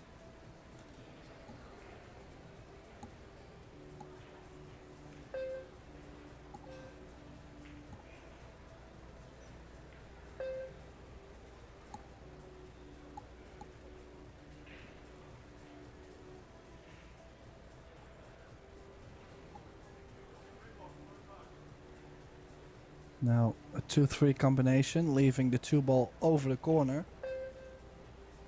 If they... Oh, he's even done 2 at the same time. Nice shot there. I was thinking about leaving the 2 over the corner and then use the 2 to run the 4. He's played the combo and opened it up. Nicely spotted, and now needs to find the window between the 4 and the 6. Oh, that will do. no. That will do.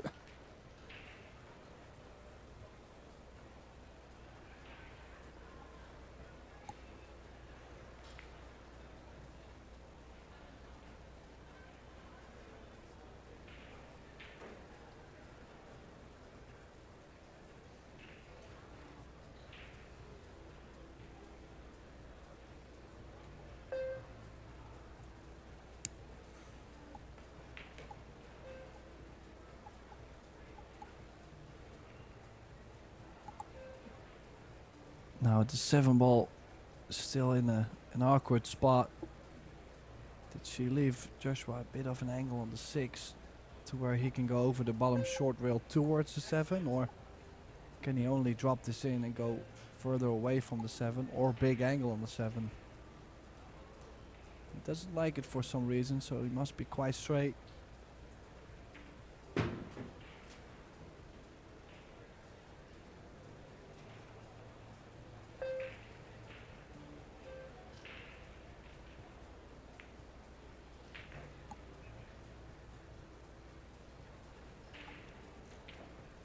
No choice there but to leave Pia further away. And this, we have seen these shots missed so many times, Tim.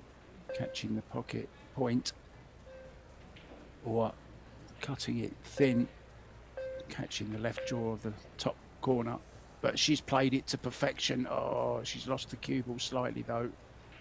But it was really tough. It was a tough pot. Well, the problem too is they just had a little bit too much angle on the 7. Oh, I don't think Joshua's gonna be happy. Also played with his opposite hand, tried to get the 9 in between, and now Jeffrey a chance to play the jam up safe. Oh, this could be really good. Is there a window? I think it might be enough window for the kick and stick.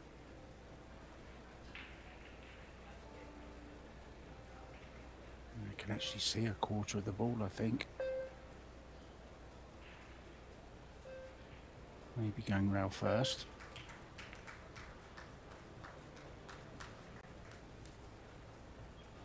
Under pressure now.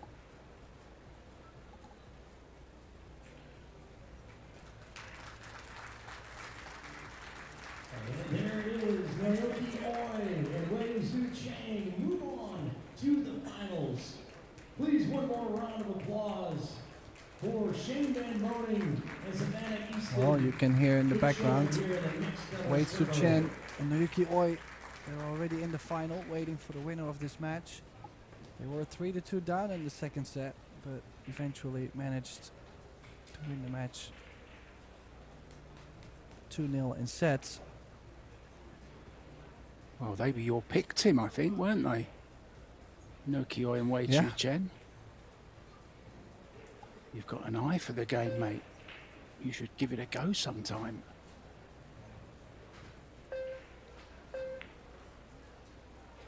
Oh, he's missed the bank. He's played a bit of a two-way though. Played a good cue ball.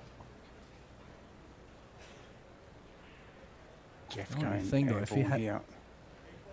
If he had made it, this 9 ball would have been super tough though for Pia. So maybe better turned out to be safe. No jump cue, he's kicking at it. Oh, needs it to slow And- up. Needs it to slow up. Oh. It's cuttable, Tim.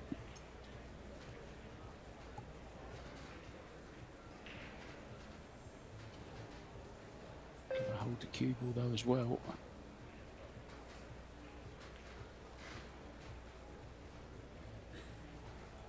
Oh, they're going to save another one, Tim. It's going to be 3-2. They haven't given up yet.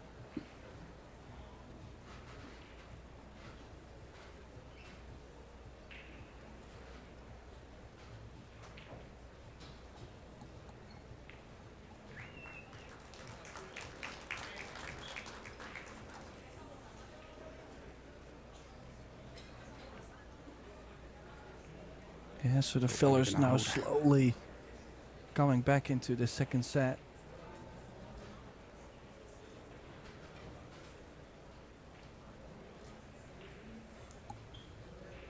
Yeah, focused look.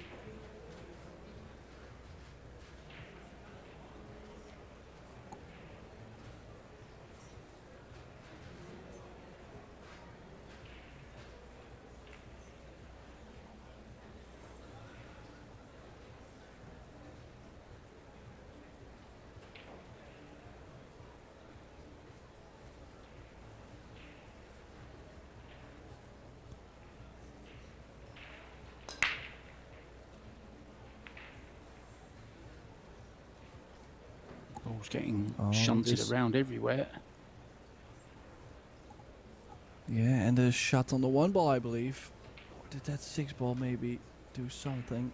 Oh, the 1 does not go to the corner. That is a bit of luck.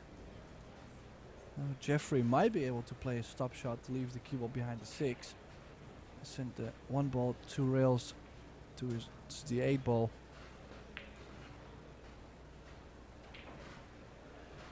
Especially if Yeah, it good goes call, on Tim. top of the 8. Played that really well.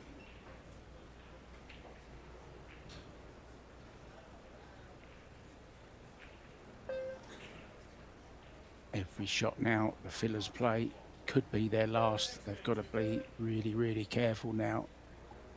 Their opponents on the hill. It doesn't matter that they've got 2. Their opponents already on 3. So any shot could be their last.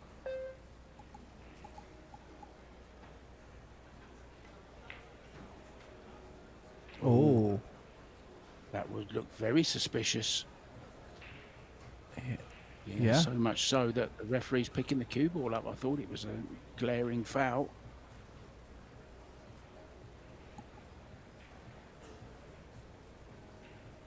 Yeah, now Look at the 4 ball. Look at the 4 ball though. Yeah, well, and also the 3 ball is not so easy to get on. That much traffic around.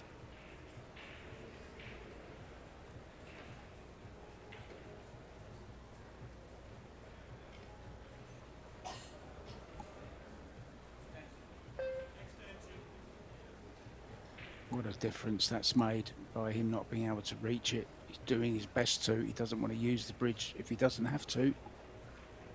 Unfortunately, he has to. Now just a safety, Tim, I think, in behind the 9.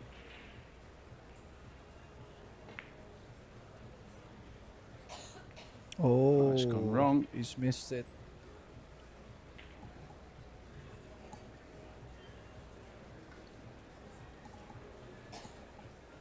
The problem is too now for the fillers is the fact that sure the 4 doesn't go, but the 2 ball does go. They can play themselves onto the 3, either develop the 4 or play a good safety and they're in a commanding position. So Jeffrey missing that save could cost them the overall position in this rack. We might have a hill set coming up very shortly.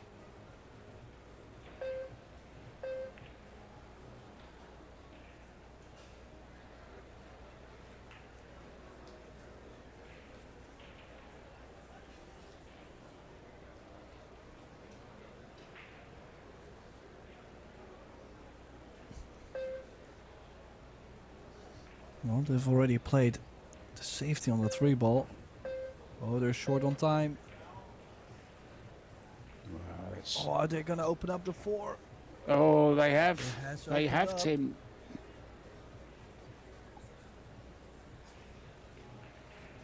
That was definitely a time management foul. I think the 9 ball still goes to the side from this angle at least, and then it should be all 3 each.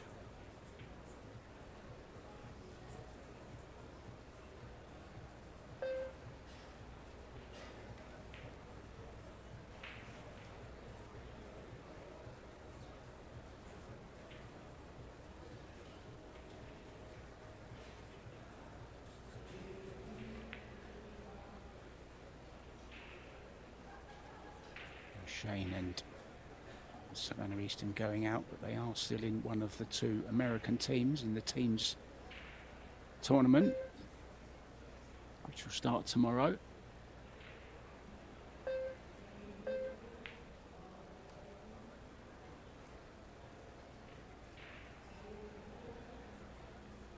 Every ball a pressure ball from here on in though for the fillers. Cannot afford to miss. Not now. Well, how does she get to the 9? She's going to have to draw back, isn't she, with low right? Oh, he's saying leave it there. So it is available to the corner.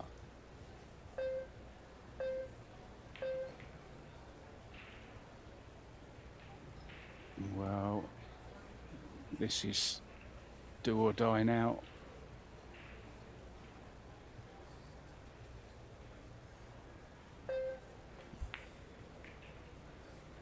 Good shot. Oh, they're still fighting in there. This is a tricky 10, Tim.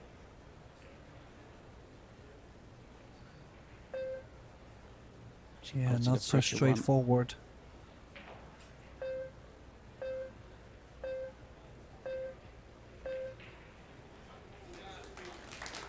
down goes the 10. This is Hill. That was right at the edge. Down went the timer. shot Look at clock that as timer. well. Oh, absolutely. Played it with a fraction of a second to spare.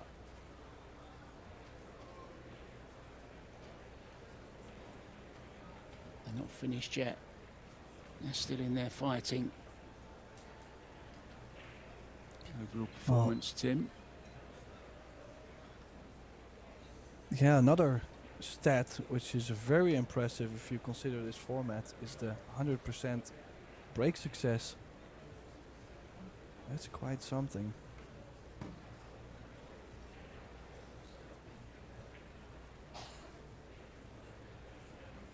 Yeah, big thanks to the Paul Stat guy, who I believe is actually sat in the arena doing these stats, him and his partner.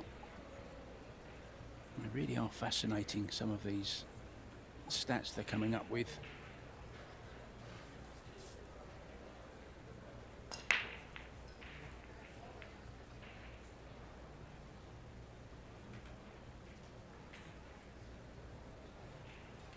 Everything available, Tim.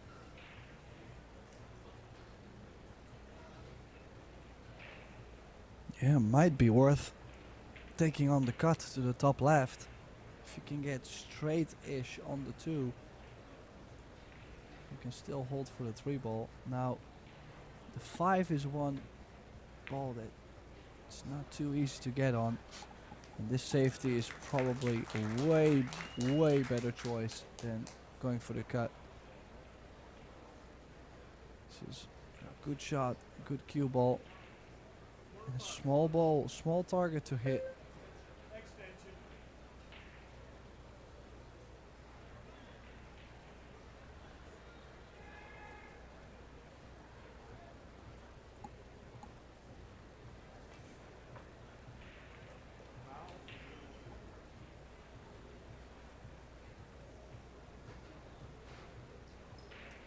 The rare sight, Filler missing a kick shot.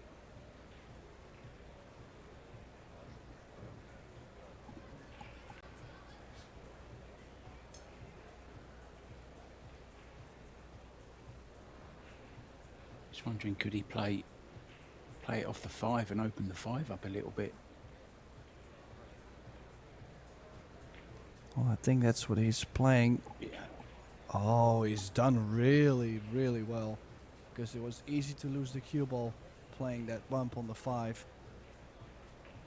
Now, the only advice I would have is don't talk too much, you know, just keep that rhythm alive.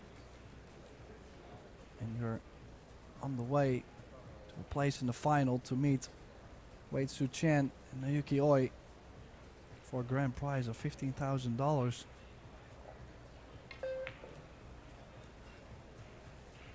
Oh, what's he done here? Well, he's still on okay into the though. side, but gonna have to go into the 6 though, isn't he? She? It might be okay to just still kill the ball, but it's on the edge. Oh no, she babied the ball. Well, it's Gonna still have cut. to You gotta bank it, Tim. You like cutting rather than banking? Well, you could still play like a bump into the 7 and don't play it too soft, like play like a comfortable speed to run into them. Yeah, just like that. Just he played it a little soft though. Well, this is a tough one, isn't it? This is a real tough ask. Awkward bridging, thin 7, safety surely. Oh, and she did go fully for the cut and she scratched straight in the center.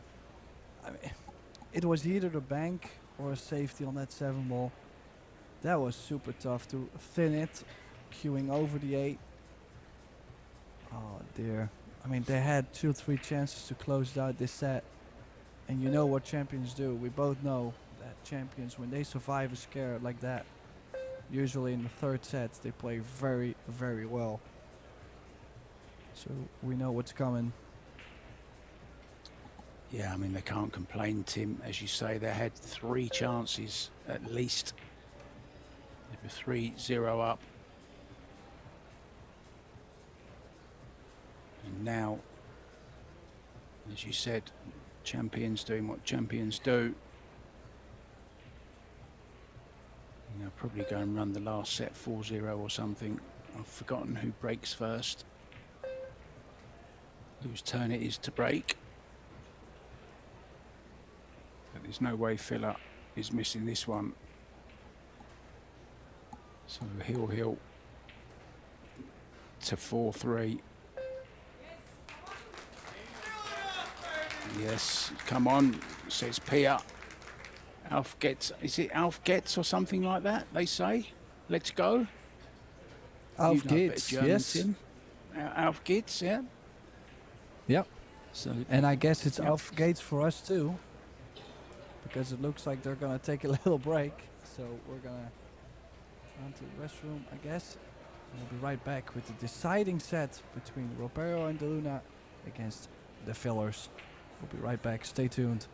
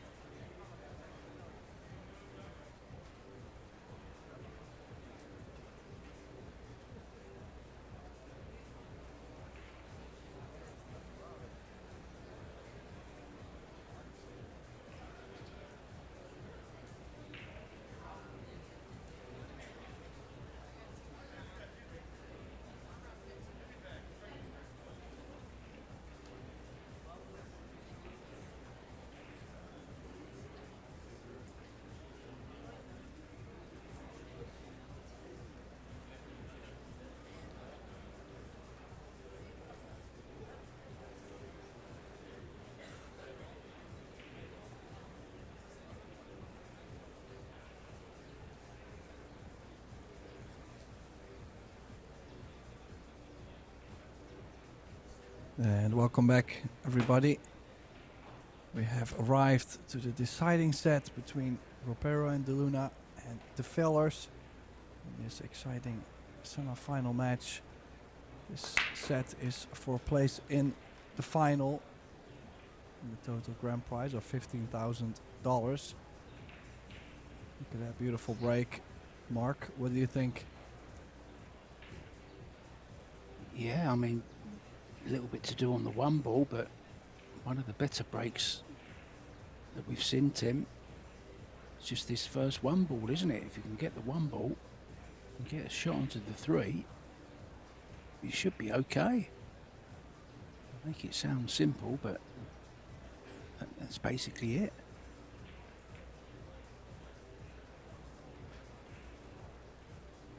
Oh, needs the cue ball to stop. Oh, it's a bit awkward queuing over the 10. Needs to bring the cue ball back for the 4 on the side, and it's asking a lot from his queuing. Now, of course, he does have that queuing, but also his percentages go a little lower when you put him in tough spots. He's got to watch the side pocket as well.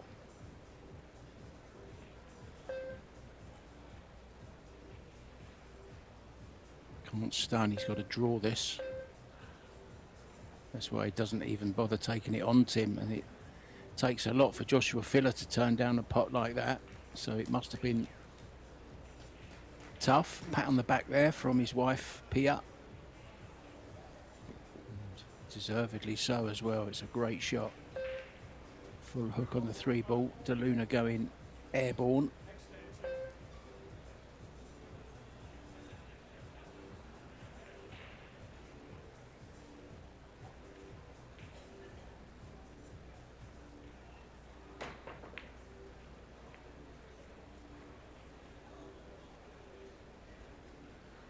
Oh. Yeah, it's on. That 4 ball now does go to the corner as well.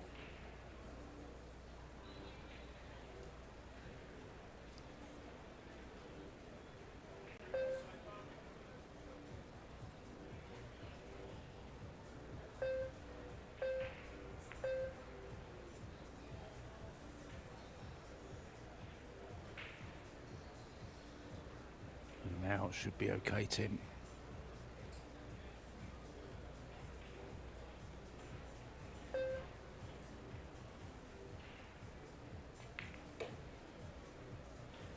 Oh, especially now he's moved that 6. Oh, that's unfortunate. Wow. Deliberately using the 6 there to clear it for a better potable position after the 5, but only a safety here. Oh, he needs a lot of left-hand side on right-hand side rather. Well, could have been worse. Awkward queuing again for mighty Repero.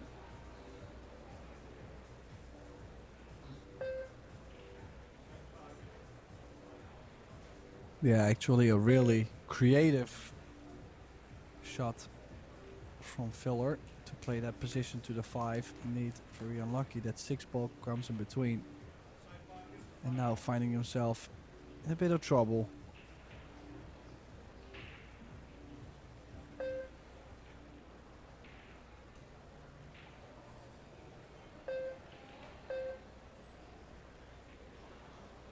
Oh, look at this. No, he hasn't called that shot. It was scratched in the corner. Can you believe that? Well, Peter sees the funny side of it. It was a tremendous hit on the 5. I think he may have been trying to get behind it. Ended up cutting it in. But to scratch in the corner is just so unlucky. This has left Mighty a little bit more to do than she might have wanted. Pretty thin this. Can just concentrate fully though on making the 7. Cuba will do its thing.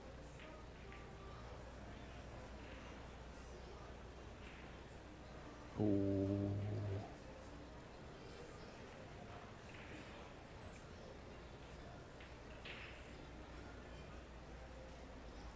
Now is he safety. gonna try and still roll up on the 9? Gotta say, a couple good shots from Team De Luna and Ropero, even though they should have ran out.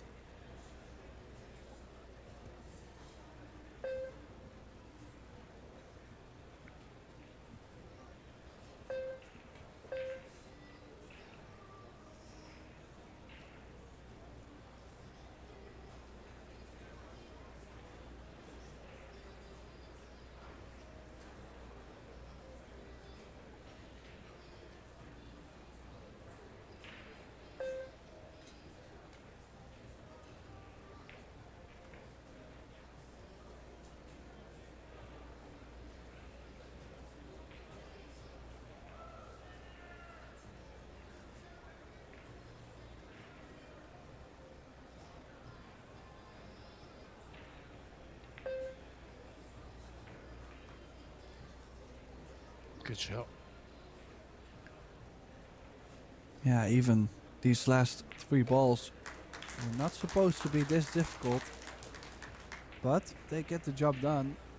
And I mean, imagine they won the first set, they had quite some chances to close it out in the second.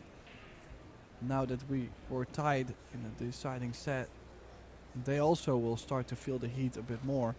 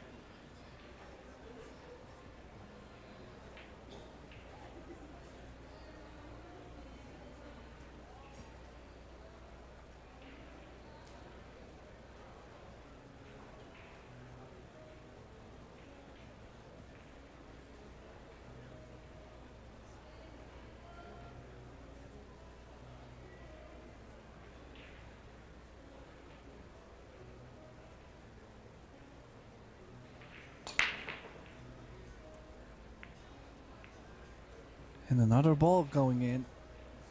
They have been doing so well on the break. Now there's a window.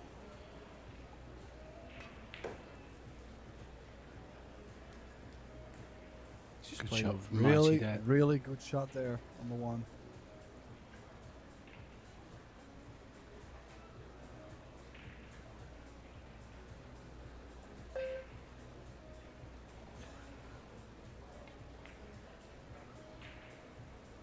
We reached the hill first in the last set. They had chances to win the match. If they get to the hill in this set, they will be guaranteed, Tim, a shootout. If it goes to 3-3, that's exactly what we'll have. Don't count that out just yet.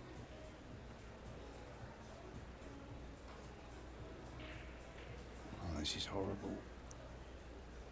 Yeah, this is a really awkward shot.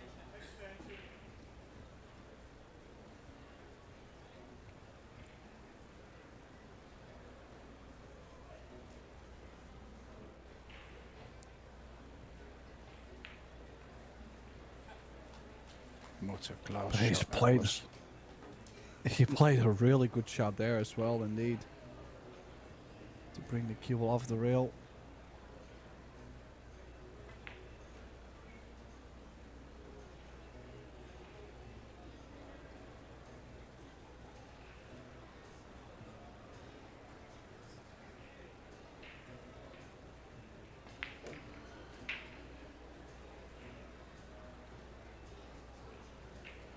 Yeah, it's a good angle. He's left up low right on the cue ball.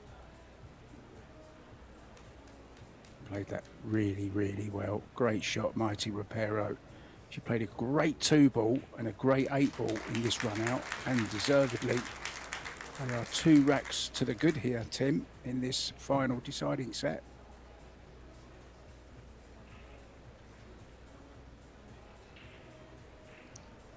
Yeah, they're coming out of the game strong, just like they did in the second set. Now it's just a question, can they fade the fact that they didn't finish in the second set, put that on the side and say, we can do it this time. It's not easy knowing that you've had the opportunity in your hands already.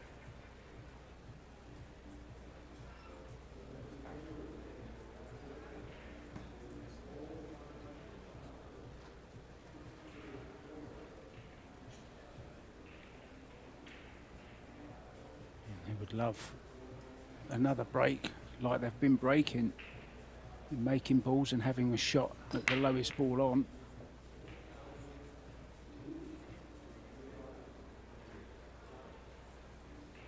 Ball down again, Tim.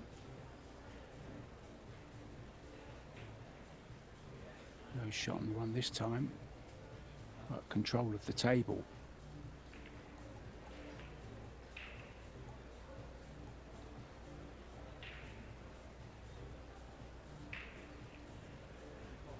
Well, Jeffrey is going to leave a shot on that 2-ball, I believe. Long and on the rail though, but he's going to leave something in the open.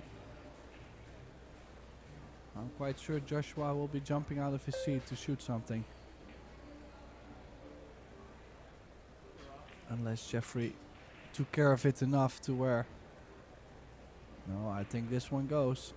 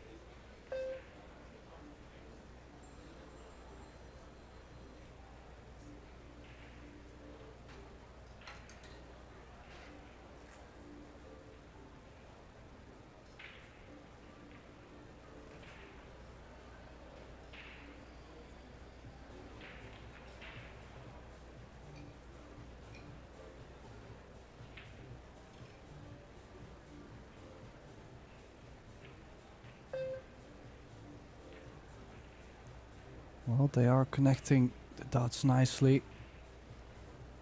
Natural angle to drop in between the 7 and the 8. No, he's going to the other side of the 8-ball.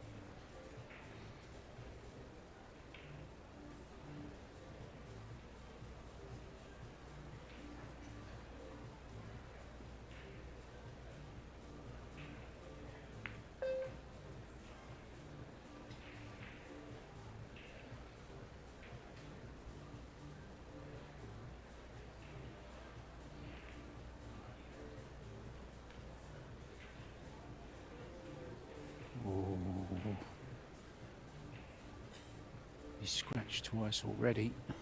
That was very close to another one, and hasn't given Pia much chance of getting into the 10-ball either. Gonna have to power this around the angles. Wow. Even to give him a chance at the 10-ball was a good shot. But this is no gimme. There's a bit of pressure on this one, knowing if they miss it, their opponents will be on the hill.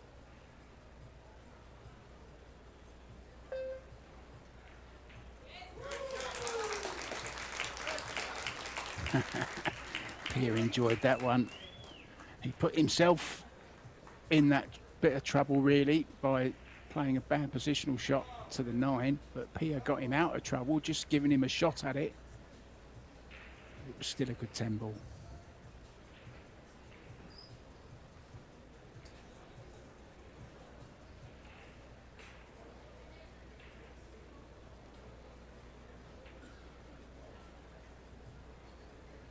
if anything will test the marriage, Tim, it's playing Scotch doubles together, but they seem to be enjoying it and seeing the fun side of it, which is good.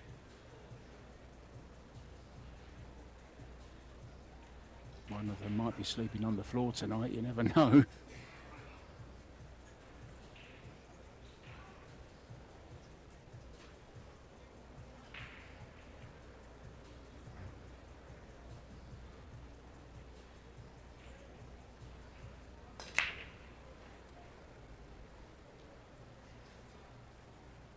Oh, nice square hit, but nothing.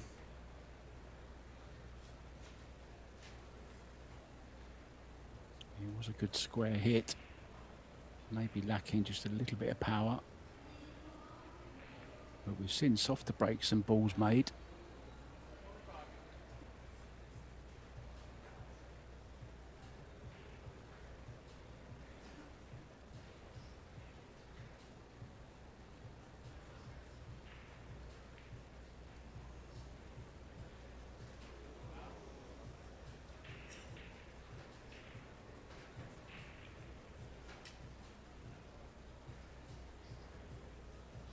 Well, early fall.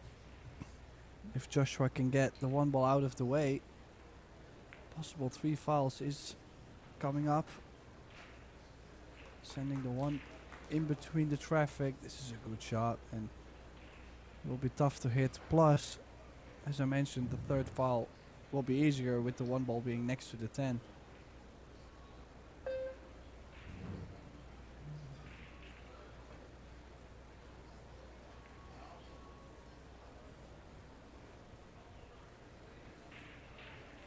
Yeah, that's 2.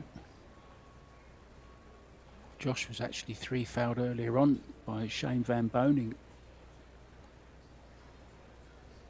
It's rare somebody 3 fouls Joshua Filler, believe me.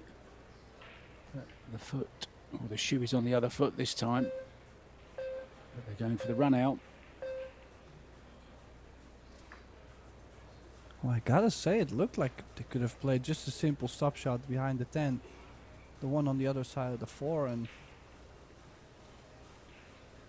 at least have a chance to win it 3 fouls. But of course you do feel stupid when you play for that 3 foul and eventually they make a hit, they hook you and you lose the rack from there. So that's probably why they just want to take their chances directly. Yeah, put it in their own hands, Tim. Yeah, 5 to the 6 is not a hanger.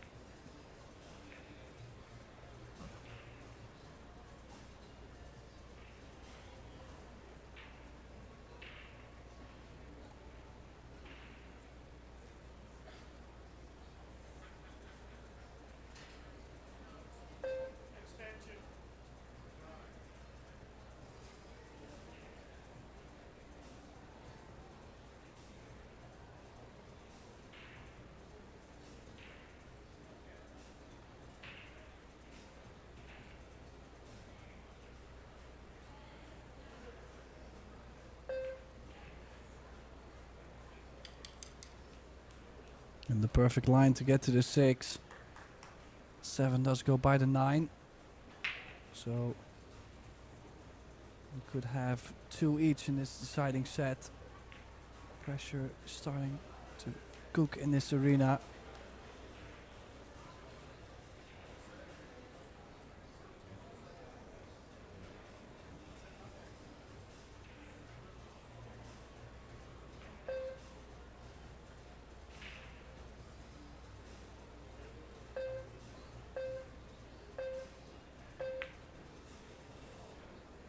Oh, bit of a surprising miss. The leave, though, is all right. Referee, I mean, could have left a lot more. referee just warning them that they are still on 2 fouls. So if anything was to go wrong here, like a scratch in the side pocket or something like that, anything can happen.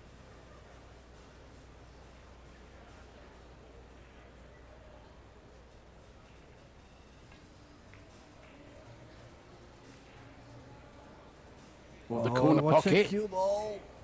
Well, there you go. Anything can happen, and they've 3 fouled them. Little bit careless from Jeff DeLuna there, to be honest, Tim. He will have known that the scratch was on somewhere.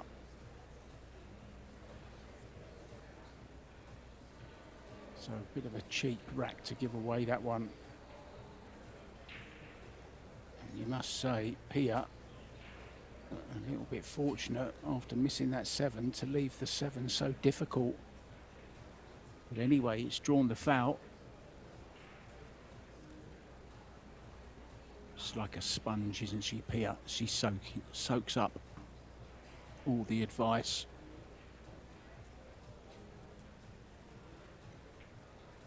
I saw a comment, Tim, that somebody thinks it's not fair that Joshua and Pia play together all the time because everyone else keeps changing partners, but they stay the same. I don't think either of them would want to play with anyone else. It's the perfect partnership to me. Certainly, you plenty of trust in your partner, husband and wife, that's for sure. Well, who's going to change a winning team?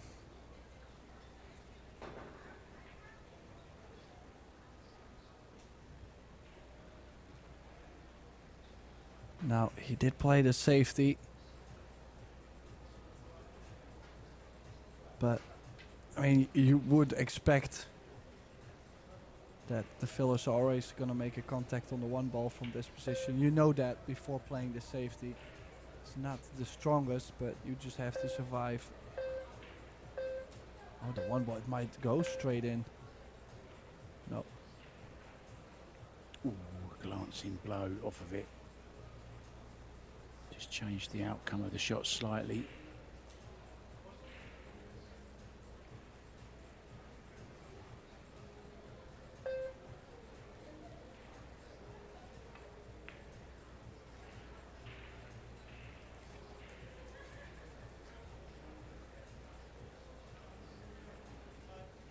Running back for the air rush. He's rushing back for the air rush.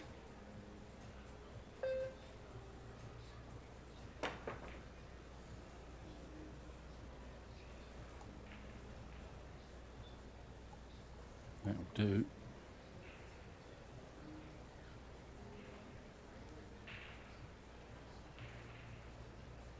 Critical to get to 3 first in the deciding set. You know the worst can happen is a shootout.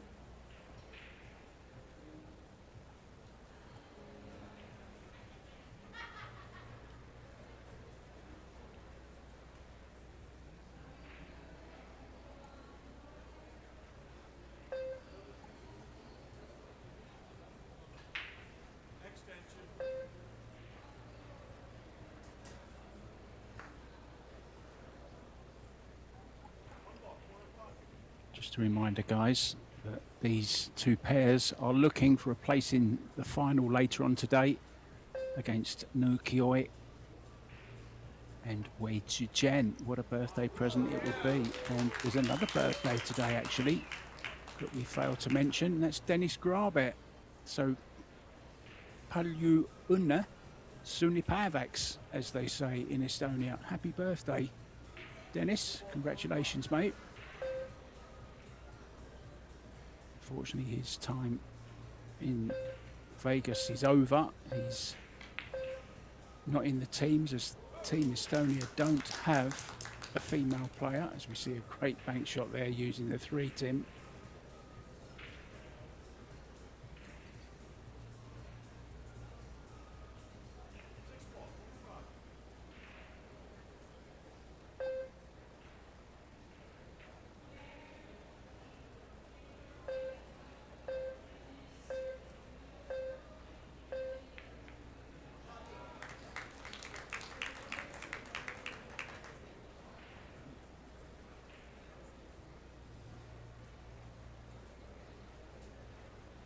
I don't know if we've lost Tim or not. Are you there, Tim? Of course I'm still here. Good man. No, No. Well, I was gonna say we don't have snakes in the Netherlands, but well, we have zoos, so that wouldn't be a correct statement.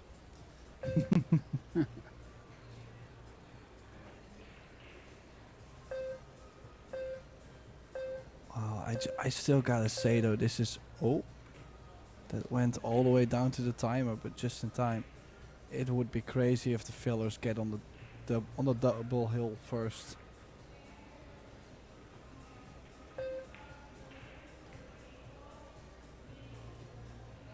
Yeah, stared defeat in the face on 3 occasions in the previous set, and now they look like controlling the match and taking the lead for the first time in the match.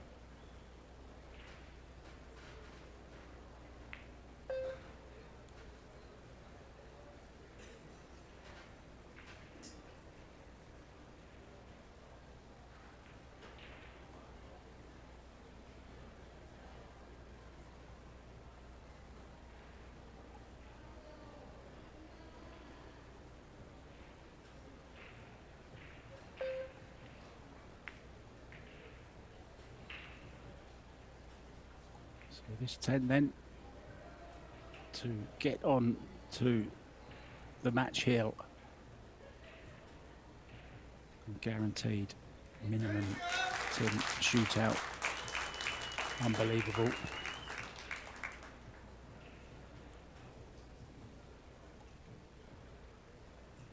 There is a saying that the balls never forgive you in Q Sports, and they did have their chances, De Luna and Mighty Reparo. I think it's Joshua to break next for the match.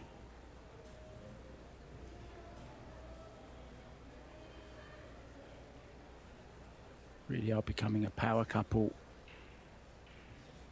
in the world of pool. They're the David Beckham and Victoria Beckham of Q Sports. That's what they are. Oh, it's Piers break.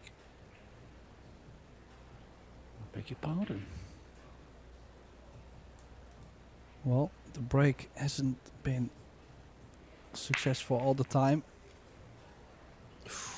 One ball close. was 8 tracking ball close. towards the side.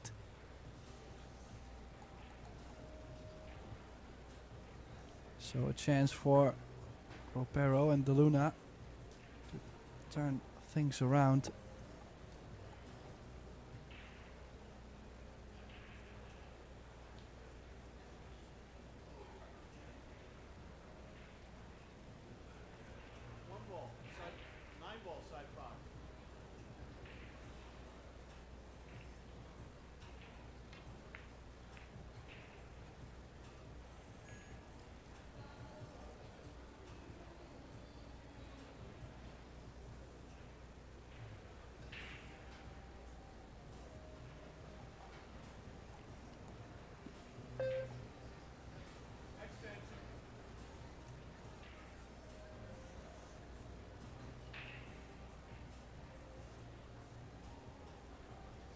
Not so long one, but it's definitely available. Guaranteed shape. Has turned it down. You would say a bit surprising for a guy like Joshua Filler to not take on that one ball.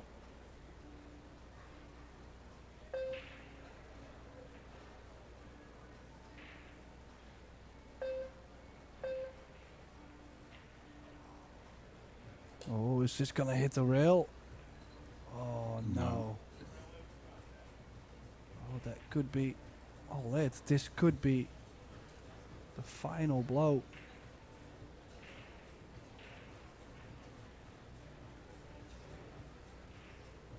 Such a fickle game, Paul. You're on top of the world, almost 1 point, and then the very next staring defeat in the face.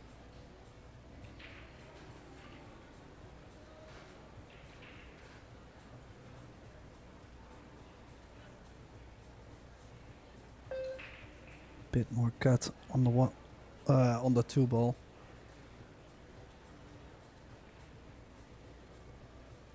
Actually not bad. Just a smidge of an angle on the 3 ball, but we'll find the angle between the 7-9.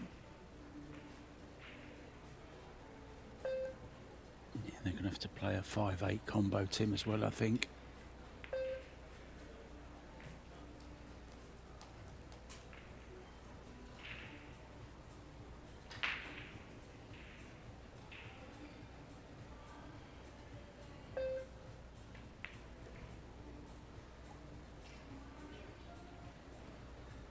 Perfect.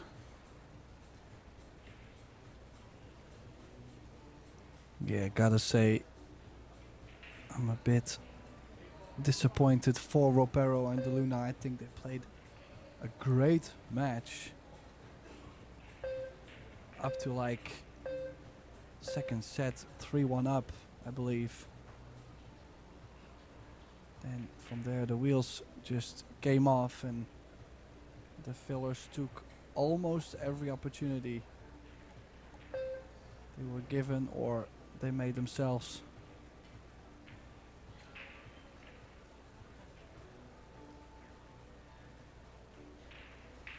Well, the nerves will be jangling now, really coming towards the end of this rack and indeed match. The beeper's going to go. Wow, that's a great shot, Tim. That really was a great shot. Yeah, Joshua liked that one. Absolute perfection that was. Shot clock ticking away as well. Now just straightforward drawback from the 9 for the 10, and it'll all be over, Timmy.